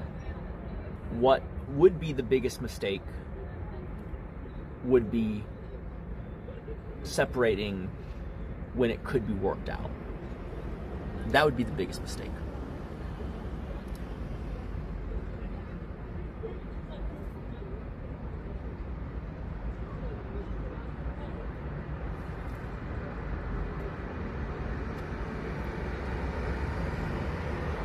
I mean, that seems like a really fast way to catch sickness, though. And I would honestly argue that it's probably I got sick from the kids. Because I feel like towards the end that they were getting kind of sickly. But hopefully we get over it by tomorrow.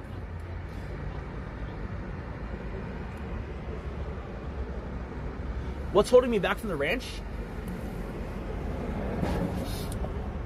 I'll tell you what is holding us back from the ranch.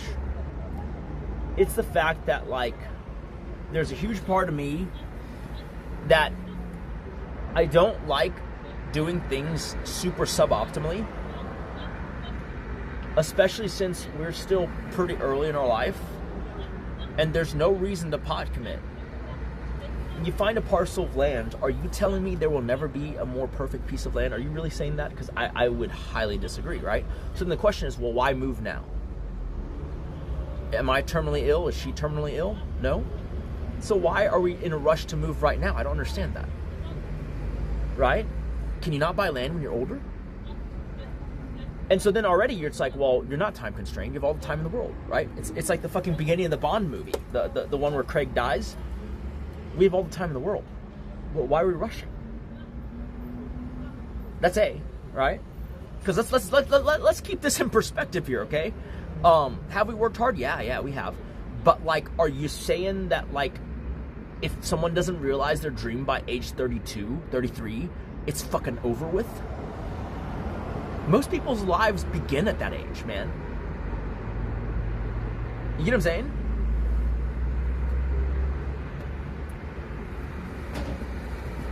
Like, most people start to actually find themselves in their 30s. What do you mean that, like, you have to fucking realize everything now? Right? And so, my issue with it is this, right? Could I divert, $5 million to buying a ranch this year? Yes. Yes, I could. It would cost roughly $500,000 of passive income every year forever. Does that make sense?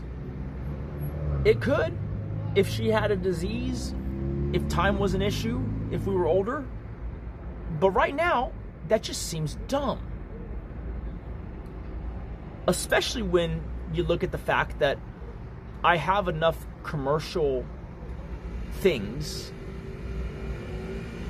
irons in the fire for real estate, that like it could very well be by fourth quarter of this year, we could pay for the ranch and realize a tax benefit for doing so, and that it could be the best use of that money coming off of the commercial property being sold, right? And it solves any conundrum or headache that we might have at all. And so when I look at that, I'm like, well, why the fuck are we rushing?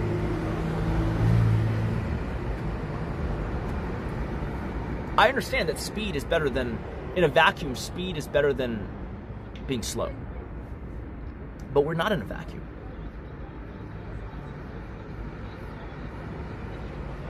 Yes, it is all that stuff as well, Snoopy, 100%. But I'm just saying that, like, when you start off by buying the ranch in a suboptimal way, you compound all of those problems, right? Because now we're going to buy the land and she's going to be like, okay, well, I want to build on it. It's like, okay, well, it's great that we just destroyed $500,000 a year of passive income, and then now we got to spend more money on it. Like, we could, but like I said, why are we moving that way?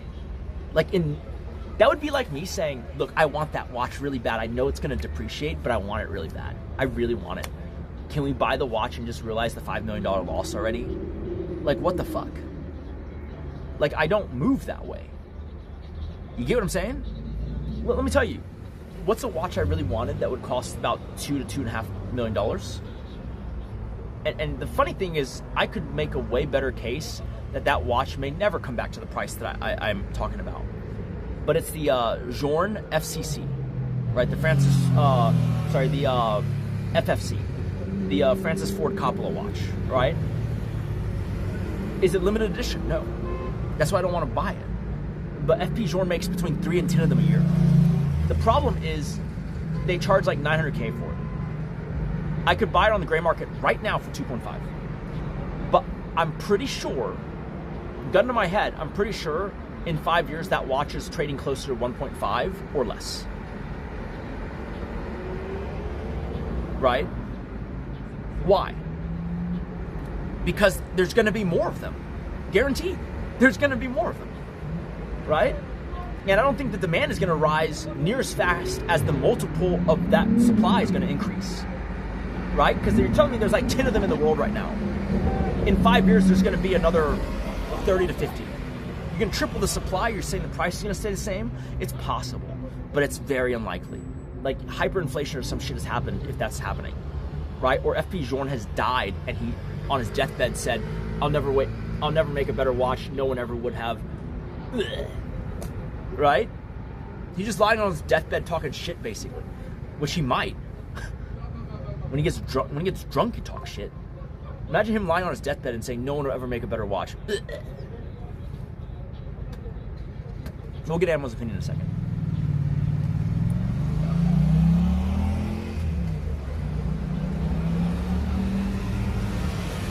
Right? Like it could happen, but like I'm not buying that watch. Why? If I was an 80-year-old man, I might buy the watch. If I had terminal cancer, maybe I'd buy the watch. Right? If I had something that made my future uncertain, I might buy the watch. But I don't, knock on wood, I don't think anything is going to happen imminently, and so I would rather just wait.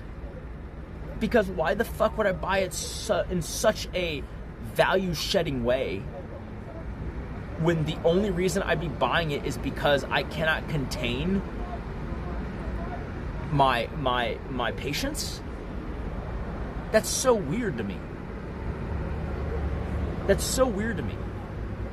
That is the type of behavior that, in my opinion, reinforces a lack of happiness even when you get what you want. Okay? I'm gonna tell you something right now, okay? If you're not starving, if your family members aren't sick, if you're not sick, okay? If your time is not running out, right? Like imminently, right? If you think that the difference between you and happiness is your next raise, is your new car, is getting a Porsche or a BMW, or a new gaming console, or a new gaming PC, I'm telling you right now, that is not what separates you and happiness. And that when you get that thing, you and happiness will be separated by another similar chasm. The way I look at it is, am I happy without this thing? And the answer should be yes. Because it'd be retarded for you to separate yourself from happiness, allowing yourself to realize happiness because of some material object. That is retarded. Or a piece of land. That's retarded. Right? Do you have a home? Yes? Oh, you just want a second home with bigger acre? Come on, like what the fuck are we talking about? And so then the question is not, is it in the way of you and happiness? The question is, why does it have to be right now? Life is about, as cliche as it is, the journey, not the destination. And when you pine on having a ranch or a watch or a car, you are absolutely tunnel visioning on the destination and you're not enjoying the journey. And that's my TED Talk.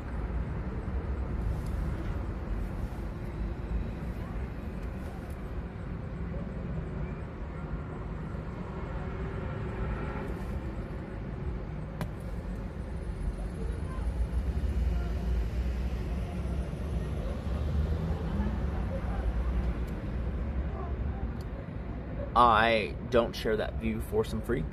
I could see where you're coming from. I don't think that's how things are going to materialize, but we'll see. One foot on the path to Buddhism. Am I happy? I think so. I wake up every day super happy. Like, let's flip it on.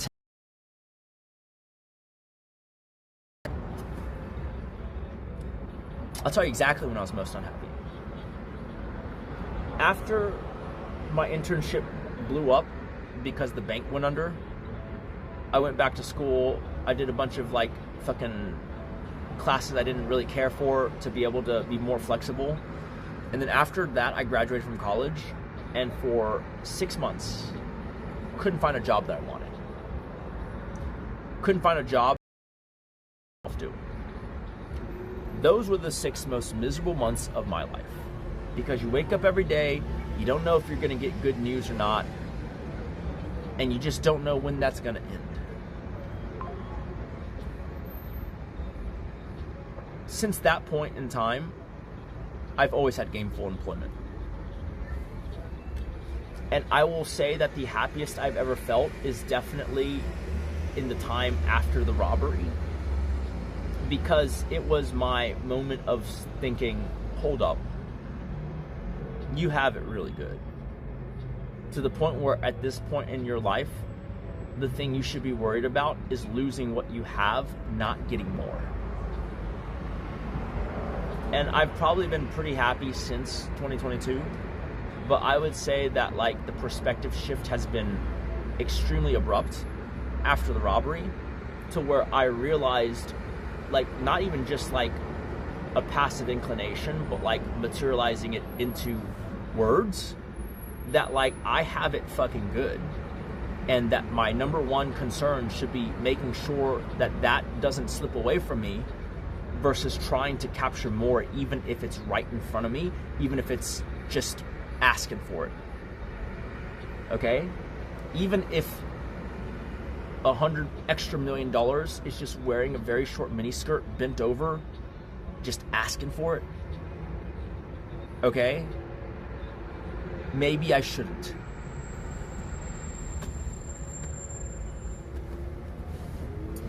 Okay? If that $100 million is wearing the sluttiest little fucking itty bitty dress, still, maybe I shouldn't.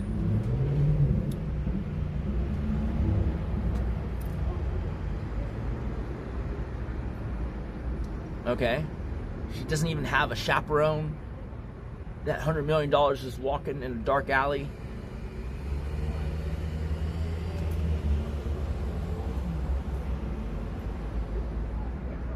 $100 million is just motioning with its finger. Come here.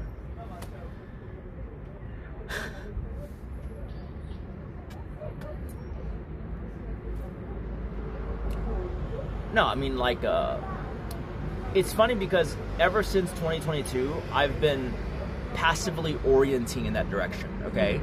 At the end of 2022, I remember saying, because I lived most of my life being like, market rate of return, market rate of return. And it was sacrilege to me to underperform the market, because then you would just buy the S&P or the VOO or whatever, and then you could capture a market rate of return. I used to be like, why would anyone get less than a market rate of return? What idiots. And at the end of 2022, I remember thinking, wait a second, what am I doing? Why do I need a market rate of return? I just need a return that's comfortably over inflation, and I should be willing to sacrifice 1 or 2 percentages of return for, you know, essentially smoothing of any volatility. It's not maximizing my net worth in the long term, but it is maximizing my enjoyment of life and the stability that I get to lead, especially the youthful part of my life with. And that is worth a couple of percentage points, even if that amounts to being a lot of millions of dollars later. And so I started diversifying a lot more at the end of 22. And honestly, like, we've killed it since then, unintentionally, because the safety assets are the ones that people are rushing into right now, right? Like, if you saw the disgusting amount of money I made in tobacco stocks, it's just disgusting. And that was the one stock tip in a decade that I told my dad, and he fucking destroyed it too.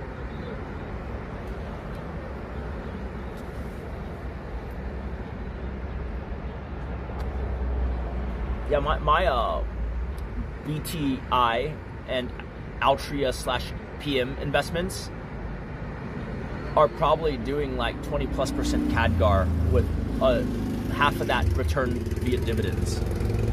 So actual cash flow.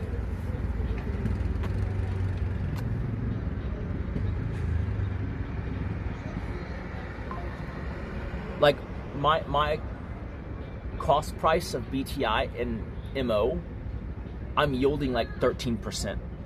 It's not the yield today, but I'm saying on my cost basis, I'm yielding 13% of dividends. It's sick.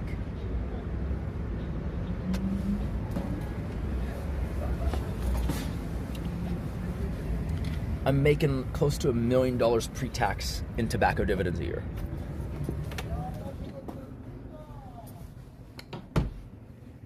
It's disgusting shit.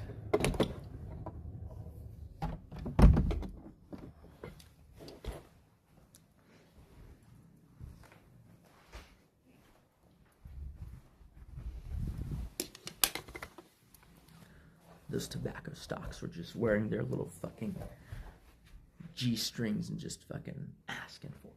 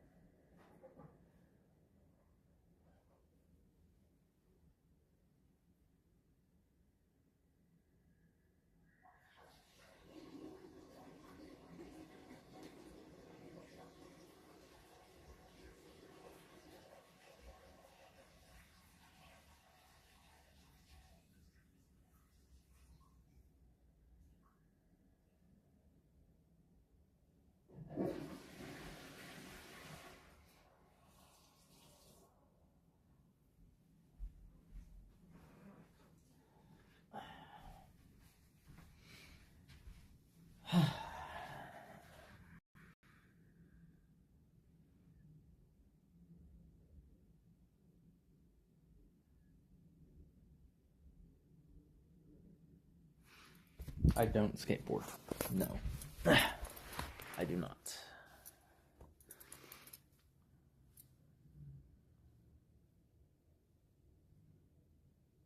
She doesn't want to do a small-sized ranch. I wish you would understand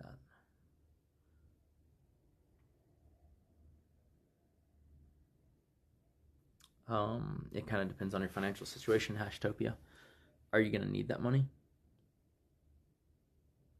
Are you going to need that money in the next 3 to 5 years?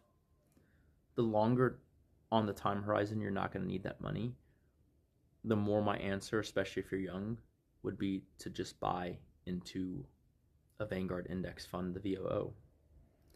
It's boring, but if it's your first 10K, I mean, you can even dollar cost average it in if you want. I see no reason not to sock away $100,000+ in that before you do anything else. Again, this is only if the money isn't going to be touched by you anyways, for any reason, in 5 years or more.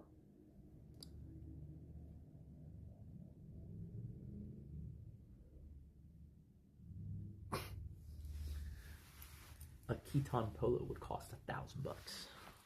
Do I look like the type of motherfucker who spends $1,000 on a fucking shirt? Don't answer that. Oh, okay. So now she needs to compromise.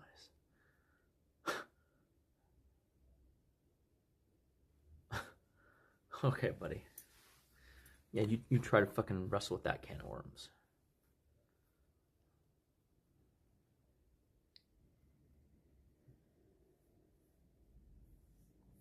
$2K is if it's cashmere.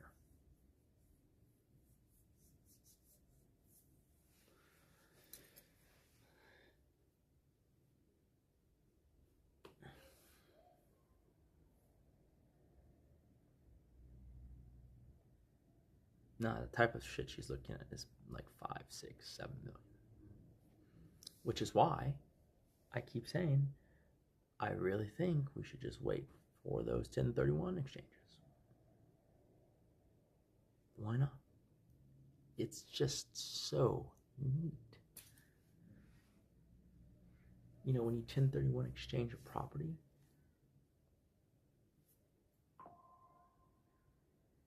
I don't want to get pornographic here. It's just lying on the bed spread eagle. Okay.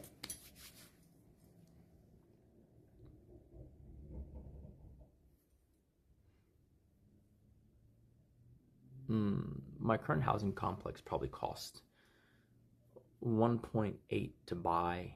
We put 300K of renovations in, and then after that, we added another 500K of security stuff after the robbery.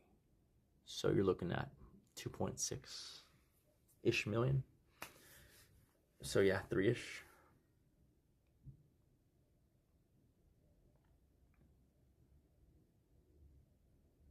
And sitting in a gun safe, yeah, you should probably put that in the S&P then. But I would say take $25 and every 3 months, on the same day of the month, buy $2,500 of VOO until all 10,000 is in there. Dollar cost average it a little bit, you know.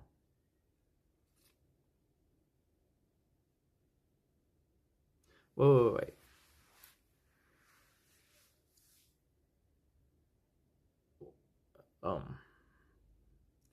First of all, I'm not saying we sell our existing house in 1031. Just to be clear, that doesn't work that way.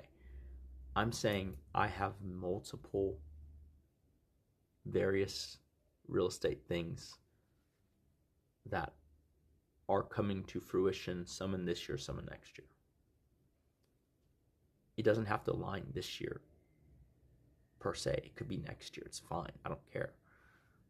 What I'm saying is that, like, in the next 18 months, there will be an opportunity to trade tax-free into the asset that she wants. And I just don't see the reason why we should scramble and destroy so much value just to get it ever so slightly earlier.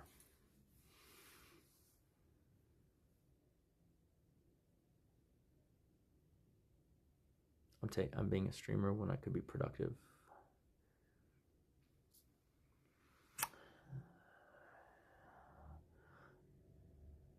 What do you want me to do? Cure fucking cancer?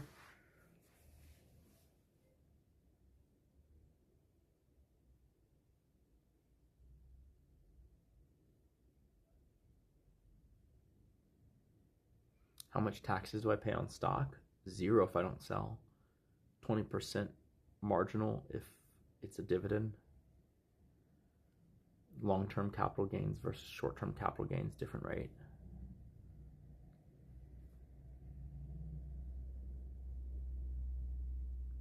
I don't see how I'm not being productive. I don't understand. I'm gonna tell you something, okay? If in the last year I wasn't streaming, I think what would happen is I would have more time to my birds, a little more time with my nephews, and a lot more time to do self-study and, you know, enrich myself in terms of knowledge and just catching up on a lot of the stuff I missed doing in leisure over the years. I don't think any of it would be what you would call productive, and I actually think streaming was probably the most productive thing that I realistically would have undertaken, to be fair. Even if I stopped streaming right now and never streamed again, never made content again, I don't really regret any of it. I definitely regret going to South America for so long. But the show was the perfect capstone, I think, because it scratched my itch to actually sit in the cockpit, you know, and have planned it. I think that's a really cool thing. Because previously I've only planned these things. But that alone, I think, was worth the year. Yeah. South America was an experience, and I enjoyed my time hanging out with the streamers. But it was costly in terms of time missed, in my opinion.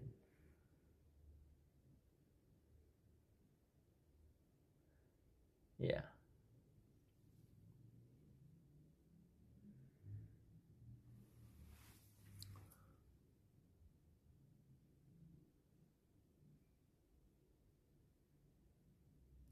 I mean, doing what I would have been doing if I wasn't on stream is kind of the name of the game.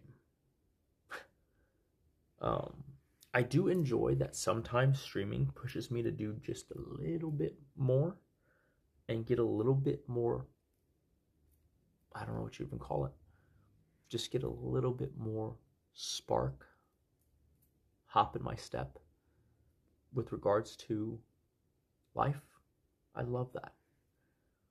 But I don't like it when it's having me, for effectiveness sake, do something that I, you know, detest. Yeah, that I don't like. Like, I actually, one of my sticking points, which I'm willing to overcome at the right viewership count, would be just being a nuisance to people in IRL.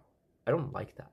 It's not because of any, it's not because, trust me, right? It's not because I fear upsetting people.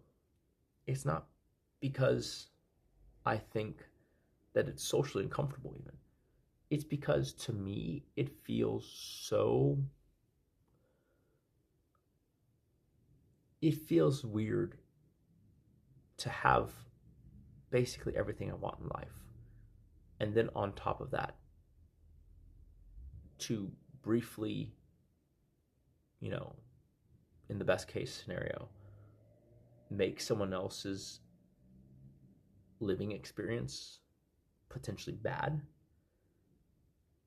through no real fault of their own. Right? If someone's an asshole, fuck it, right? If someone, you know, puts himself out there or comes up to you when you're streaming, fuck it. But like, I don't know, for me it's like you go into a restaurant and you're streaming, I feel bad for the waiters, assuming that they're just trying to do a good job and they're like super perplexed about why you're streaming. That's all fine. But then if you're gonna milk it, you know, I don't know, it just feels weird. Again, I am shitty enough to know that I would ignore that feeling if we're talking about entertaining thousands of people, but not for 200, not for 100, not for 1,000 even. That's just not interesting to me. Like, there's a utilitarian trade-off there, which is that, like, if that person's discomfort, is it worth the entertainment of 100 people, 1,000 people, 10,000 people, right? I just don't think, I don't know. Maybe I'll change my mind on that. What's up, Maui Maui?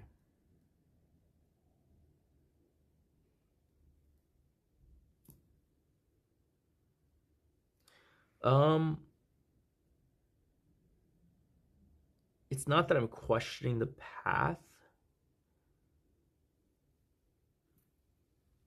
Look, correct me if I'm wrong, but I don't think I have dramatically done anything different after South America that I wasn't doing before South America.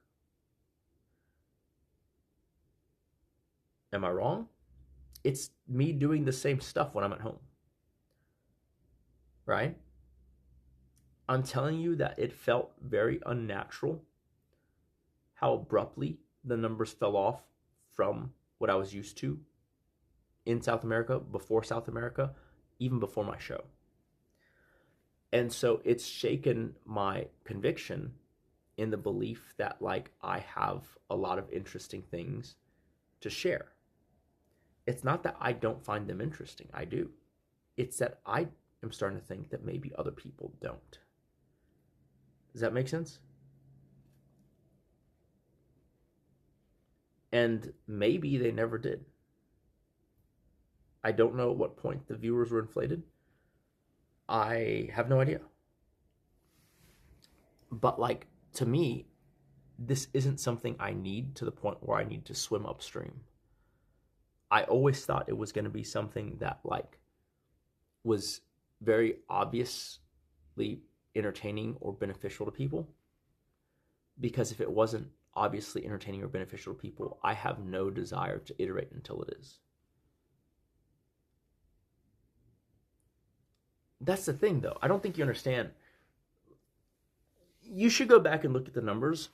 It's actually entirely... It's entirely bizarre to me. You say I interact with more people in South America. I actually disagree. I think that what you're seeing is that there's less people chatting, and so there's less people to interact with, is what I think is going on. You have to understand that I leave South America, I go to Miami. I'm pulling 1,500, 1,900, almost 2,000 people still, IRLing on my own in Miami, right? Some of it was boring, like when I live streamed the podcast. Some of it, I thought the TPT thing was kind of fun. But it was like 1,500 to 1,900 people in Miami, away from ICE, away from everyone. Okay? The next day, I get home from Miami. I turn on my stream, and we're doing what we normally do, which is hang out, a little bit of archery, you know, contemplating going out, driving one of the nice cars, getting some food. And the viewership just barely touched 300, never went above that. That's unnatural to me. That doesn't make any sense. It makes me question how much of the numbers for how long were inflated. Because you're telling me my first stream back from IRLing and suddenly the viewership is like 80% lower than before I left on that 2-month excursion? That's crazy. It wasn't because someone else was on either. Like, Paul wasn't even on. Like, that to me is entirely crazy. Like, it makes me think there isn't a organic following for the stuff I want to do. And the whole reason I streamed was because I thought that there was at least places where the things that I did were tangentially interesting to a large group of people.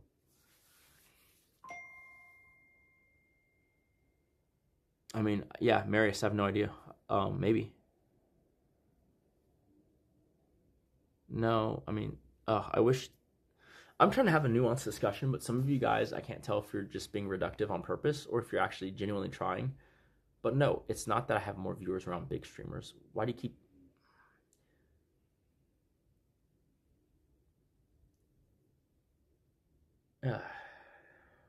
Sometimes it's just not worth it because I feel like I'm just rehashing. I spent 2-3 weeks consecutively at home after each one of these Paul collabs or excursions. Okay? Even when I was at home, away from big streamers, as you would call it, the viewership held at over 1,000 easily. Okay? Like 1,100 was a bad day. Was I botted then? That's pretty crazy. You're telling me I was botted for basically 4+ months in a row, consistently, daily? Look, it's possible. That's crazy to me, though. But if that was the case, I knew it then, I would have stopped then. Right?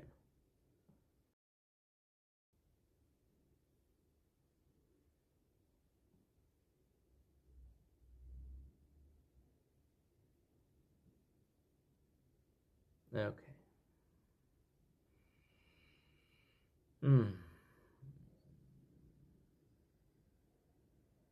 Yeah, see, Ray, that's exactly what I'm talking about. I don't understand what happened. I'm not upset about it, but it does obviously, and I think legitimately, make me question, is it worth continuing? Because I don't particularly care to optimize into an audience. I would rather find an audience for what I like already and then, you know, venture forth with those people, you know, going forward. That's what I'd prefer. And the viewership is honestly low enough now that, like, I don't really care if someone decides that they don't want to watch anymore because it's boring. That's perfectly fine. Music to my ears. Like, let's get on with that process. Because I feel like I would, honestly, this is the weird part. I feel like I might be able to grow faster as a new streamer coming onto the scene right now than trying to parlay this existing audience, honestly.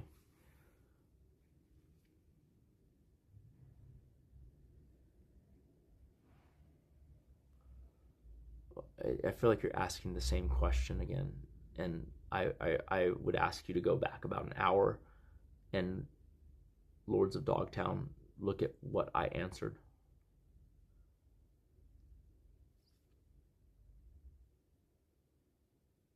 Okay.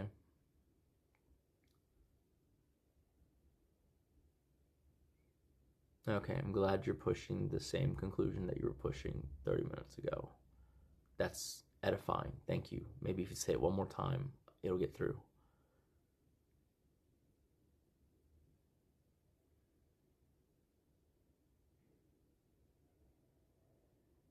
Well, traveling streams were solid, except they're not anymore, apparently. And it does not fucking help. But that's a real shit thing, is that you're telling me I'm a little peeved about it. I don't even know who I'm supposed to be peeved at. It's like you're telling me that my first 3 days after doing 2 weeks of family streams is going to be on Easter weekend when I'm in a place that is closed the whole weekend. What are we doing? What are we doing here? Why are we in Switzerland right now? And so that obviously means that I should probably have a more active hand in planning, which I will in the future. But it's like, that's a real big letdown, honestly, like for me. Because basically, I should just write off the next 3 days on top of it. I should just not stream, just meditate or some shit. Because it's like, what? You can't do anything in Switzerland on Easter. Like, and certainly not, look, that's stated too strongly. You can do stuff in Switzerland on Easter. It just ain't gonna be in the fucking city. Like, it would be something naturey. You know?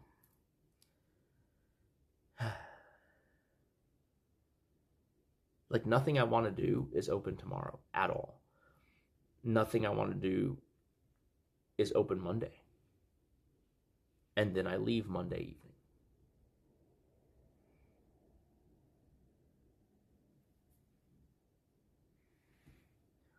Real great way to fucking kick off the solo streams.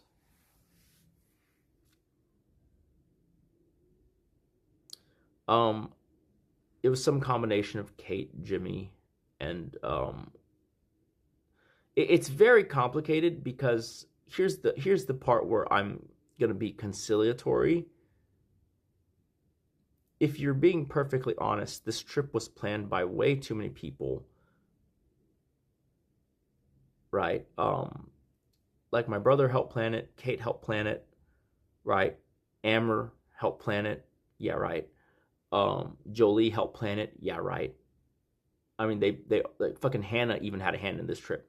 This trip has been in the works for like 9 months, 10 months. Been 10 months of planning, okay? And yeah, the plan has evolved a little bit. But I never had a hand in it because I'm going to be honest with you, when I wasn't a streamer, I never planned family vacations. I just went on them. I don't particularly have a strong opinion on things, and I'd rather let people who are interested and have a, dog in the race, dog in the fight, to just put in the activities they want to do, right? And so this one was no different in the inception. The difference is at some point streaming started to matter, and so I wanted to be able to stream while I was on this trip. But then, I agree with her. The family time is not opportune for that. It's just annoying to me that the 3 days that kick off the solo part of it are also inopportune for that.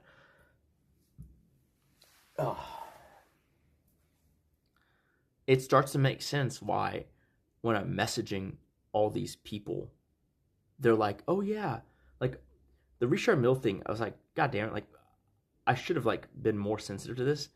It's like they're like, oh yeah, we'd love to show you the factory tour. And I gave them the dates I was in Switzerland. They're like, oh, we can't do those days. And I was like, oh damn, sucks, but whatever, And they said next time you come to Switzerland, let us know. We'll definitely have you do an actual RM, not their boutique.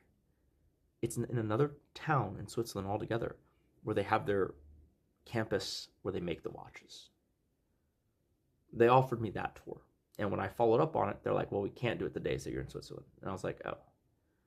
And then Artisans de Geneva, the people who do the custom watches that are immaculate, they were all like, oh yeah, we'd love for you to see the workshop and come design your piece in person. And I was like, oh, fantastic. And then they're like, we can't really do the days you're saying. And I'm sitting there, I didn't even fucking cross-check that it was Easter. I'm just like, oh, that sucks. And now, I'm like, well, duh. No shit, I couldn't do anything. Like, the fuck am I doing?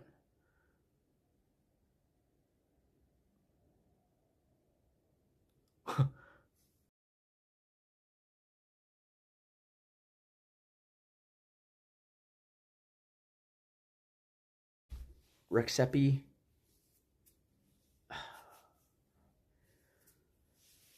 I mean, I could just not be in Switzerland.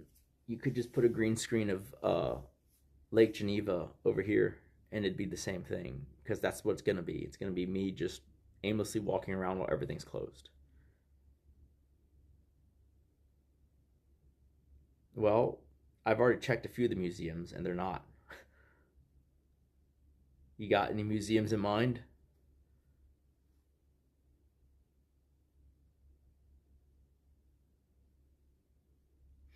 Well, when I originally chose Switzerland, I didn't realize it would be I'm only here over Easter.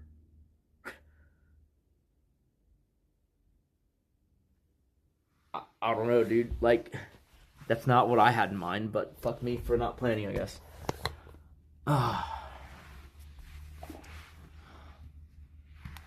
No, I mean, I'd rather not be in Switzerland right now, honestly. It's nice, it's pretty. That's probably too heavy-handed. I would rather not be in the city in Switzerland right now, because there's no reason to be in Geneva right now. I mean, you saw us talking to the natives, the locals, right? They were like, yeah, there's nothing to do tomorrow and Monday. And in fact, I know this for a fact. I believe that most of Europe actually celebrates Easter on, like, the holiday for work is Monday. And so I'm here Saturday today, and then our flight got delayed, so I didn't even get today. Tomorrow, Easter Sunday, and then Monday, which is their equivalent of Good Friday, where everyone's off and everything's closed. And then I'm flying out Monday night. So Switzerland is an entirely just miss. Okay? Like, we're not seeing anything. I'm just going to put that out there. Don't bother tuning in to stream tomorrow. I might not even stream. Like, what do you want? You want me to walk around the lake for fucking 6 hours? I'll do it. I'll probably do it anyways. You know, the one part of Europe I wanted to go to is the most tanked part of this trip for me, but it is what it is. Yeah.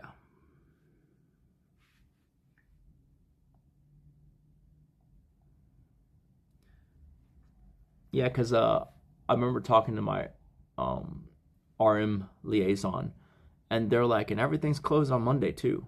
And I was like, oh? And they go, yeah, Europe does Easter Mondays off. And so basically everyone leaves on like Thursday,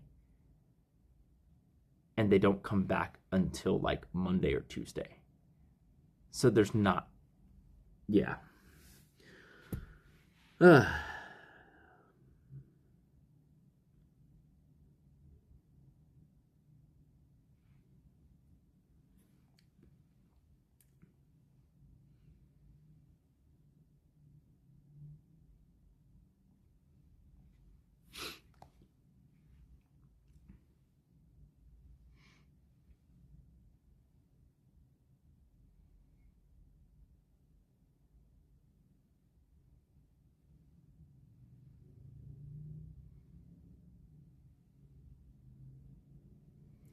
We're doing our own thing for the rest of Europe.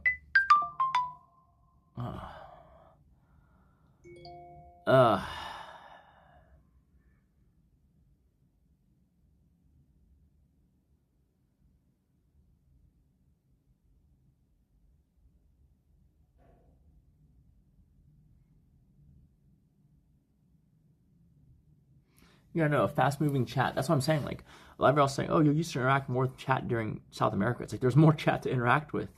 What are we talking about? Like, right now, on a regular day when I turn on the stream and it's slow, it's like one dude heckling me, and then like two people kind of chiming in, but they're not saying anything that you can really talk about. And so then the one heckler is like the low-hanging fruit, where it's like, oh, I could just like fucking shit on that guy for like 5 minutes, and then I don't have to think about what I'm doing. Right? And that's what I've been doing. And then y'all are like, oh my God, it's so negative. It's so negative. It's like, dude, if you think it's so negative, either watch someone else or add something that's not negative into the chat. But like, no one's saying nothing until I go in on the fucking dipshit. It's like, do y'all not get it? If I wasn't streaming, I wouldn't even interact with the dipshit. But I am streaming, and so you kind of have to take the low-hanging fruit for what it is. It's not that I'm being triggered by the person. It's that I am realizing that that is the easiest way to generate some emotional volatility in an otherwise nothing really happening stream.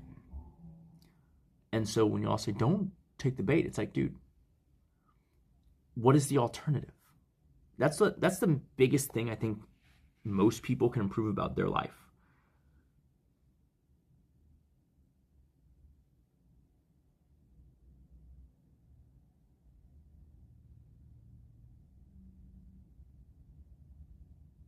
What the hell?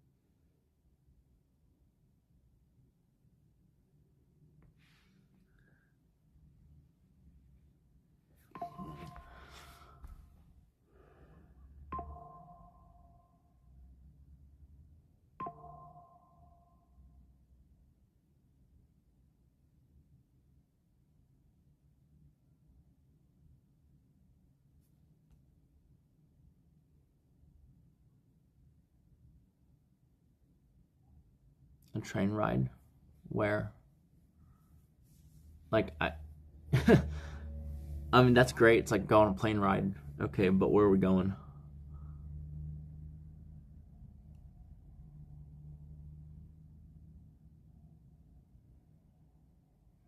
My wife is asleep. And she was food coming right when we got home, so.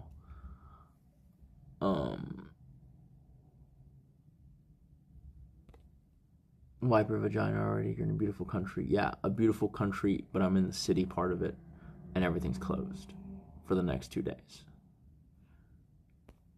I might as well be in Houston on Easter.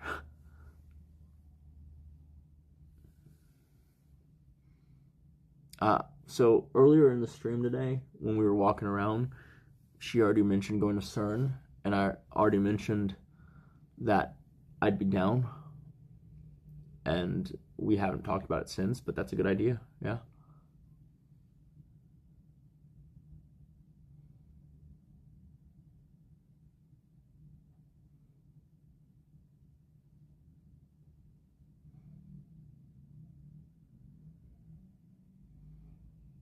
Man, you guys are wild in there.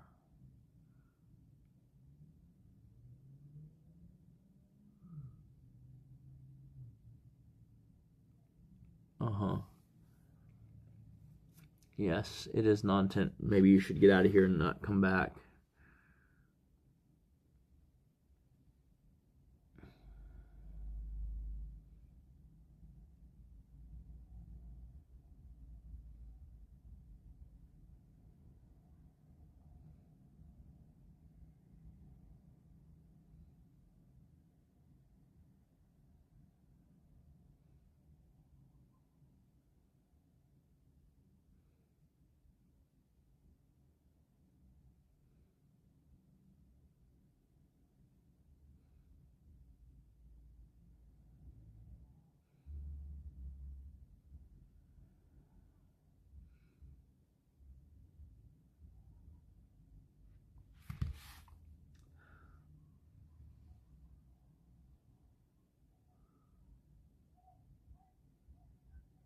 Wait, what does Apollo grave mean?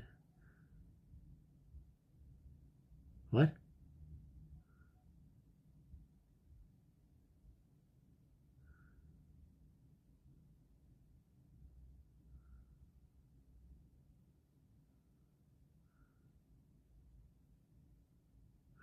You want to hear the sad part? I didn't even know Waxius was a streamer.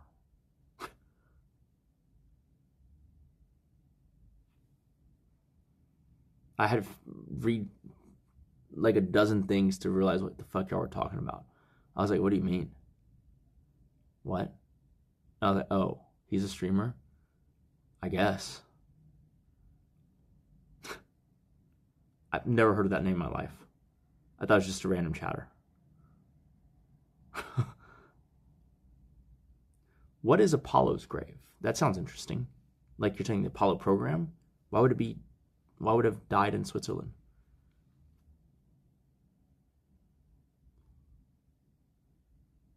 That's actually very interesting to me.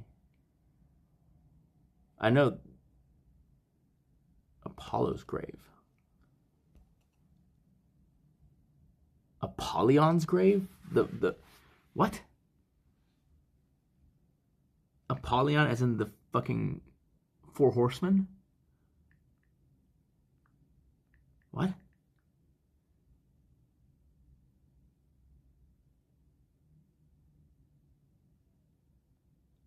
Apollyon the Destroyer in Greek is the angel of the bottomless pit in Revelation, ruling over demonic locusts, often equated to the Hebrew Abaddon.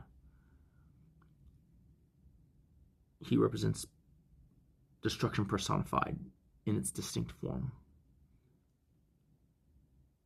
The king of plague, locust, and torment. The abyssal ruler. He is identified as the angel of the abyss. Derived from the Greek apollimi, which means to destroy. In the Old Testament, Abaddon is synonymous with Sheol, the grave, or the realm of the dead. Some view him as a fallen angel, others interpret him as the personification of destruction itself. What?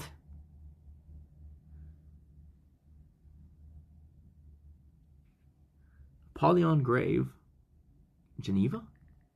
What does that even mean?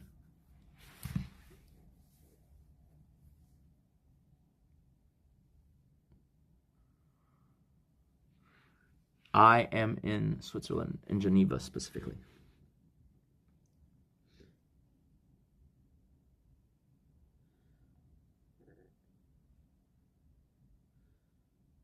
Oh.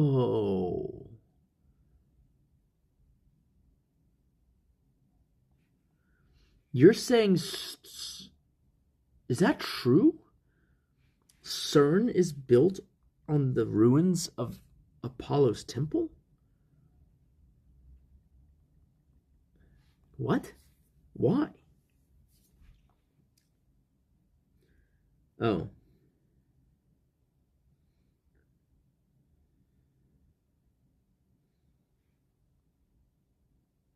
Man, you guys are just trolling. That's an urban myth. The claim that CERN is built on an ancient temple of Apollo is a popular internet theory. It is not verified by any historical fact. While the nearby French town of Saint Genus Pulili has Latin roots that mean Apolliacum and is rumored to hold an ancient temple, there is no direct evidence that placing the site of the Large Hadron Collider on the Temple of Apollo. So it's not true.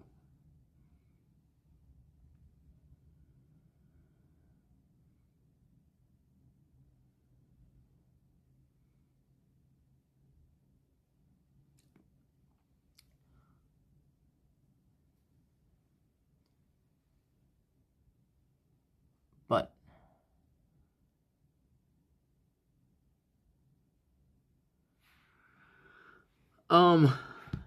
okay, so then where did it come from? The internet? We're just gonna be like, yeah, the internet knows.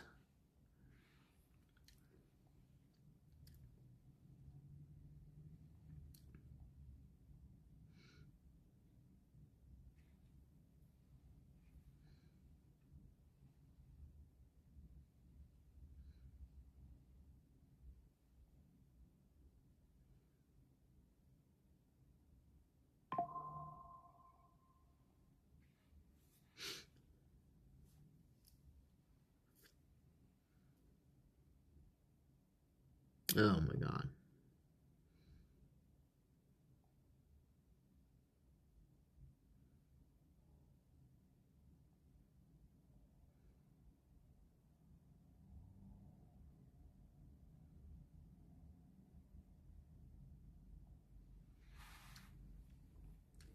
CERN is not located on the former temple of Apollo, but the Vatican is located on the former temple of Cybele, if that matters to... What the fuck is that? Temple of Cybele?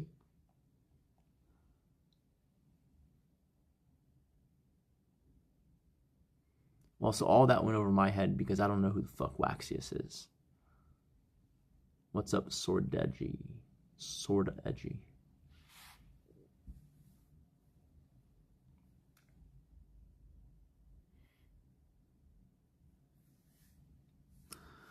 Oh, I should probably go to bed.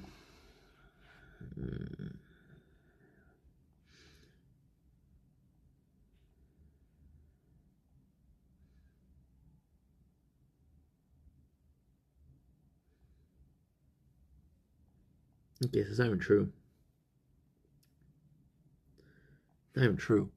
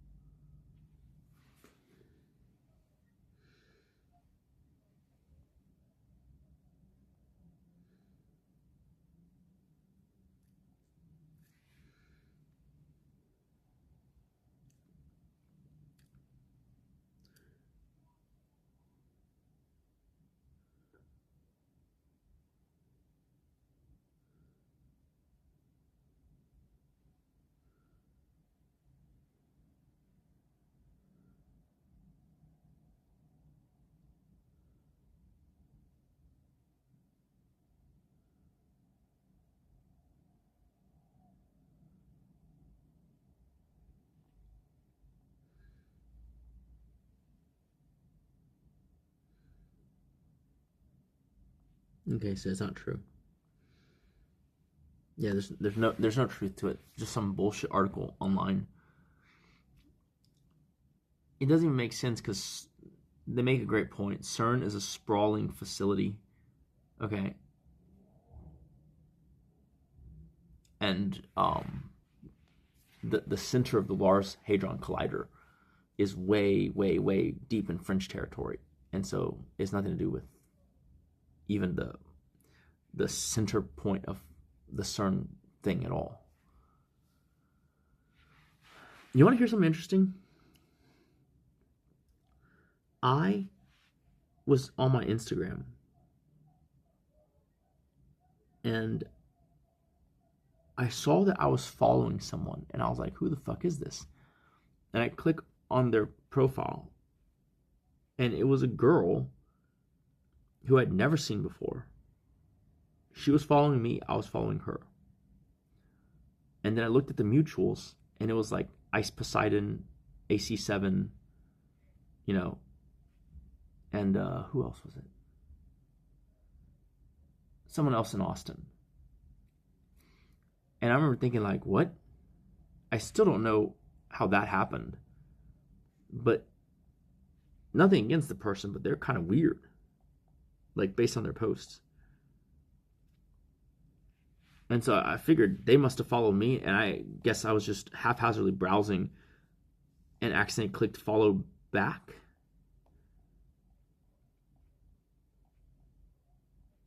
But I could not figure it out for the longest time. I was like, how did this even happen?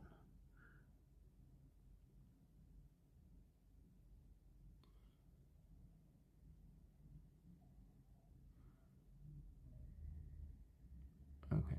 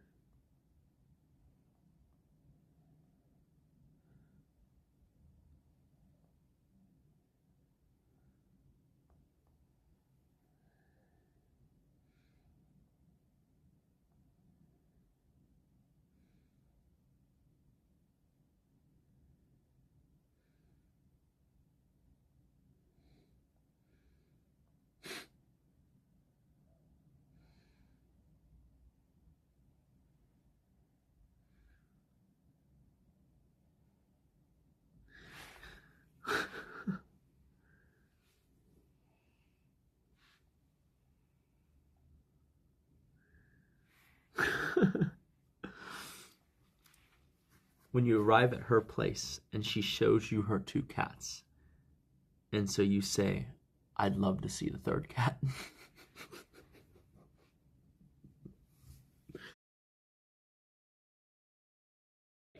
2 seconds, I was like,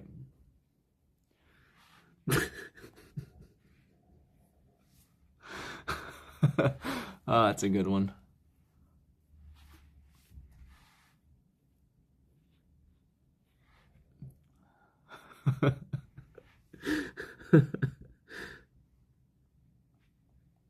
Too smooth. Too smooth.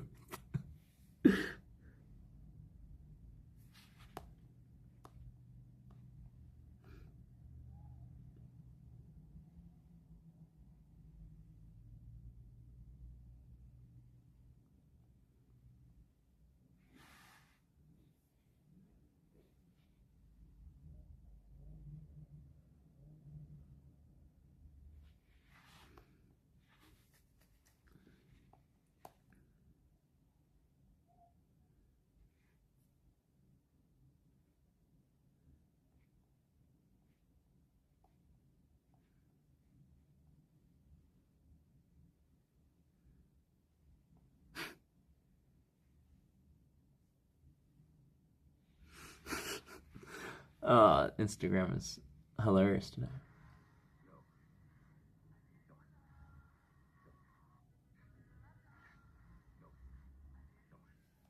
My ditto after I show it a picture of Sydney Sweeney and tell it to transform.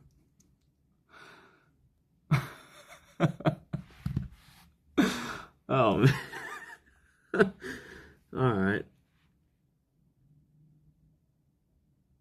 This motherfucker has a one-man production team, is doing a better job than the 100K one. I think a smart cameraman. Oh, that's good praise. This is the thing that I was wanting to learn the most from Paul. They goes, this motherfucker has a one-man production team and he's doing a better job than the 100K one. I guess there's a stream with 100K viewers. I think a smart cameraman, fast to catch what happens, who uses nice angles and zooms is the only thing a streamer needs.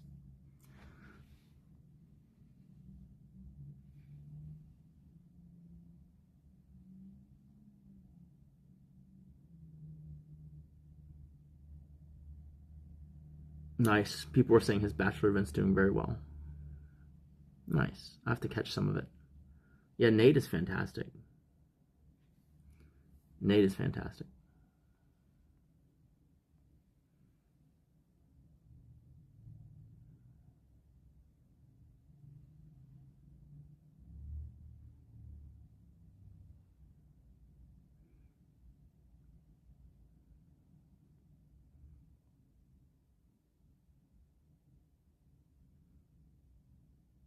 That's true. Someone said, isn't it weird that streamers used to get way bigger donations? And isn't that the most true thing ever? That's crazy.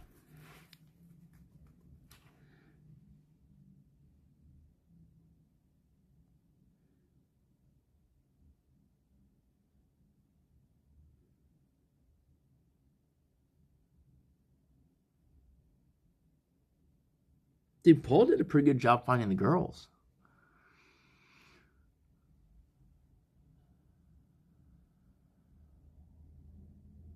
Oh boy. You know what? Let's test that theory. Someone ban Shibarium X. Let's try it. How much worse can it get?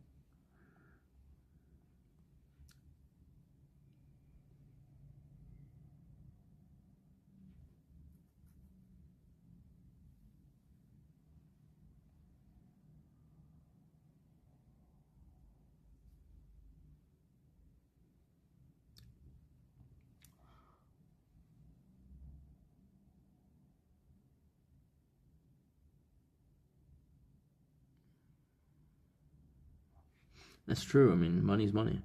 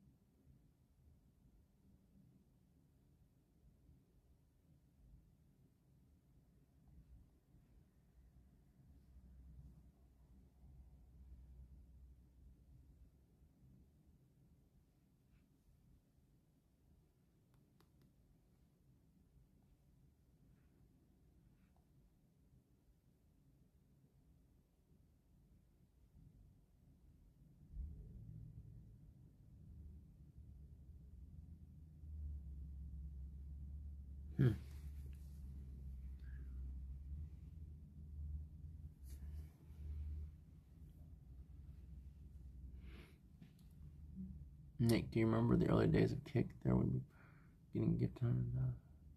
I'm assuming that was Kick themselves always, right? Unless, I mean, I don't know.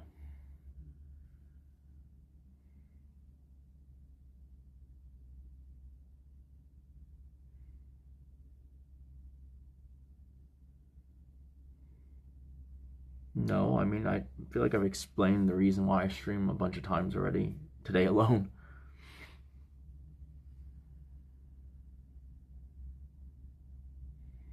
How far is Lauterbrunnen? I'm not even sure if it's. I'd have to check. I don't know if this country is even. If you can hire someone like that on fucking Easter Sunday. The Lego Factory is good. It was a lot of fun. Kids loved it.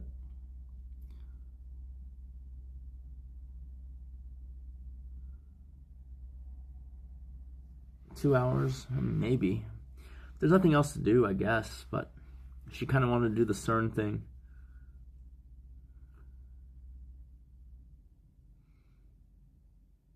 I'm actually not on Instagram that often. I'm mostly on Twitter.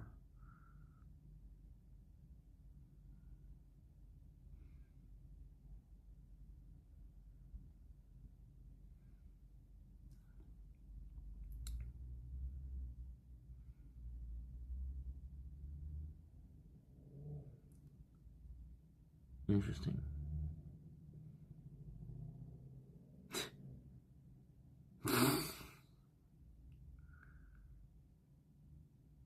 Damn, dude. It's fucked up.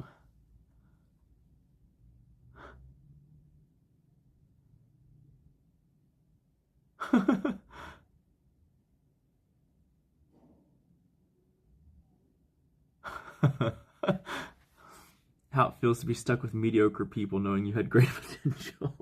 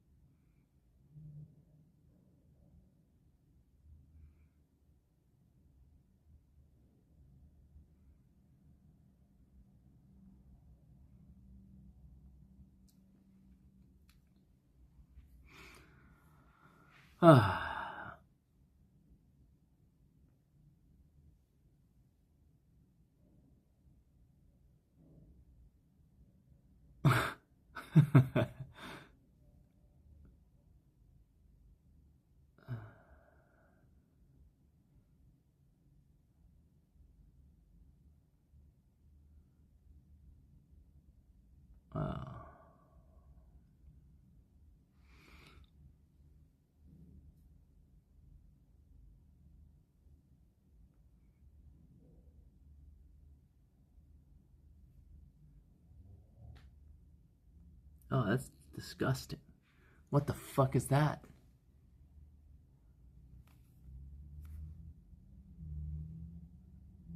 Man, fuck that shit.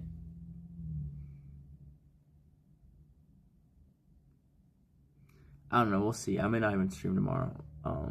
May not be worth it. We'll see how I feel about it. Also, I might just be sick tomorrow, so it might be perfect. Can't go anywhere and just sick, so I couldn't go anywhere anyways.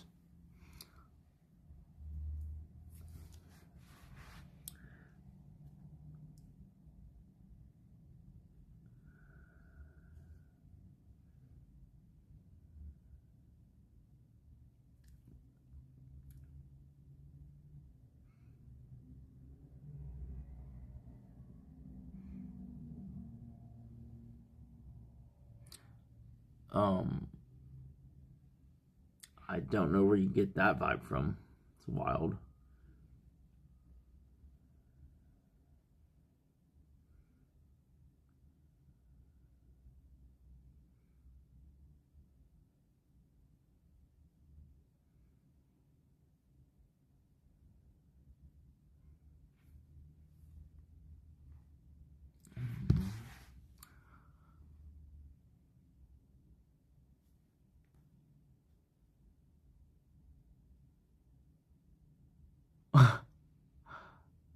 Dude, Ray, I was like, what the fuck is this?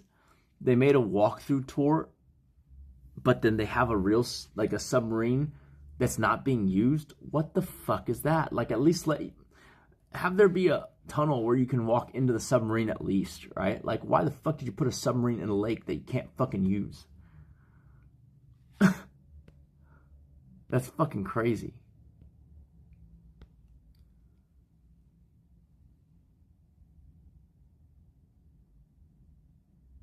I don't understand what that means. Face it, gut it? Of what? Face what? Gut what? Streamer event? I don't know. I haven't even planned the other streamer event, man. I probably should have done some thinking or planning about. I had a meeting before I went to Europe where we visited some content ideas, but like I don't have anything set in stone. But when we get back, I'll probably land on an idea within a week and then see what kind of interest I can drum up.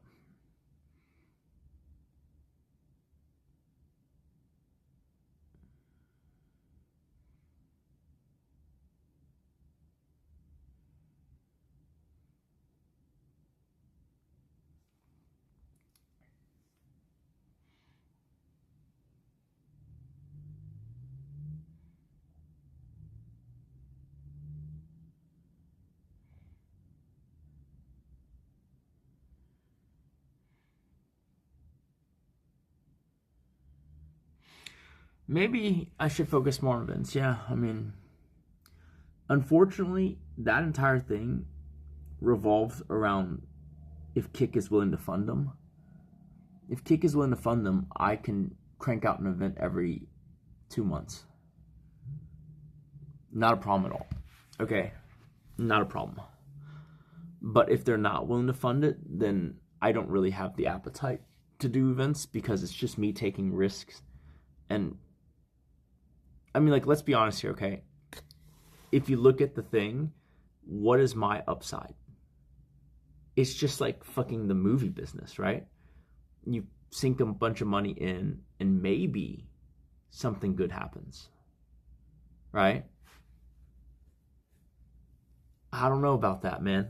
Like, we got lucky the first time for sure. We had a lot of good things in our favor. But, like, I don't want to be proving out more new show concepts without knowing that the bill is paid for.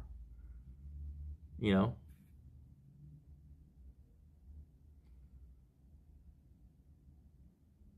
I mean, I hope so. They give me an indication they would, but again, I haven't been streaming.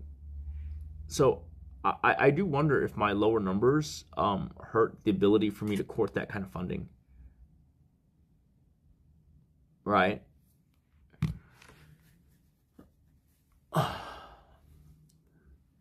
But assuming nothing's changed, then the last understanding I had was that they would be willing to fund it.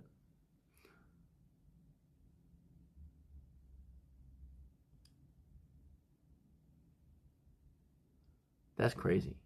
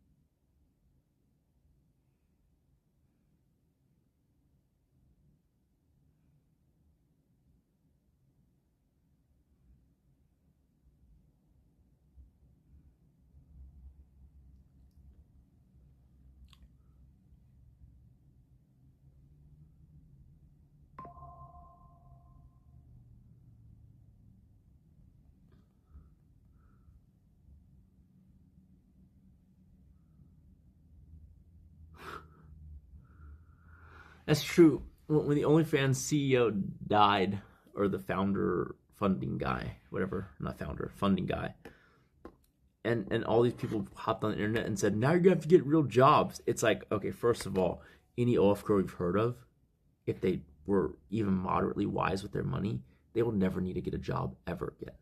That's number one. Number two, right, the next CEO of OnlyFans is just gonna shut it down. You know, Steve Jobs died. No one has an iPhone today, right? All the Apple employees were fired, right? Like, even Elon's bluster, which was just clickbait about buying it, shutting it down, it wouldn't work. It belies the fact that you don't understand how business works if you think that works. You can't do that. I mean, you could do that. He could do that. But A, who owns it now? Now that the majority shareholders died, will his estate sell it? And if they do, and you shut it down, what do you think happens? You think the demand and the supply just go away? No. What happens is another site springs up and takes the market opportunity. So OnlyFans would have only effectively changed names and ownership again. It wouldn't do anything like that.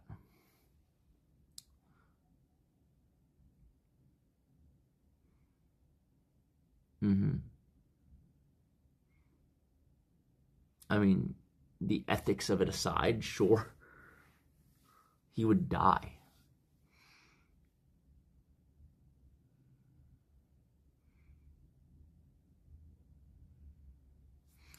What's a good idea?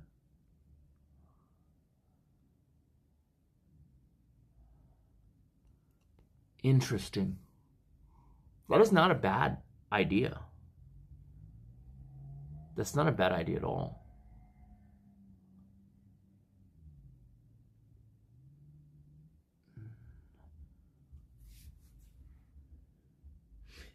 Paul just did an event, otherwise I would. That's not a bad idea at all.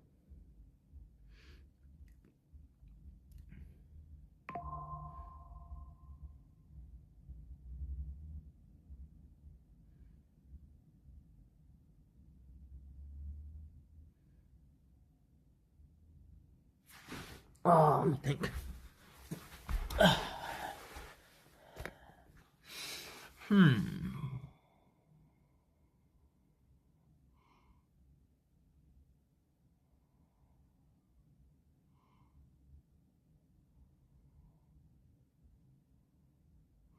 Did you just say bring some escorts and porn stars?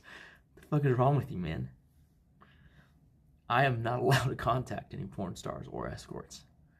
Thank you very much.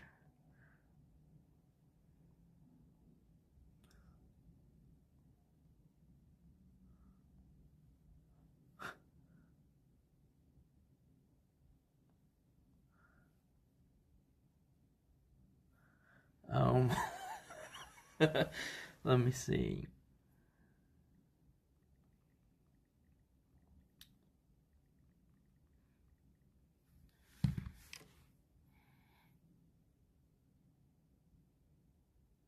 Send them over to my house.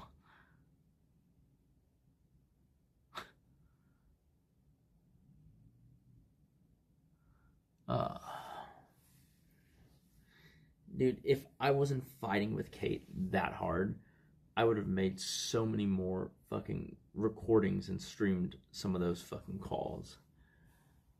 That was an insane period where those calls were less content than what was happening elsewhere on the stream.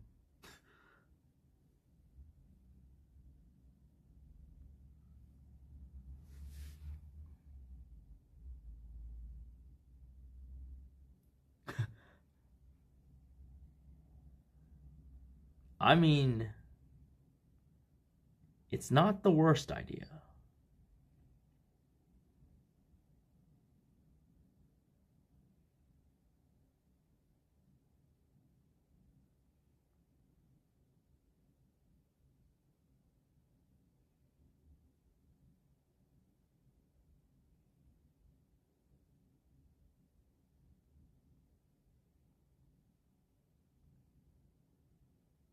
The thing is, I probably should be doing something that other people, without having gone through what I did, would never stream. But I don't have a terrible hand right now in terms of like the people who are willing to potentially collab with me, and I don't know if I want to burn that bridge by doing something like that out the gate.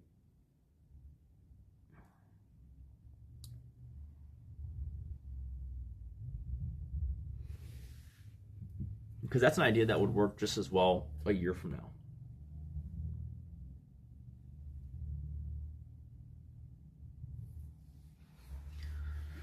Huh.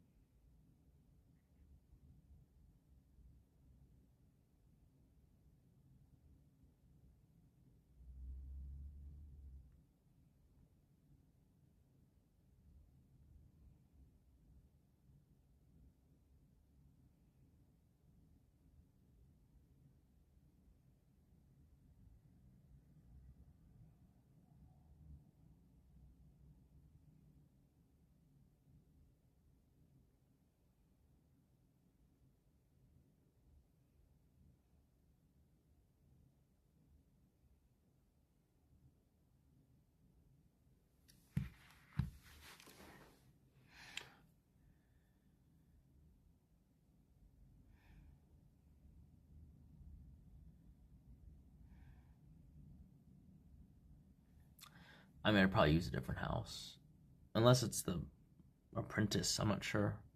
It depends. If I have a budget, then I'm probably using a different house. Reach out to who? What? Yeah, I don't know.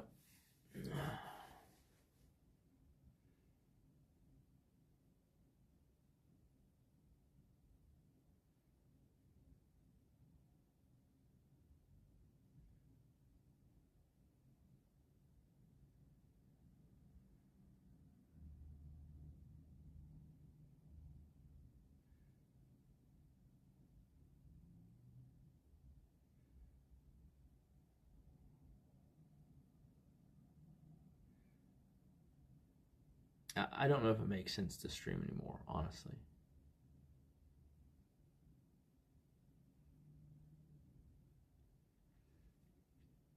It's just not that interesting of a medium. It's just me complaining.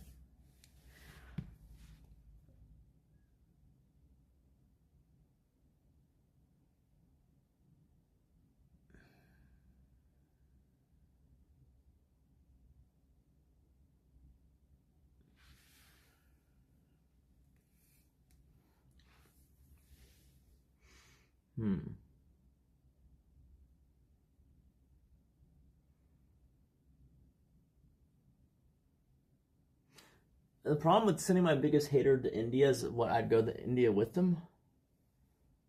Or I trust them to just have a camera and turn it on.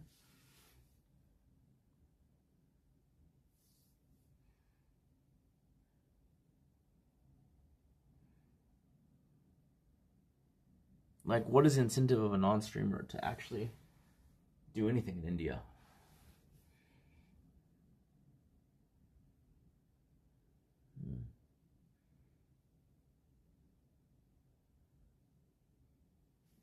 That's not a terrible idea either. I don't know, I'm bored.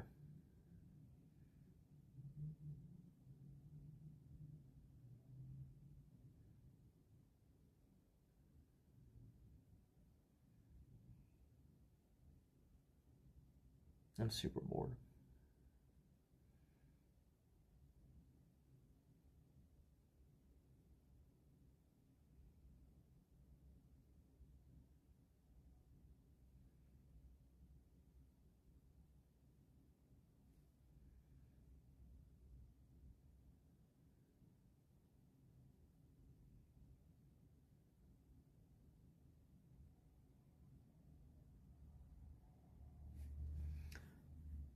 if you can create something the viewers can make a lot of money out of, what the fuck does that even mean, dude?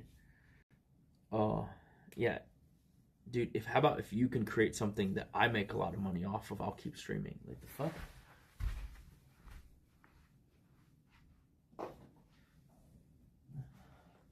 The fuck are you even talking about, man?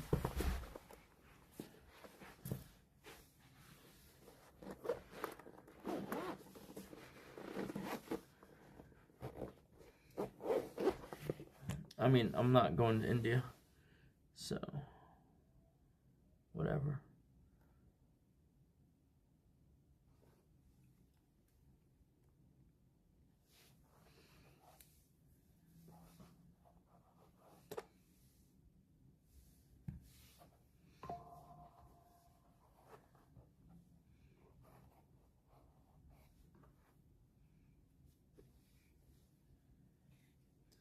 I mean, I feel like we're past the good ideas at this point.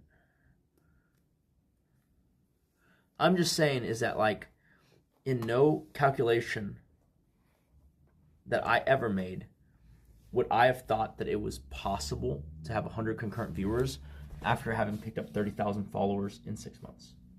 That makes no sense to me, and it makes me just want to stop streaming, because clearly it's not the medium or maybe the platform for me.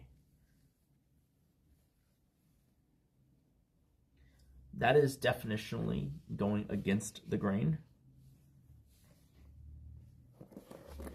And why would I do that? I don't think I need an idea. I think I might just need to stop trying.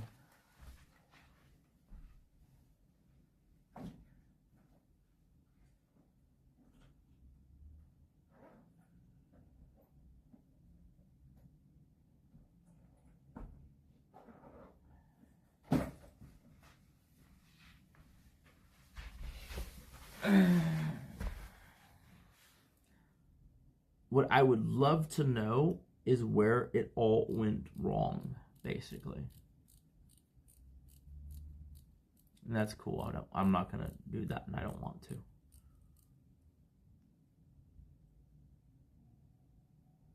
I honestly have no idea why the viewer count's so low.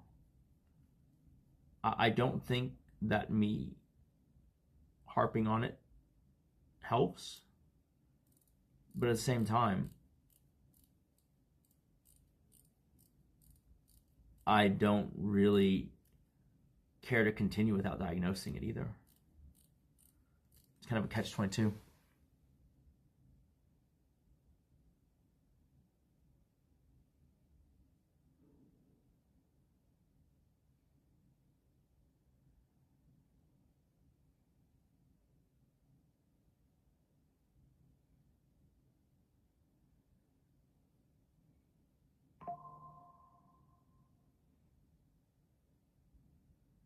Yeah, I'm cool with Ice.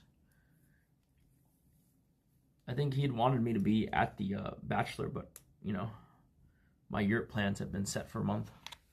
Now, me and Ice are great.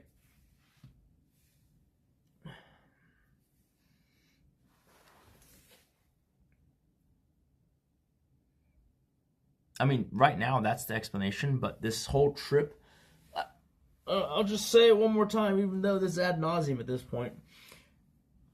Basically, after I came back from South America and I was in Miami, viewership was fine. 1,500, 2,000 people, perfectly fine, right? Great numbers. I get home, first day back, right? Barely touched 300 viewers. I'm not doing anything I haven't done before. I would have thought previously that me being home would actually be an improvement on Miami in terms of interest, because it's like, okay, now that I'm home, what am I doing, right? The viewership never recovered from that point, and it's been hard to even touch 300 on any given day.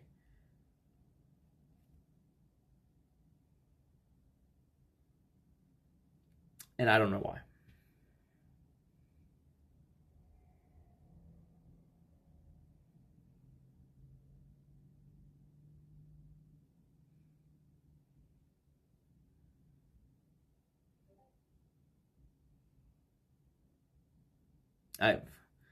You're like having a seizure, G. Patton, because I don't even know what that means.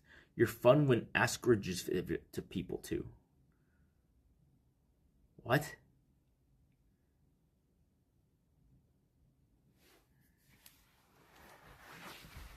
You need to get medical attention right now.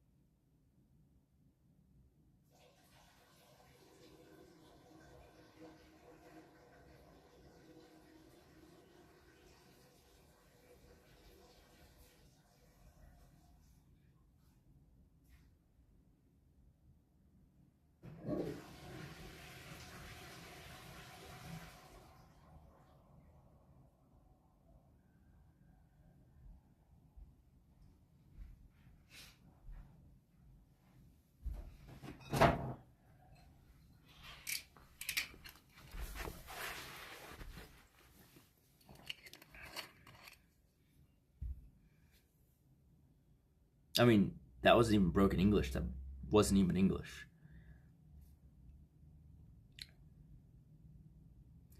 I'm gonna be honest with you guys. I appreciate the attempt, but like, until I have an explanation for why 30,000 viewers yields 100 viewers, 30,000 followers yields 100 viewers, like, I understand the statistics pretty well. Okay. At no point could you tell me that someone picks up 30,000 followers in a 6-month period and their viewership is like 100. That's not normal. That is like someone who is signaling that they are extraordinarily bad at content creation, right? Streaming, whatever. And so why would I keep doing it? There's no demand for it.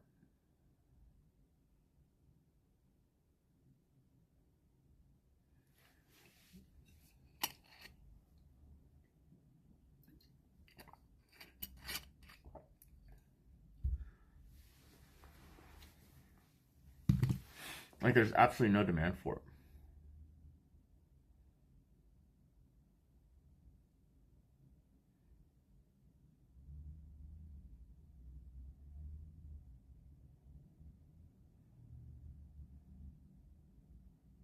I don't understand what your point is.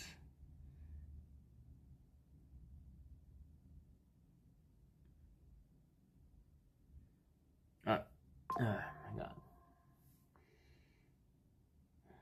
Having this discussion is like almost entirely unfruitful because y'all just, different people will just pop up and say the same thing even though it doesn't answer the question. It's like everyone wants to chime in and throw their 2 cents in. 90% of people aren't even conversing topically about what we're talking about.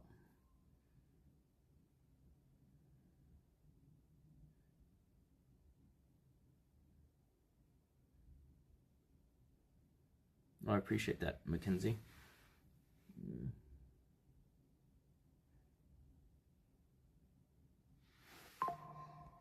You were botted, and no offense, but no one wants to watch your family vacation content. Yeah, well, it's not exactly helpful that the first 3 days I'm not on the family vacation anymore. We're basically more or less stuck doing nothing. That's fantastic.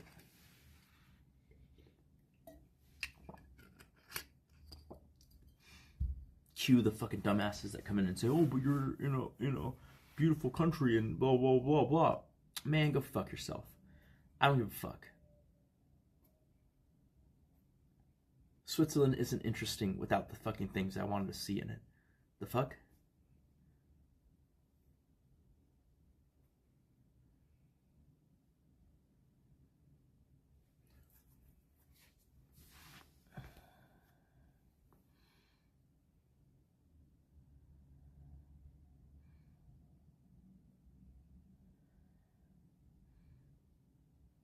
No, I don't think that makes sense. Like I said, if that is possible, that you can pick up 30K followers,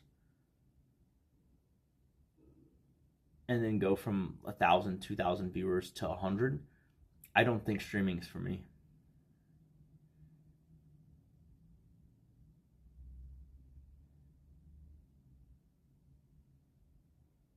There's just not.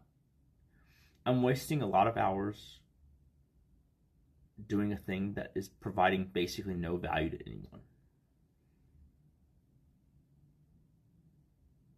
That's not the way to do it. This goes back to what I was feeling like before I went on the Big Ben trip, which is that the progress is too slow.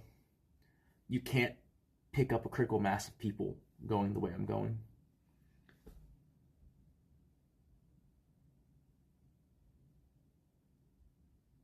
It's just not possible. The math doesn't math.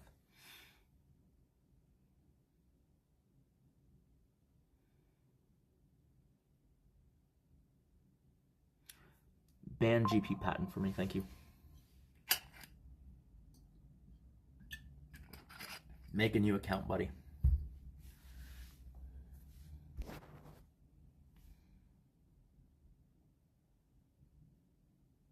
I don't know what Courchevel is.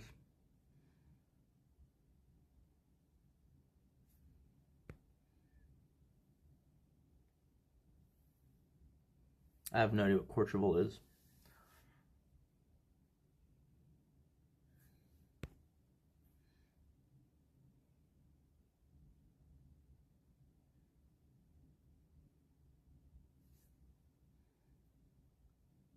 Okay. You want me to go climb a mountain? I've already said we're going horseback riding one of the days. Nah, you know, not here for the mountains, man. Short helicopter flight. You lost me. Never going there. Fuck that.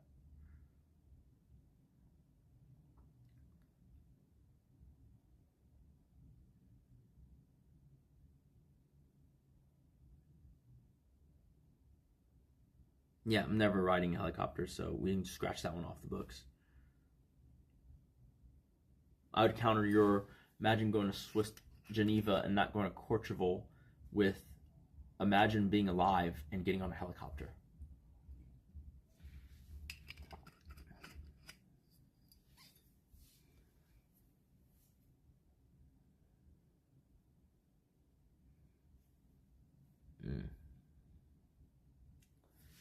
Ugh.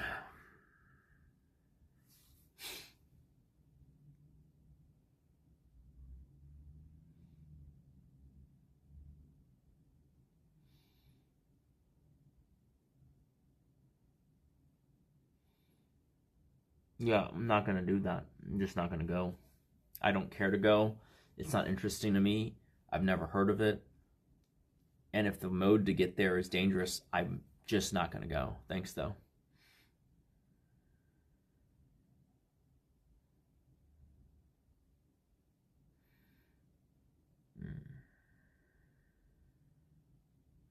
Yeah, but I mean, it's a foregone conclusion that we'll get some viewers, but yeah, it's just not interesting to me, guys. Like, I think I'm done with the streaming thing.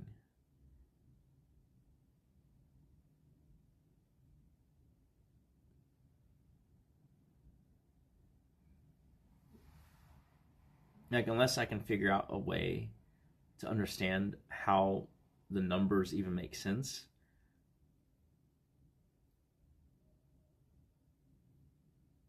because they don't at all. Like, not there's no conceivable way it makes any sense to me.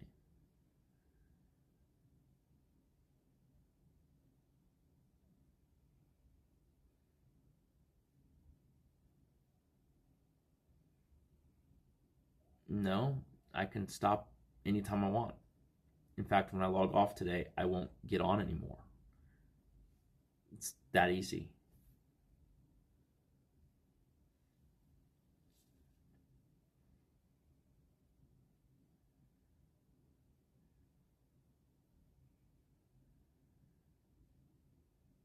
No, giving up is fantastically easy.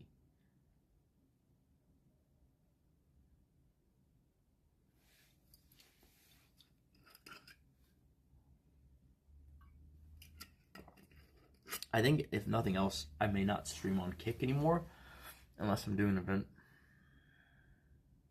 Because at 100 viewers, I'd rather go try to grind it out on Twitch, honestly. There's no point.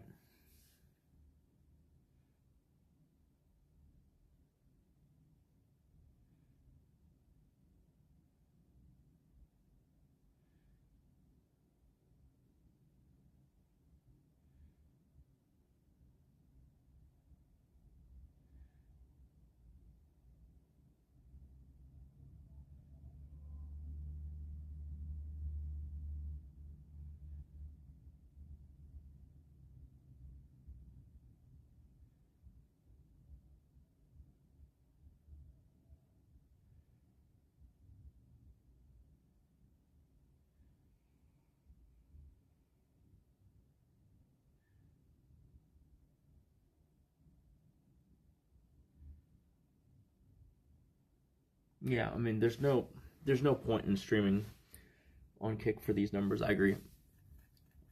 Like, a YouTube video will reach infinitely more people.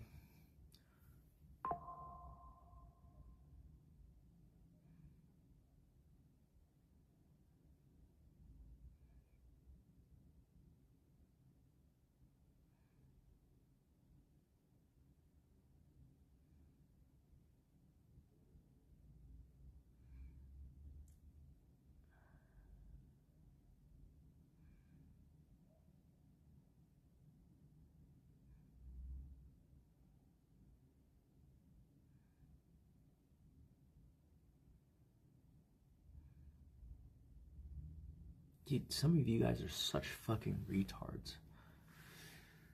Oh my god.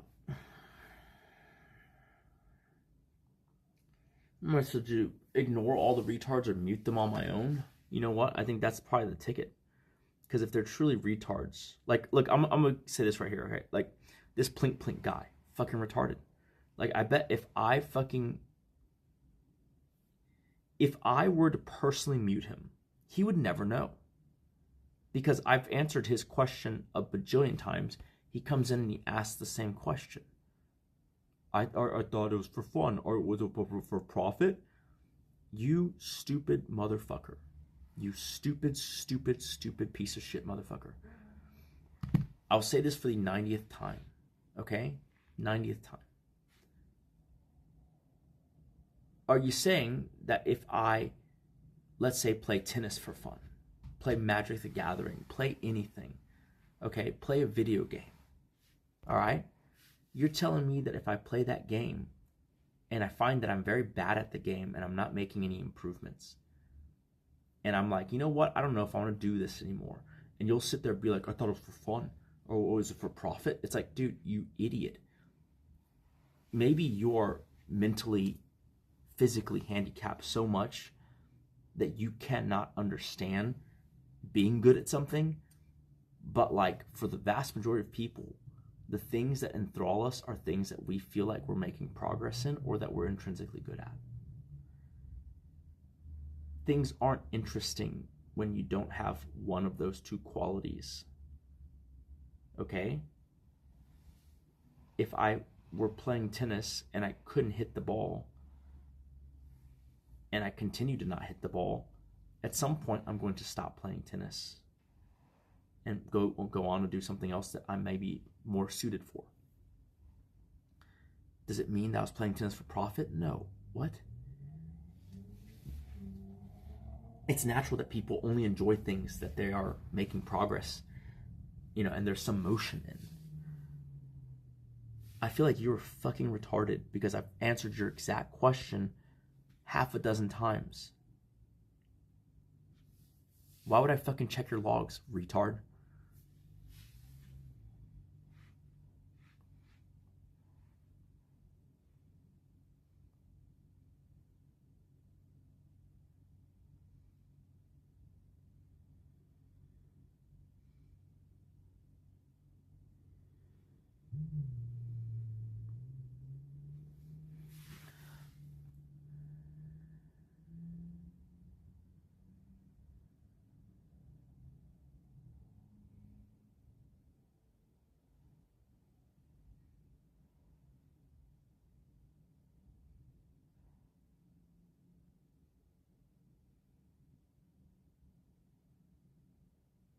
Yeah, I mean, you're consistently retarded. Okay, you're retarded. Yeah, I'm gonna go ahead and mute you. Never hear your bullshit again. Can I do that? Is that an option? Mute. Is that it? Am I still gonna see his retarded fucking bullshit?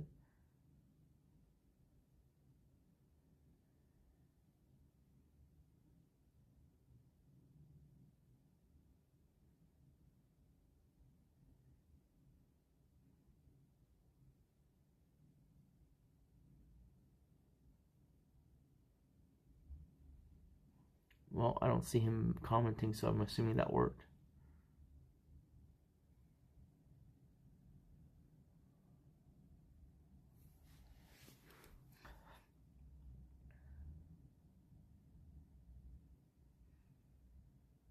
I'm not talking about today. I'm not talking about today.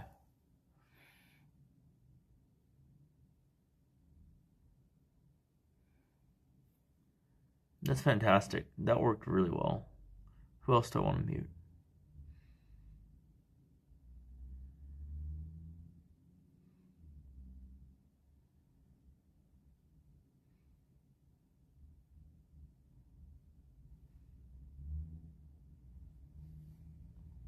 If the CX effect means quitting streaming, I don't really know what to tell you there.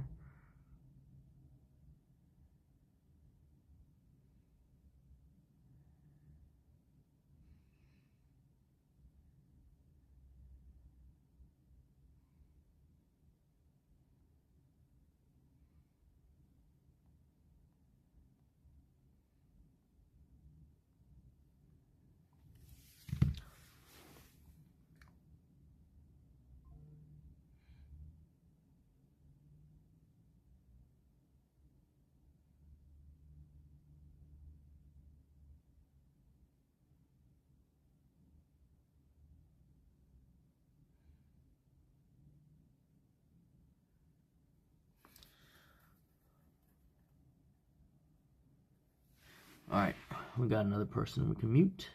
Perfect. Y'all just keep speaking into the void. Thank you very much. Oh, that works too. Fantastic. Keep it going, guys. I would love to fucking cut out all the fucking retards.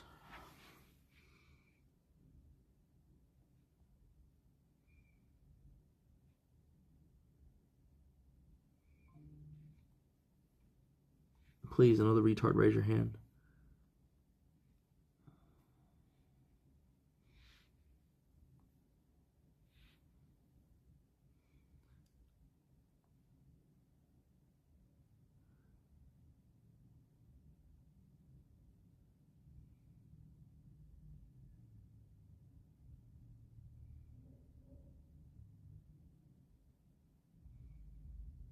I mean, I don't even know how to unmute someone, so these are permanent mutes.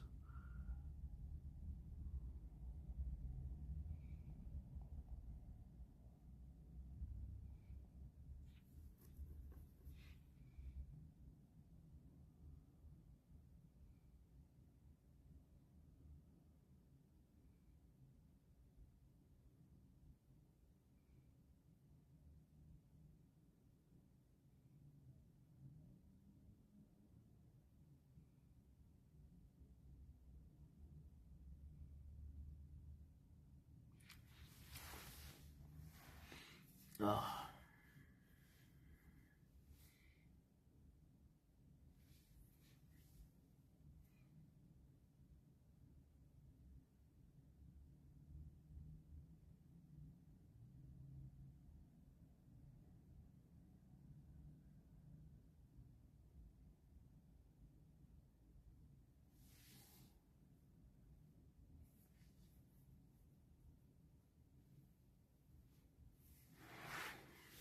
This is fantastic. I think I was botted a few days ago, honestly.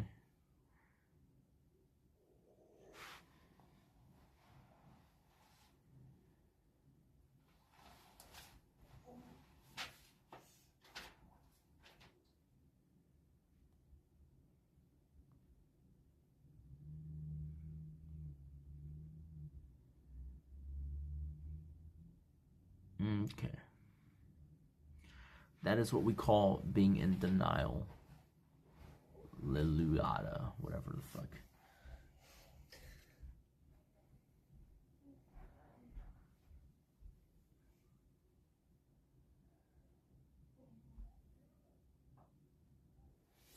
Hey, what's tomorrow's schedule? I don't know right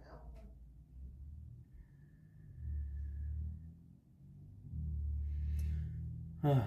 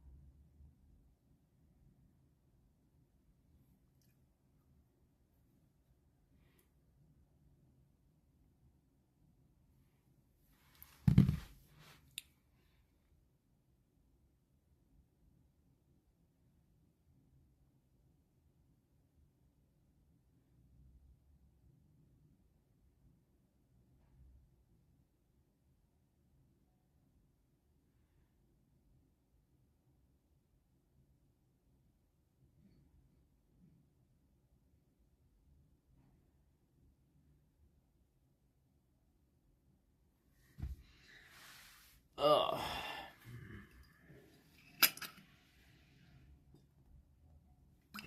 I'm contemplating not streaming is what is happening. Okay, look at what's tomorrow, I guess.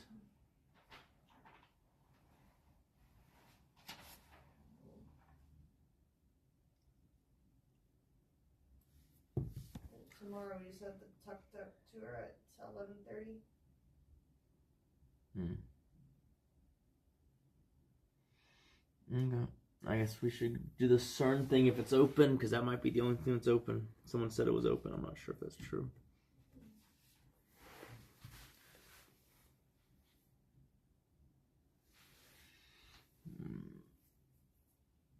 Nah. I don't know what the fuck that is.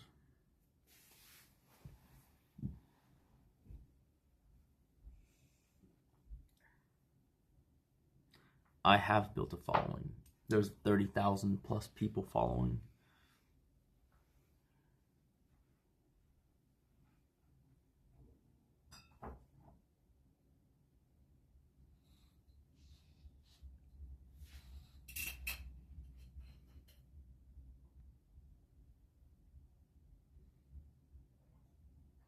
The funny thing is, he doesn't know I muted him.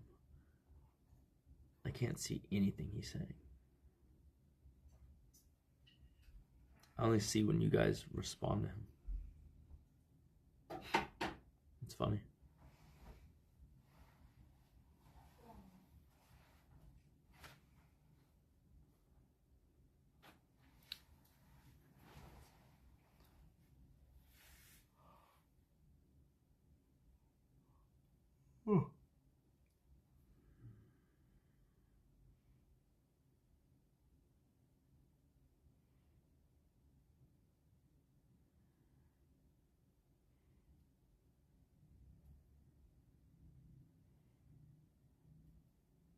The Tut-Tut tour is already part of the itinerary.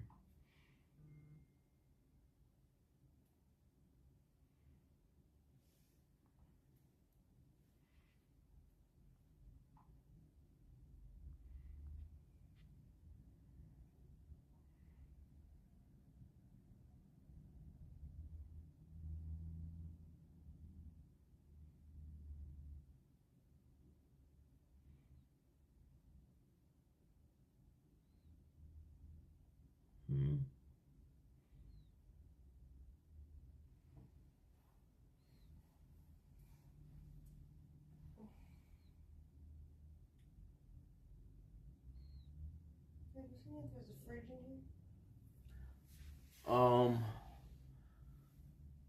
Yeah, there's one over here, the mini bar thing. Why? I don't know if we should put my steak in there or not. I mean, that's up to you. I mean, I don't know what to say about that. Depends on when you're gonna eat it, I guess.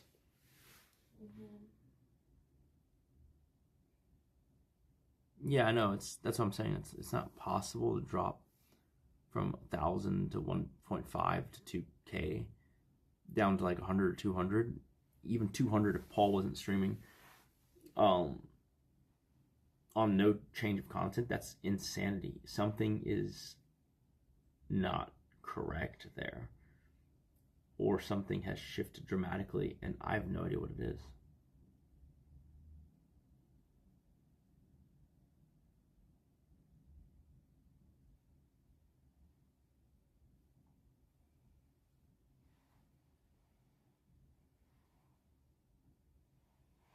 Well, I've never seen it happen before, and I've been working in this industry or adjacent for a very long time. What's going on with the horse ride thing? I don't know yet. You gotta call them. What's wrong with what it's called? They WhatsApped me and were like, "You got her down for 2-hour ride for tomorrow," but there was like an avalanche and some snow, so we could do like 1 hour.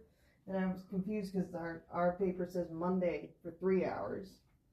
So I don't know. Ocean Bum's gonna call and try to figure out what's happening. There was an avalanche? Yeah, something.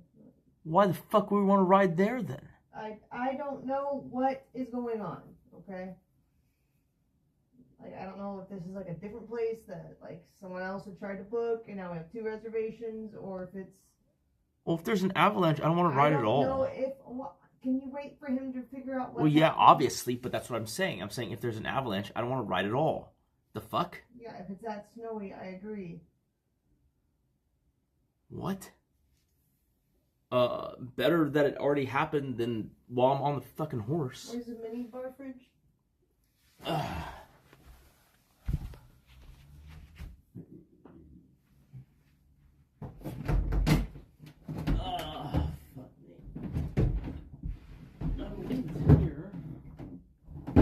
Yeah.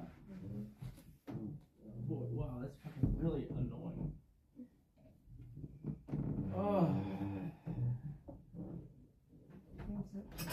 Huh? Here's the box.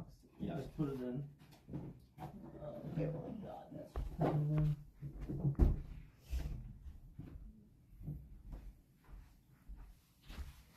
Alright, where's the chocolate? I'm gonna eat some chocolate, then I'm not gonna eat more chocolate. It's right here. Just don't eat all the... don't eat all the... like the whole bars and stuff. There's 2 pistachios left, but I haven't tried the caramel one yet. I'll try the caramel one, I guess.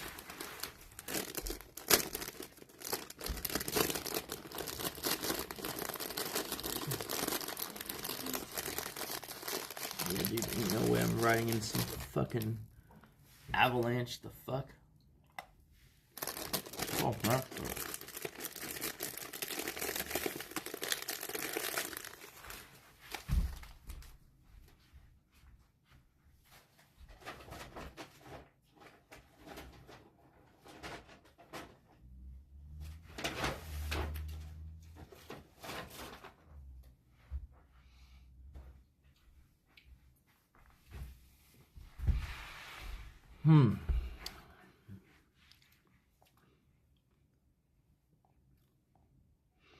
And then, did they say anything about refunding us partially if they only come? They haven't said anything.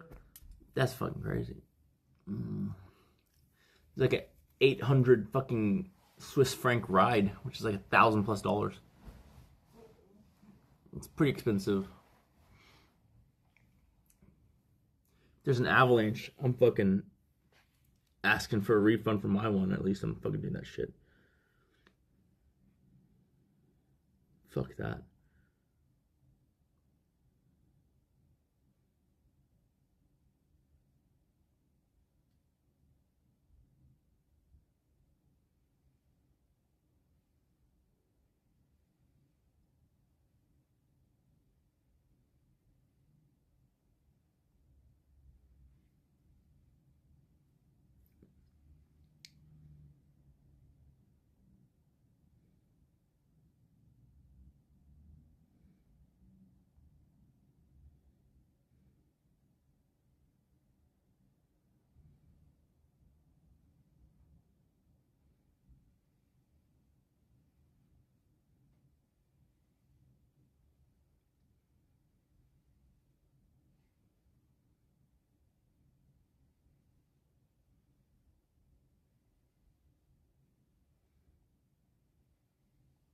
Probably chocolate.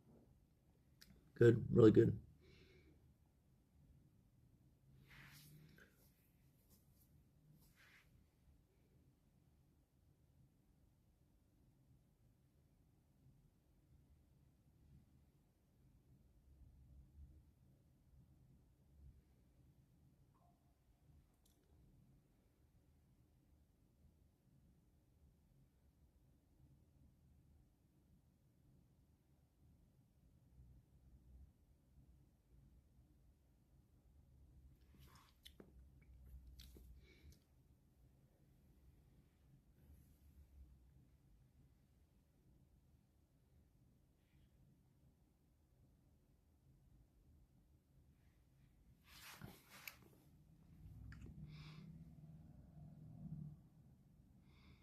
What?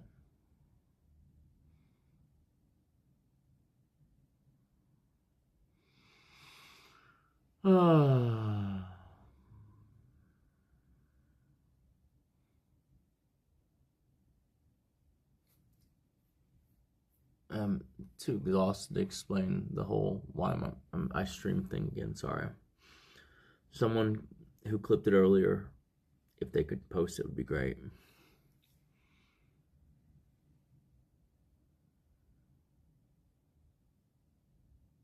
Well, if there's a lot of snowfall, then I don't want to fucking go riding. The hell?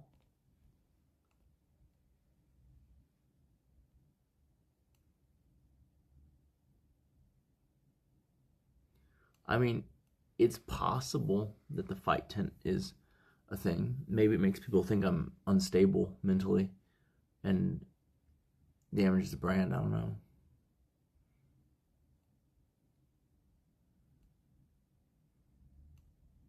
That's definitely a catalyst to consider.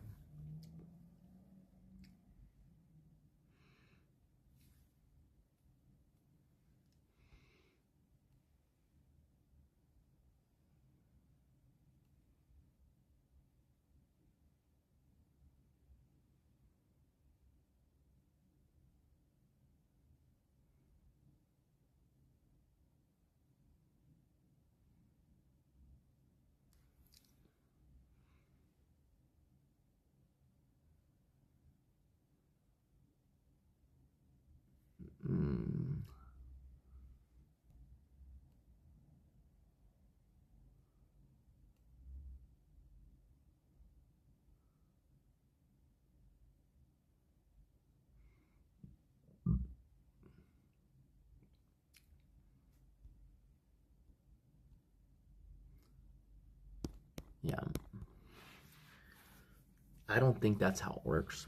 I think you're treating an avalanche like it's a fucking volcano or an earthquake or like flying after a plane crash. I don't think that's how it works.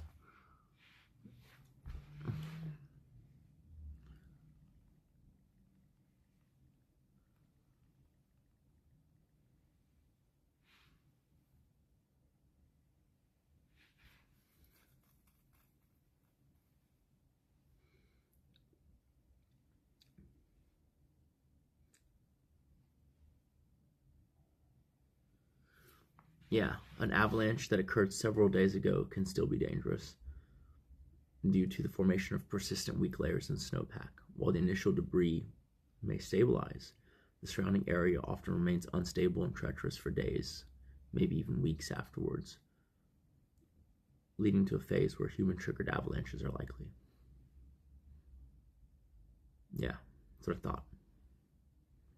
What you're saying doesn't make sense.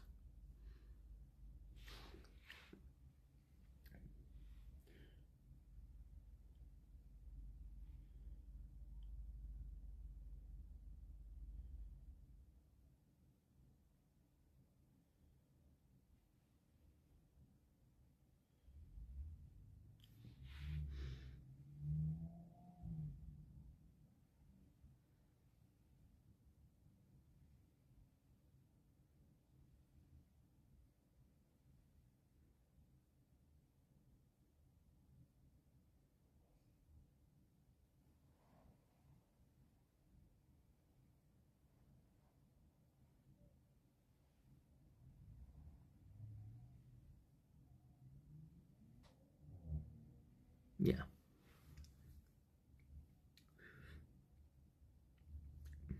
Oh shit. Hey, here we go. Here's a government Swiss report. High avalanche danger on side of the Alps. There's currently a high risk of avalanches in the parts of northern Alps due to heavy snowfall.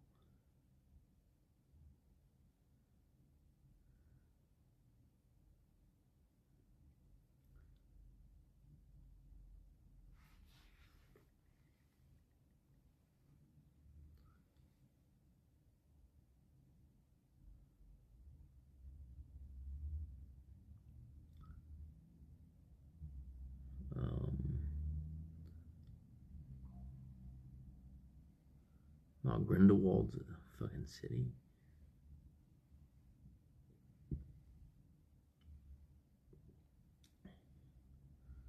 Lucerne.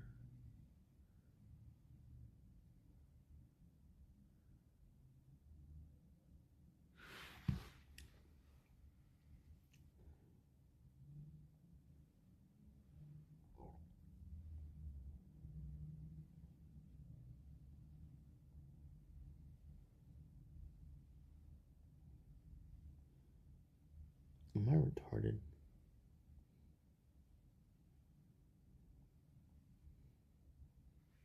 I feel retarded.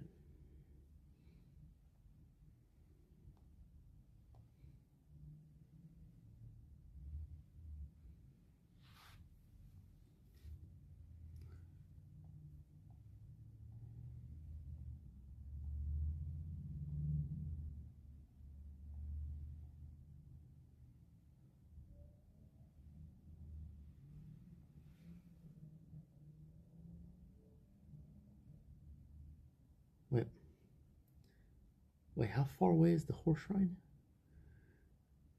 I don't know. What the fuck?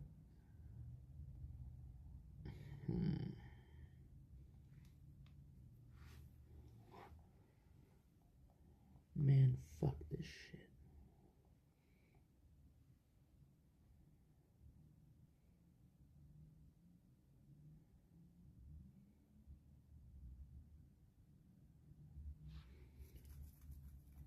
Wait. Ah.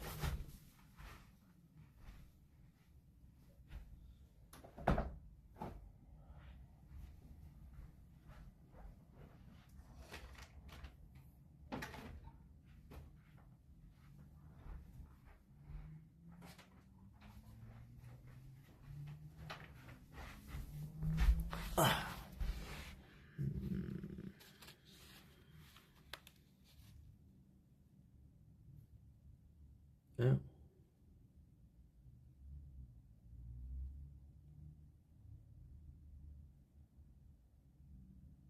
Well, alright, whatever. Who cares?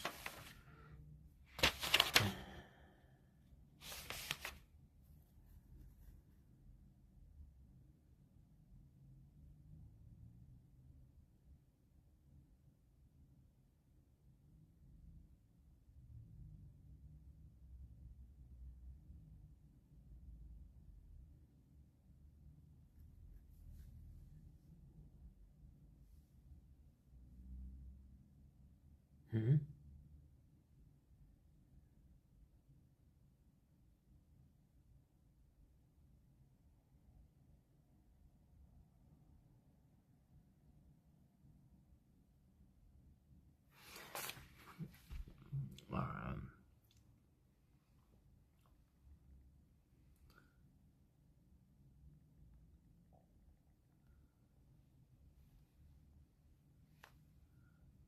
What the fuck does that mean? Fucking. It's all in fucking French or some shit. Oh my god, dude. I don't know what language that's in.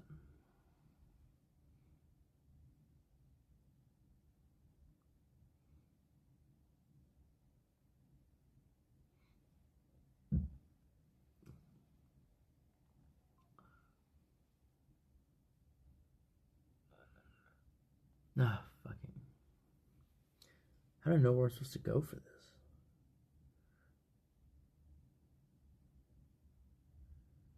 Ecole. Oh my god.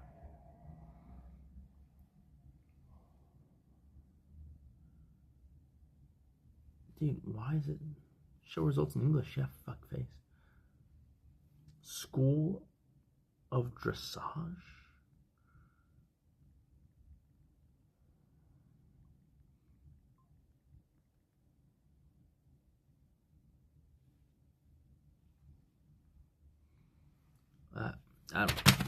I can't look it up if it's a high risk area. Doesn't sound good, but I can't tell. Yeah, no, that's true.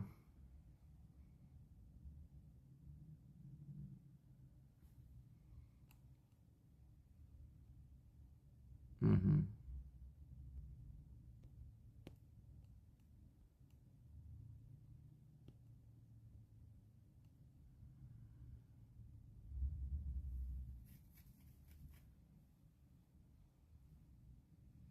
How did I learn about investing?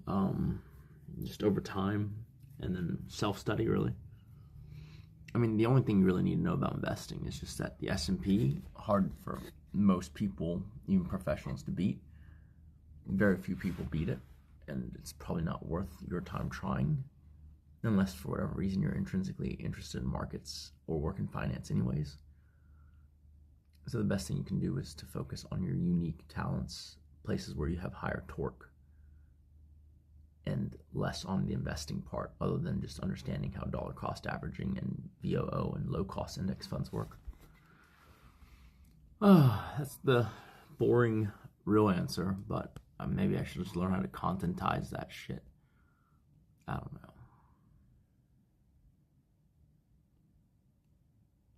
I mean, I could see the fighting having turned the viewership, but I don't know what I can do about that.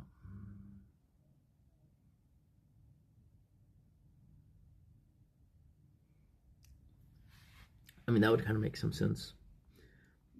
The fighting being a death knell for the channel is the only thing I think that makes sense in terms of like trying to match the vicissitude of the drop.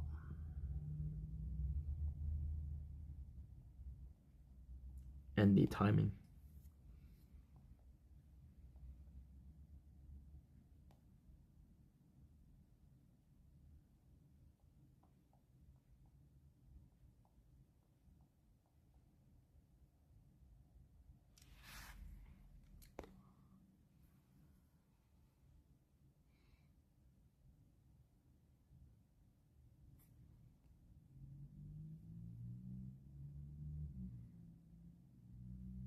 Yeah, it's been great, other than the fact that you can't get a viewership.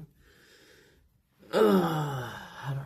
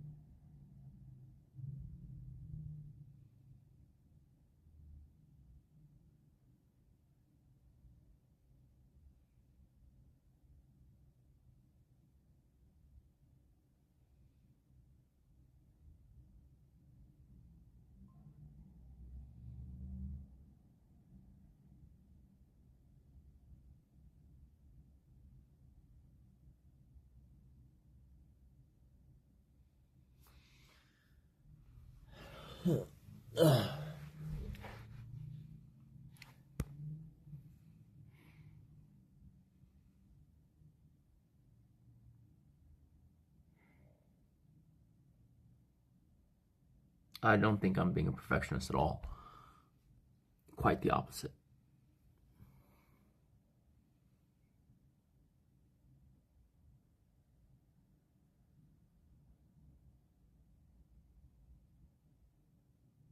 I don't think my streaming career started with a fight at all. I think my streaming career started with shooting some motherfucker in the gut, if you want to get technical about it. I think you're overfitting a cute circular beginning and end with the narrative.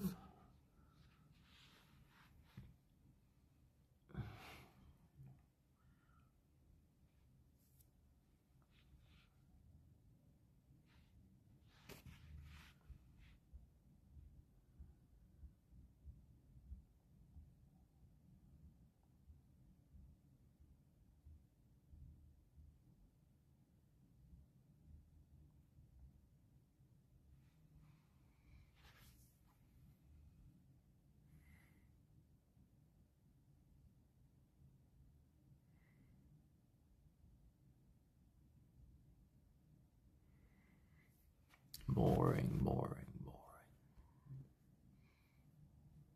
I think I'm over it.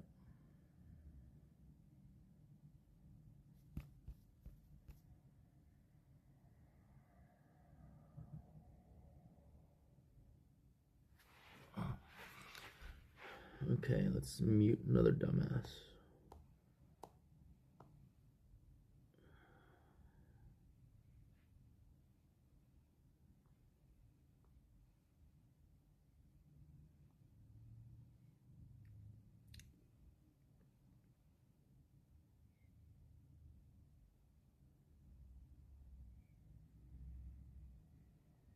Who else?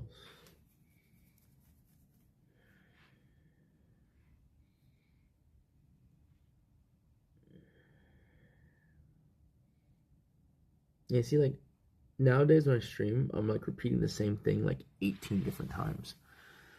That's literally the opposite reason of why I started streaming.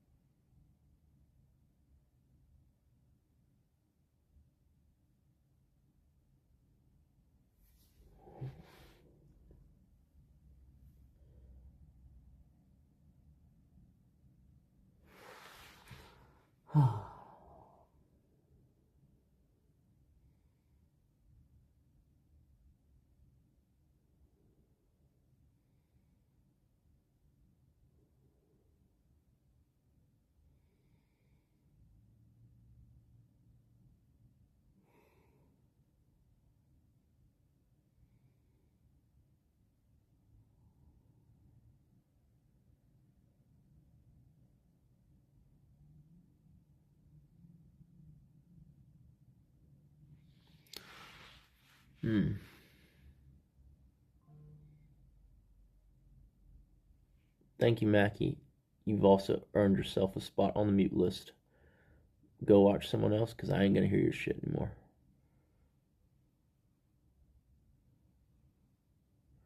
Anyone else?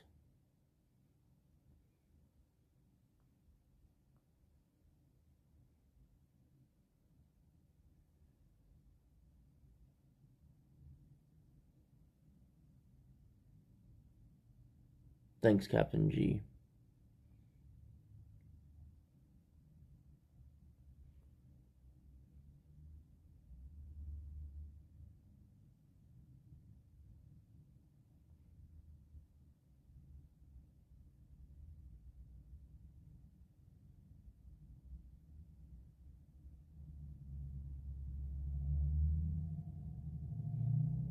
Yes, we're seeing how low we can get the viewership count by doing absolutely nothing. That's more interesting to me.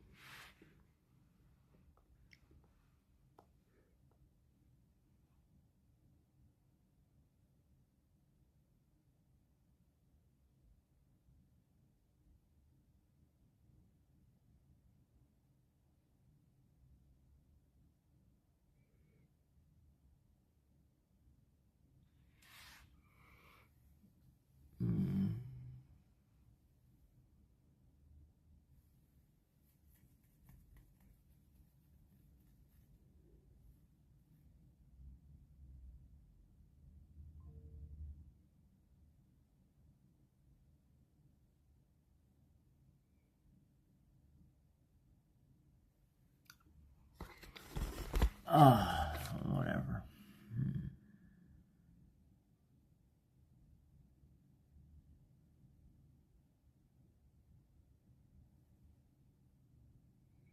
I'm going to assume that you're not talking to yourself, Lords of Dogtown, and you're answering someone who's muted. Because I'm confused.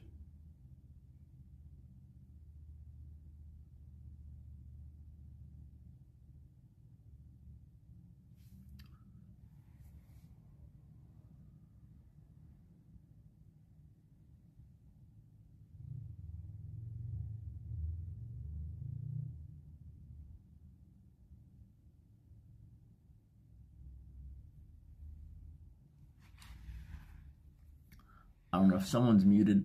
Maybe two people are muted. This conversation makes no sense to me.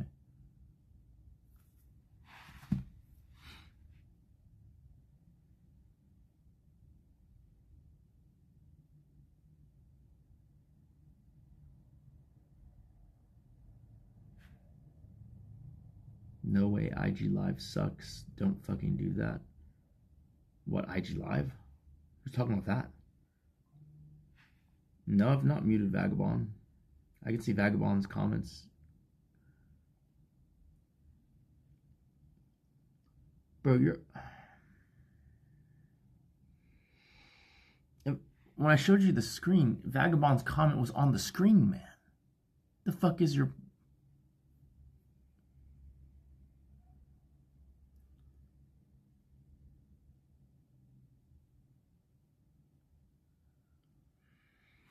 Oh, boy.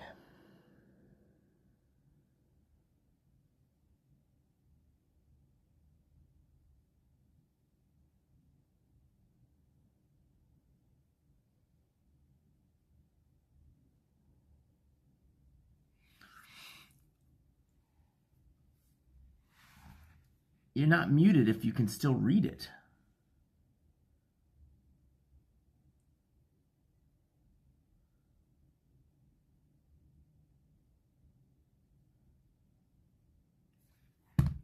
I hope you're playing dumb. Jesus. It would be... The names that are muted would be the ones that aren't showing up, but that you can see on your end, but that they don't show up on my screen. That's how that works, right? Oh. Yeah, you can mute without a ban. It means I no longer see their chat. They're just going yap, yap, yap, yap, yap, helping my KPP, I guess. But I can't hear the fuck they're talking about. The only downside is that when y'all interact with them, because you don't know who I've muted, I'll see residuals and it won't make any sense to me because it'll look like you're just talking to either me or yourself.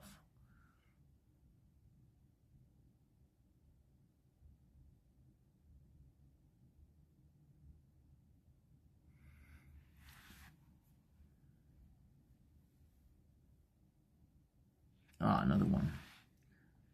Another one earned his mute. Boom. Fuckface.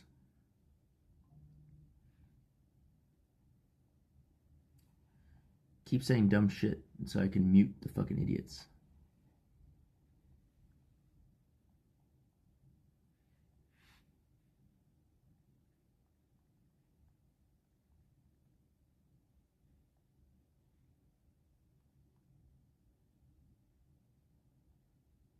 Let's see what fucking this dumbass has said.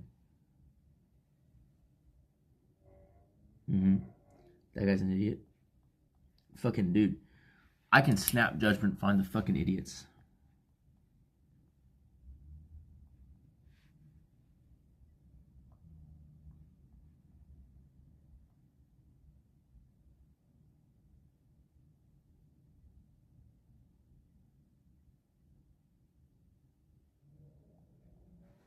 The guy's also muted.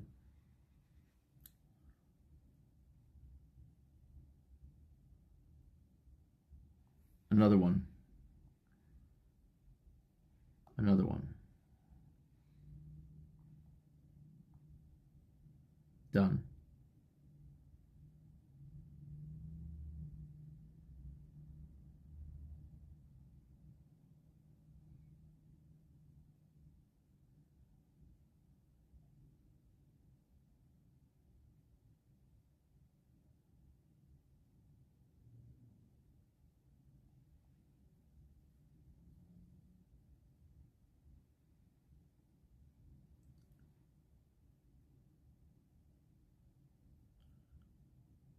I mean, speak for yourself. I'm pretty I don't know.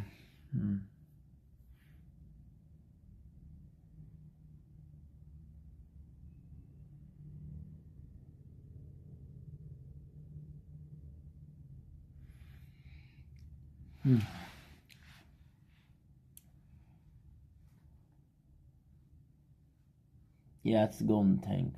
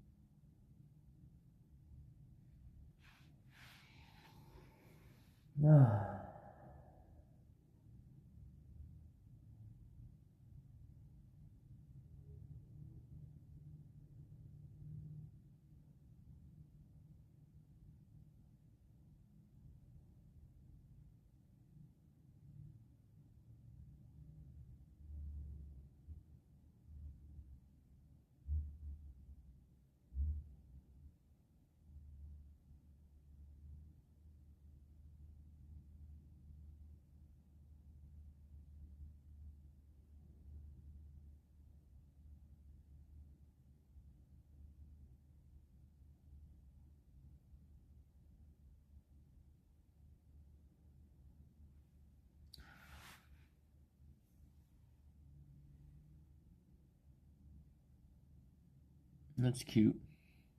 Yeah, ABC's a good one. That's pretty cool though. Big enough to have a smoking room, right?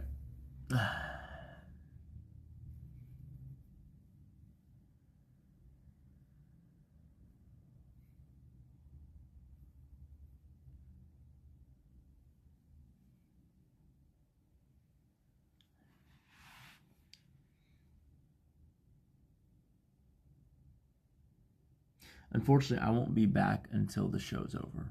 So,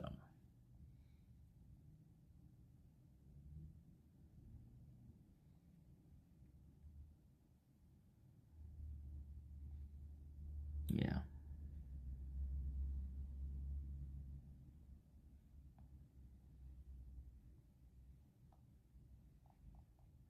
Even though, I mean, it doesn't really change anything because there's no way I was going to make use of this time in Switzerland. I just needed to schedule better. I mean, this was going to be, this running into Easter weekend, it's just going to be a 3-day blitz of zero bullshit. I'm not even sure if I'm going to stream again on the rest of this trip.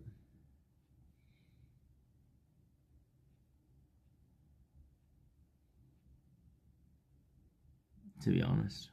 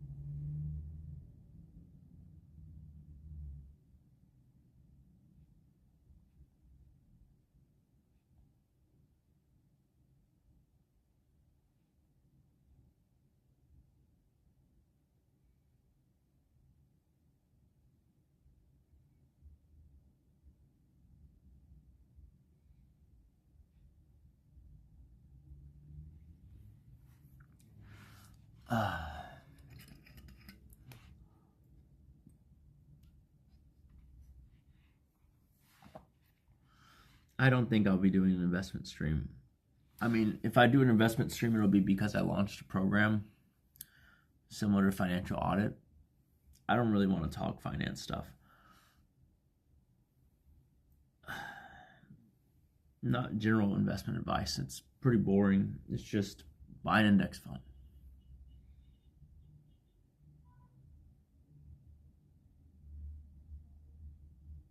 Has the trip served its purpose? I suppose.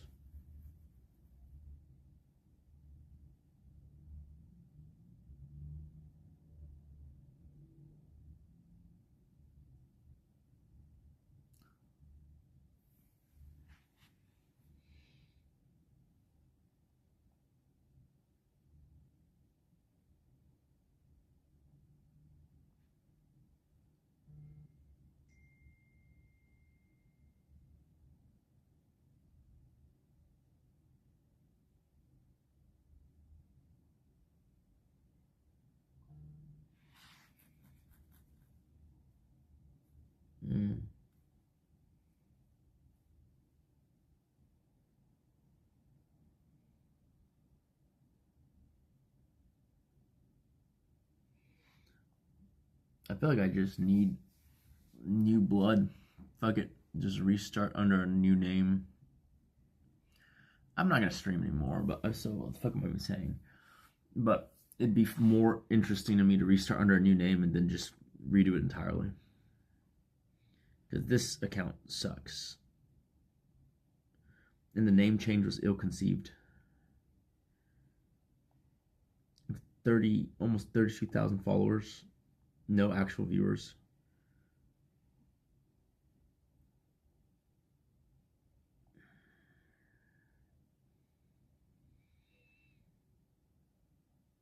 It's not rebranding, it's just starting over. But I don't think I'm going to do that either. I think I'm just not going to do it anymore.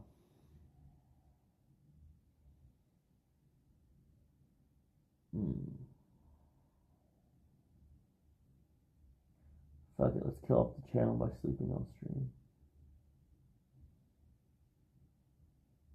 It's probably like 8 real viewers and 100 bots anyways.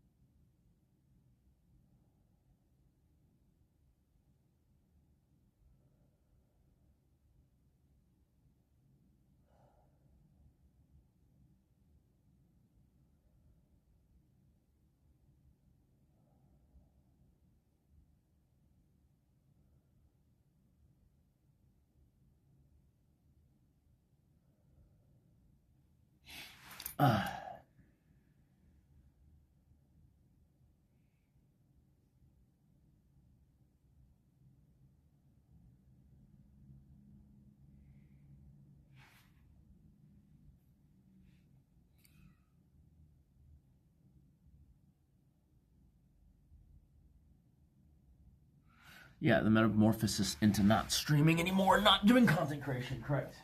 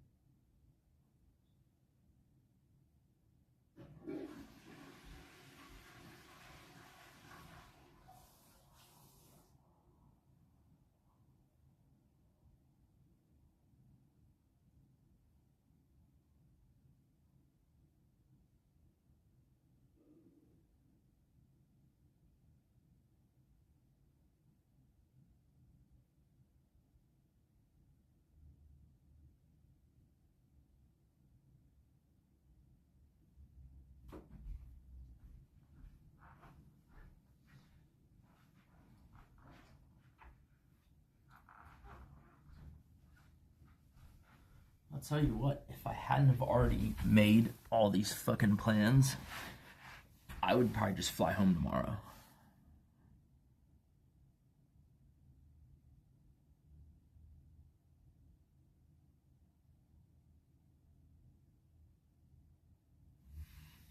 Yeah, I'd probably just fly home tomorrow.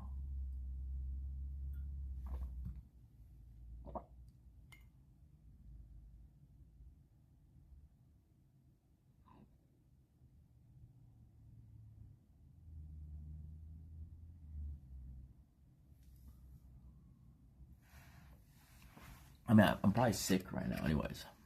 My throat is killing me.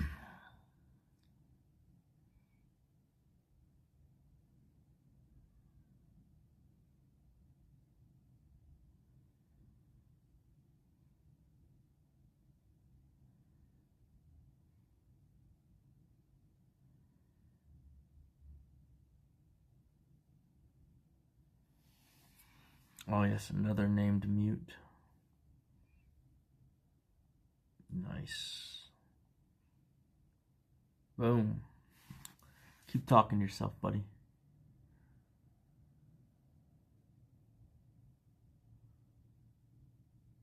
No, Kate is over here. My brother went home because Denmark was the last leg of the tour there.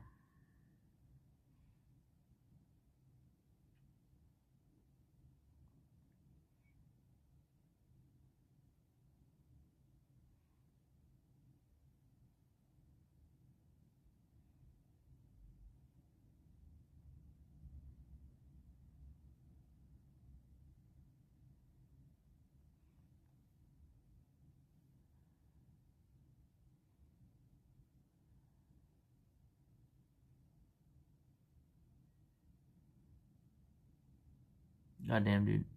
Alright, Lord of Dogtown, you're also muted.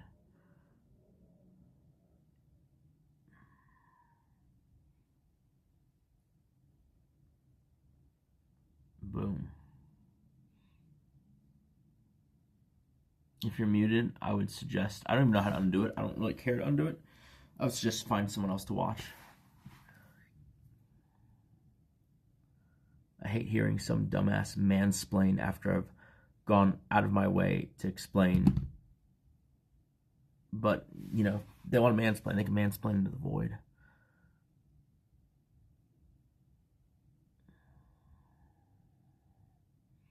Who else?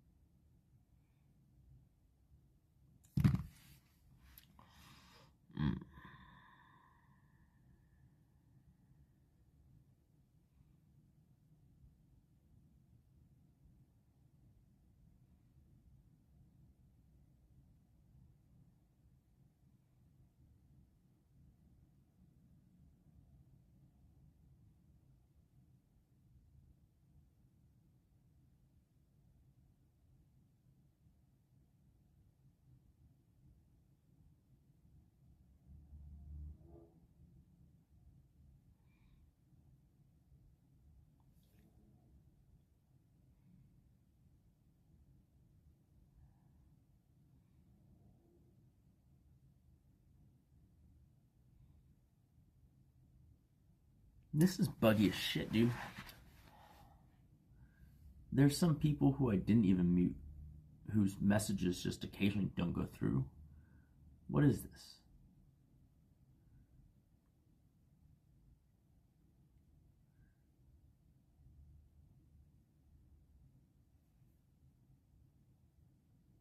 Okay, so I think this is gonna be my last stream on this trip. Maybe my last stream ever.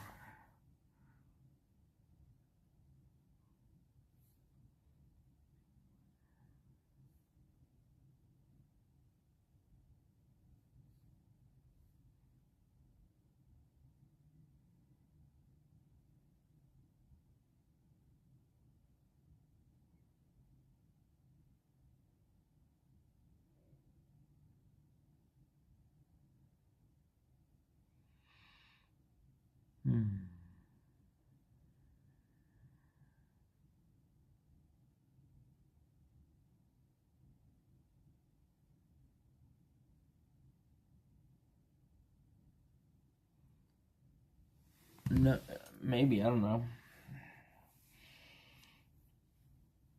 I don't really care for traveling anyways.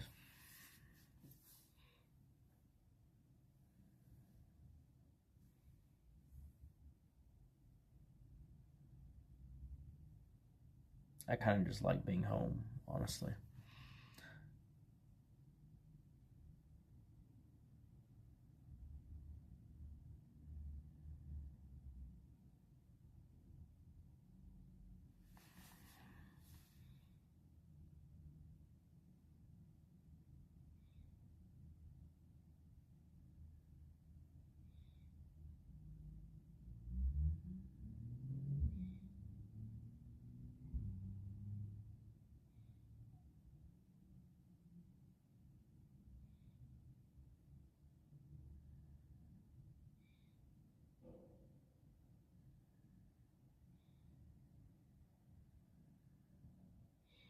I'm not stressing about right now. I'm talking about just perennially every stream since the event that wasn't botted. I don't think you guys... It's even worse, this debate. No one is stressing out about one stream. Like, how retarded do you think I am? No one's stressing out about one stream. I'm talking about the trend that I see. Right? When people are like, oh my god, look at all the big streamers that are on right now. It's like, what does that have anything to do with the last 20 streams? Right? Like, that's what we're talking about. Now, I'm just extra annoyed because I thought, okay, Jimmy and them went home, so I'm going to be hitting the stream stuff pretty hard in the next 3 days. Oh, wait. There's nothing to do. Like,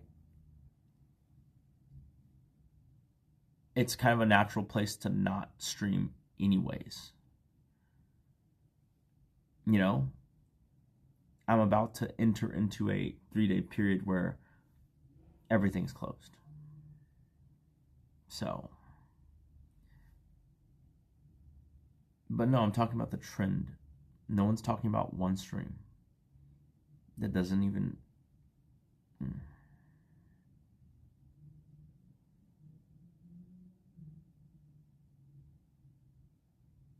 I mean, you're annoying me right now. Asking me to go do something.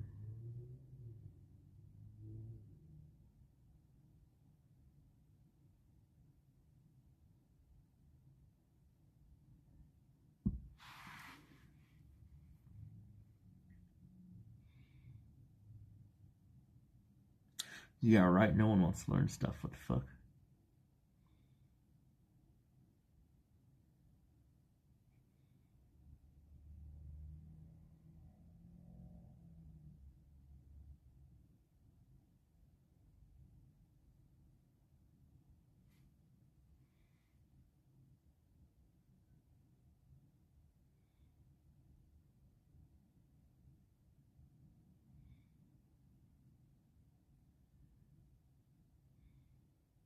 I don't know if I want to stream in Britain.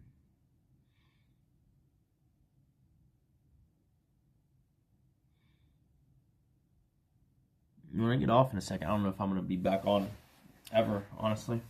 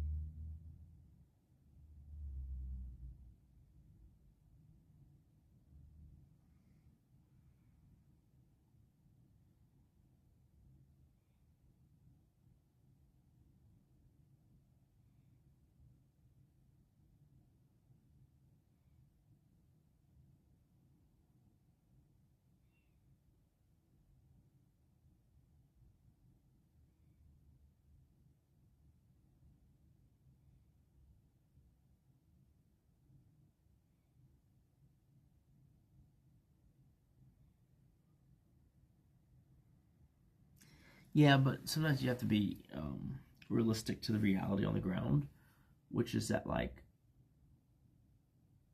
even if it was like a good, piece of diversity content or whatever, it's just not, there's not enough people who care for it, and I'm kind of tired of beating my head into the wall. Maybe if I knew what the hell happened after the South America stuff, I might be tempted to fix it. That even sounds silly because I don't think there's anything to fix. Because nothing changed. We didn't do anything different than we did previously. Just the audience seemingly overnight evaporated. And I mean that almost literally. I mean that actually, literally. It just evaporated one day. One day. Not over a week, not over a month. In one day, it was gone. And that has been impossible for me to explain.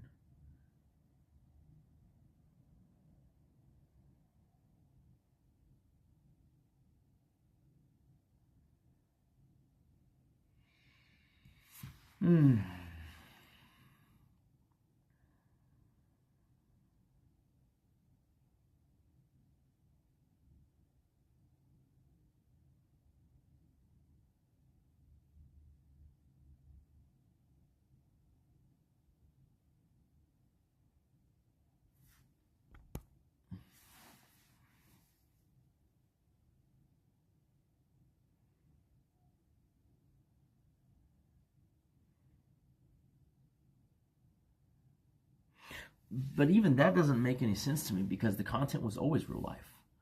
You're acting as if I did DJing content or people hoped I would do DJing content. I didn't do DJing content at Big Bend, didn't do it at Roswell, didn't do it during the Mango thing, didn't do it, like I just have never done that. Didn't do it in South America. I could go on.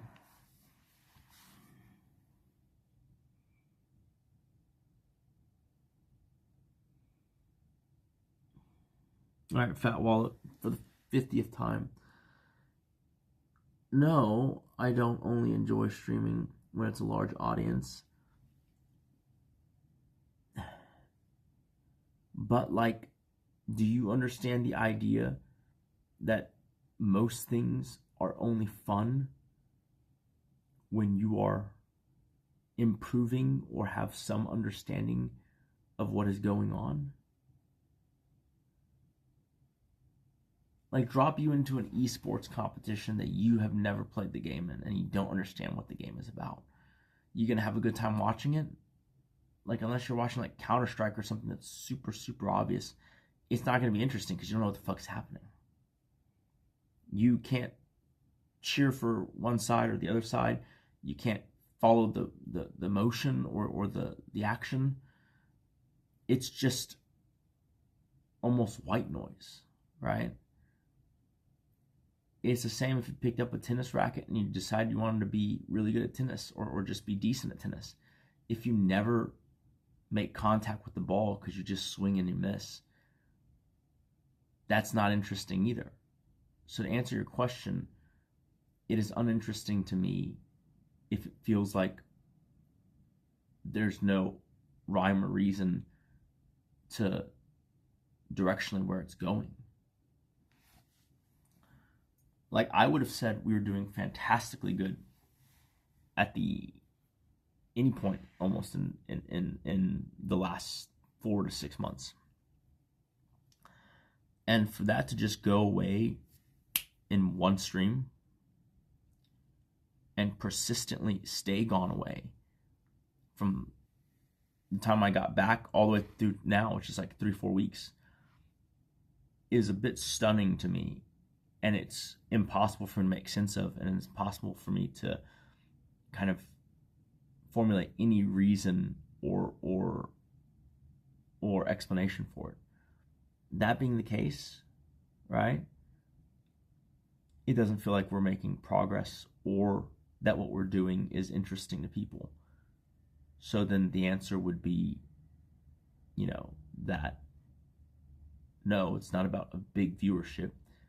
It's about an unexplainable paucity of interest in what I've always done, despite the fact that I'm doing the same thing that I've always done. And so why would you continue then?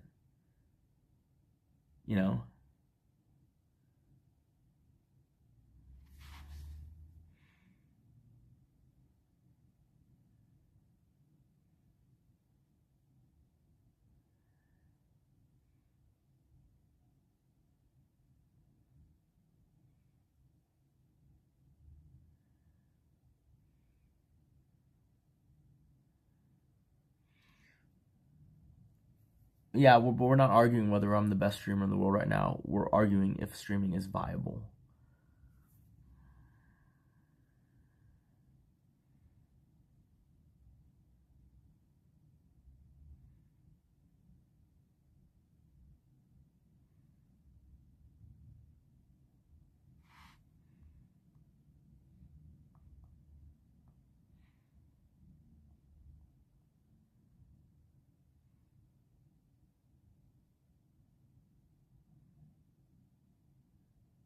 I don't understand the question, Snoopy. Why does Ammo not want you streaming anyways? I have no idea. I don't think she knows either. If I had to hazard a guess, I don't know. I feel like it's a projection. I feel like she thinks I'm a different person when I'm streaming, which is funny because she's a different person when she's streaming. But the difference is I realize that. And so if I'm talking to her while she's streaming, I don't take it personally. But that's definitely not a two-way street, because she takes it all very personally. So I think it's just the maladaptation to the understanding that I've had to live with for 9+ years, which is that the person who's streaming isn't the person that you're interacting with in real life. It's just a stream persona or a played up version for content, etc., etc., etc. I think some people intrinsically have a hard time differentiating between the two. So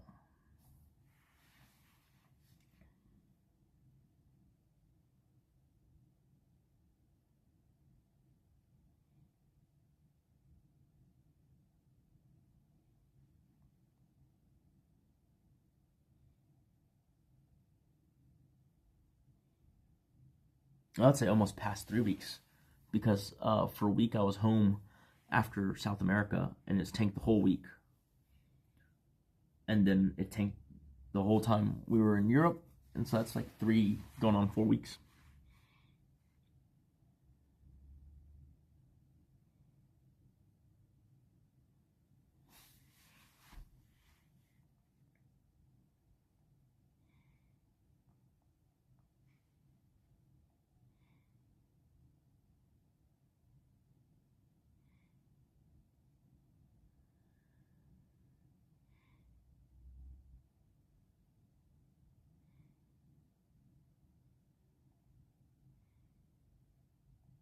Can we listen? Okay, all mods, can you listen? You're not allowed to time anyone out. There is a moratorium on all timeouts. No one should be timed out. No one should be banned. I'm the only one who does any timing out, and I'm the only one who does any banning. It's either that or we can just remove all the mods. I don't understand how it's so hard for me to... Yeah.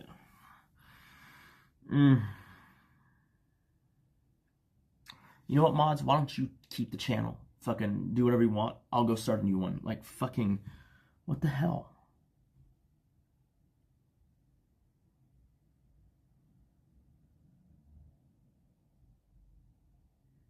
No one fucking listens.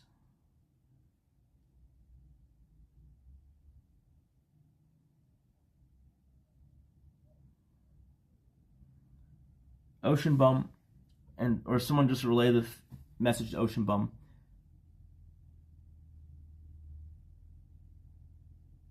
Can we just remove all mods that aren't... I think your account is modded.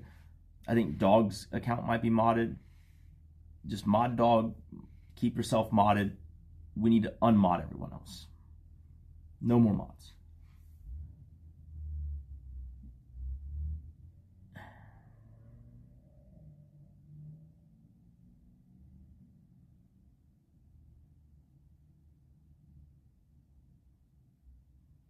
Like, I can't even say a thing and then expect it to be followed, I guess. Whatever.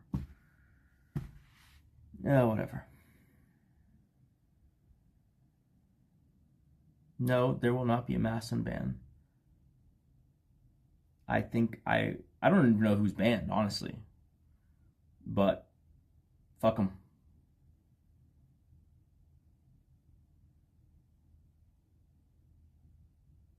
Yeah, I mean, that's why I'm freeing everyone from the obligation of having to do the modding.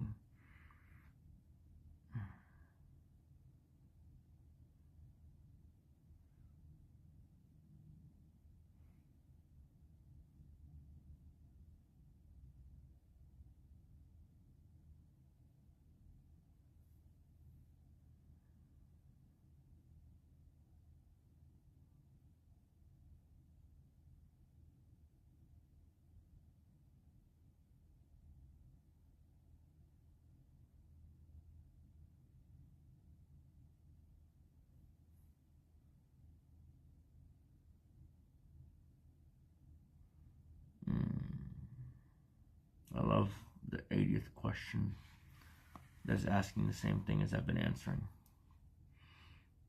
It's my favorite. I love the... you know what I like about streaming? It's the lack of continuity. I love having to explain myself 20 times. That's why I do it, you know?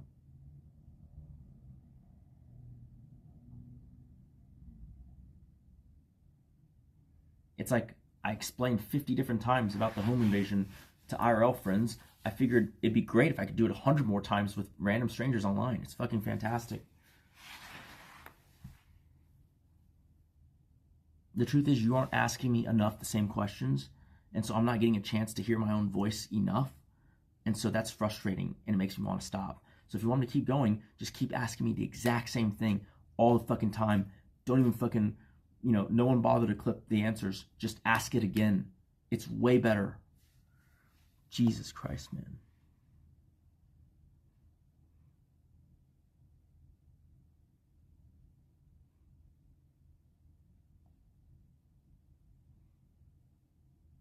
I don't know if you're throwing shade or if you're actually insinuating something.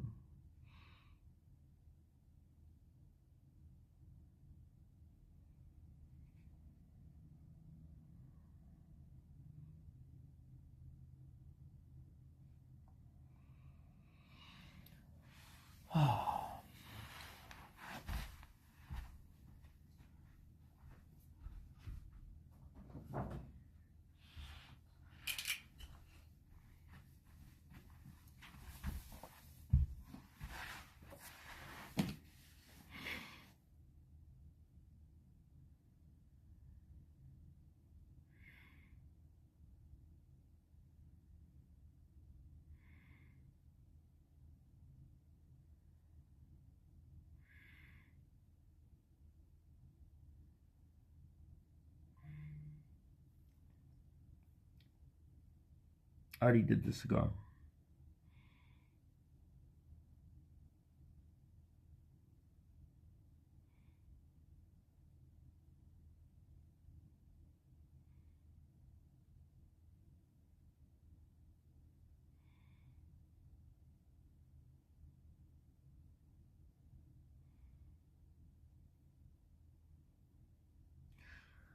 Yeah, I mean, the problem is a lot of things probably contribute to it.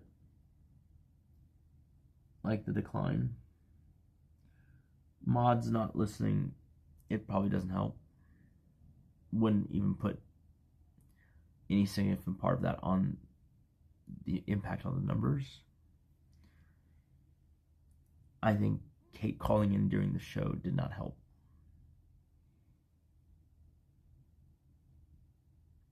I don't think us fighting particularly helped.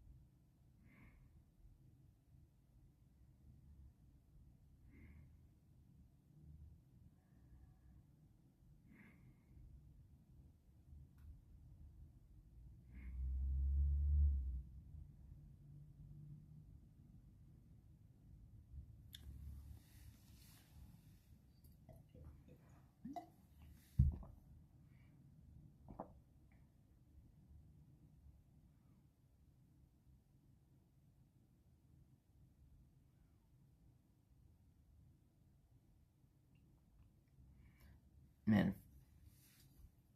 after we're done removing all the mods, I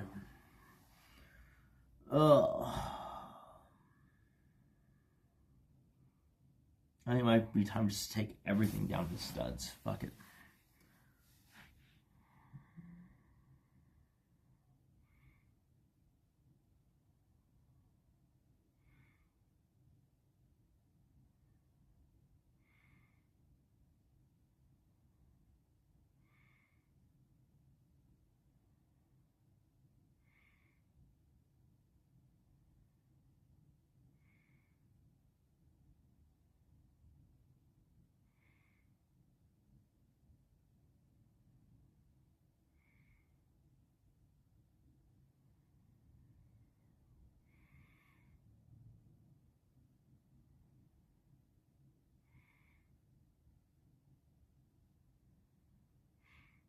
Plan C would be to not stream.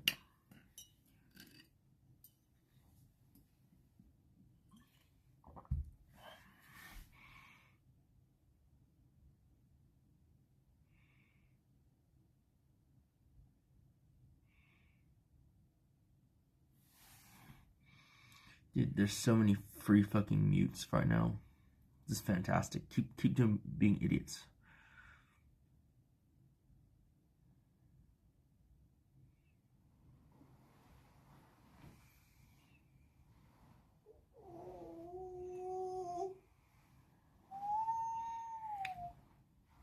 Another one muted.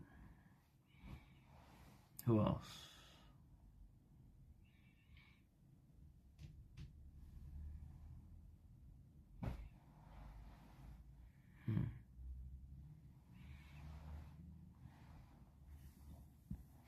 This is nice. I bet the chat is going way faster because I've muted like fucking 13 different people. And those are the people who talk the most.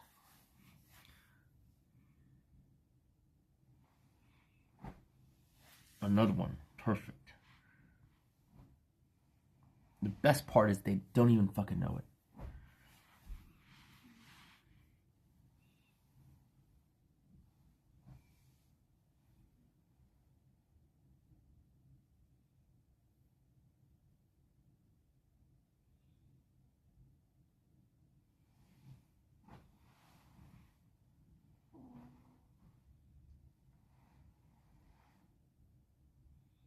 No, we're not going to Germany.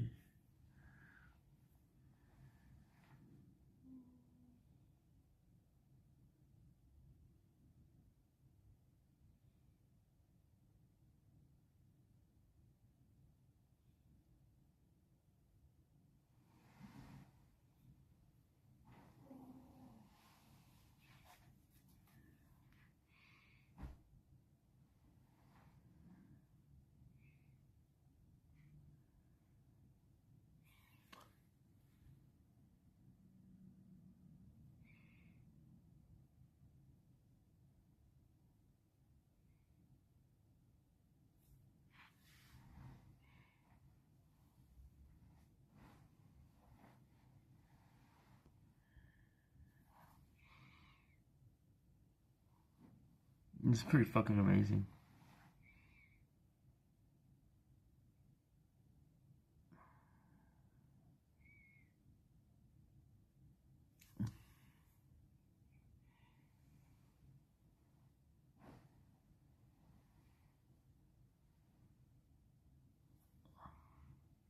No, I can see y'all when you tag them.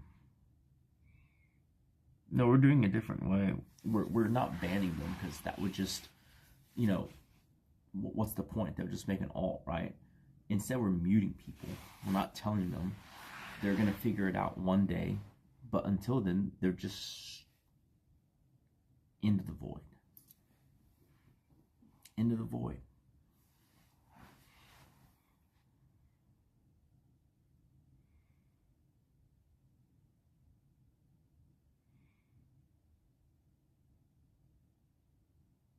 No, I just stopped processing the music after about an hour. For me, it just disappears. I'm pretty good at just making things mentally disappear.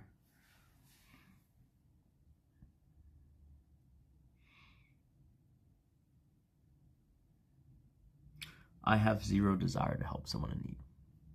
Just putting it out there. Zero.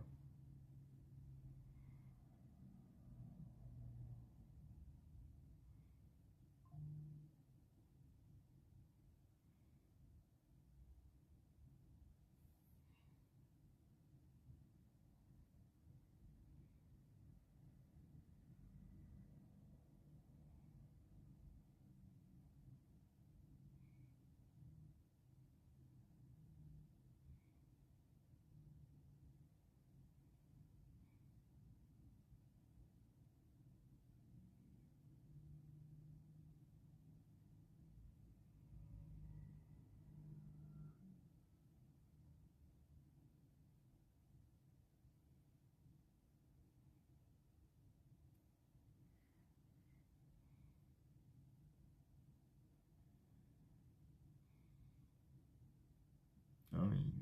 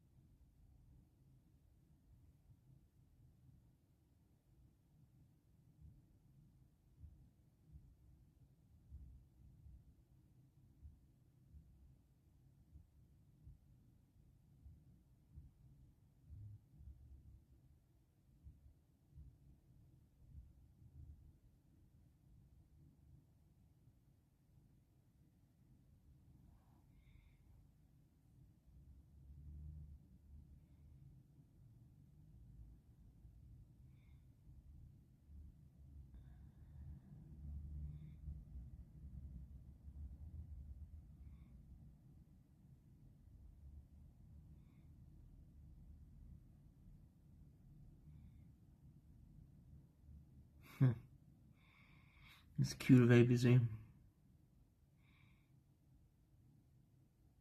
Yeah, not listening to chat is a good idea. Ah.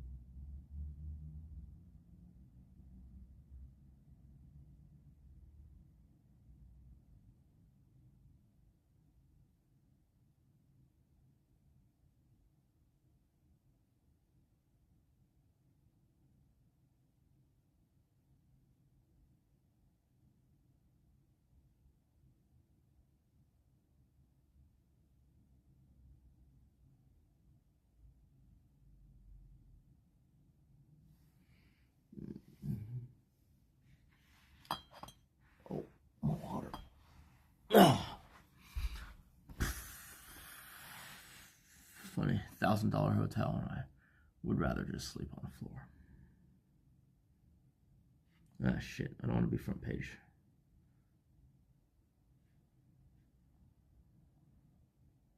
Alright, that's it for tonight.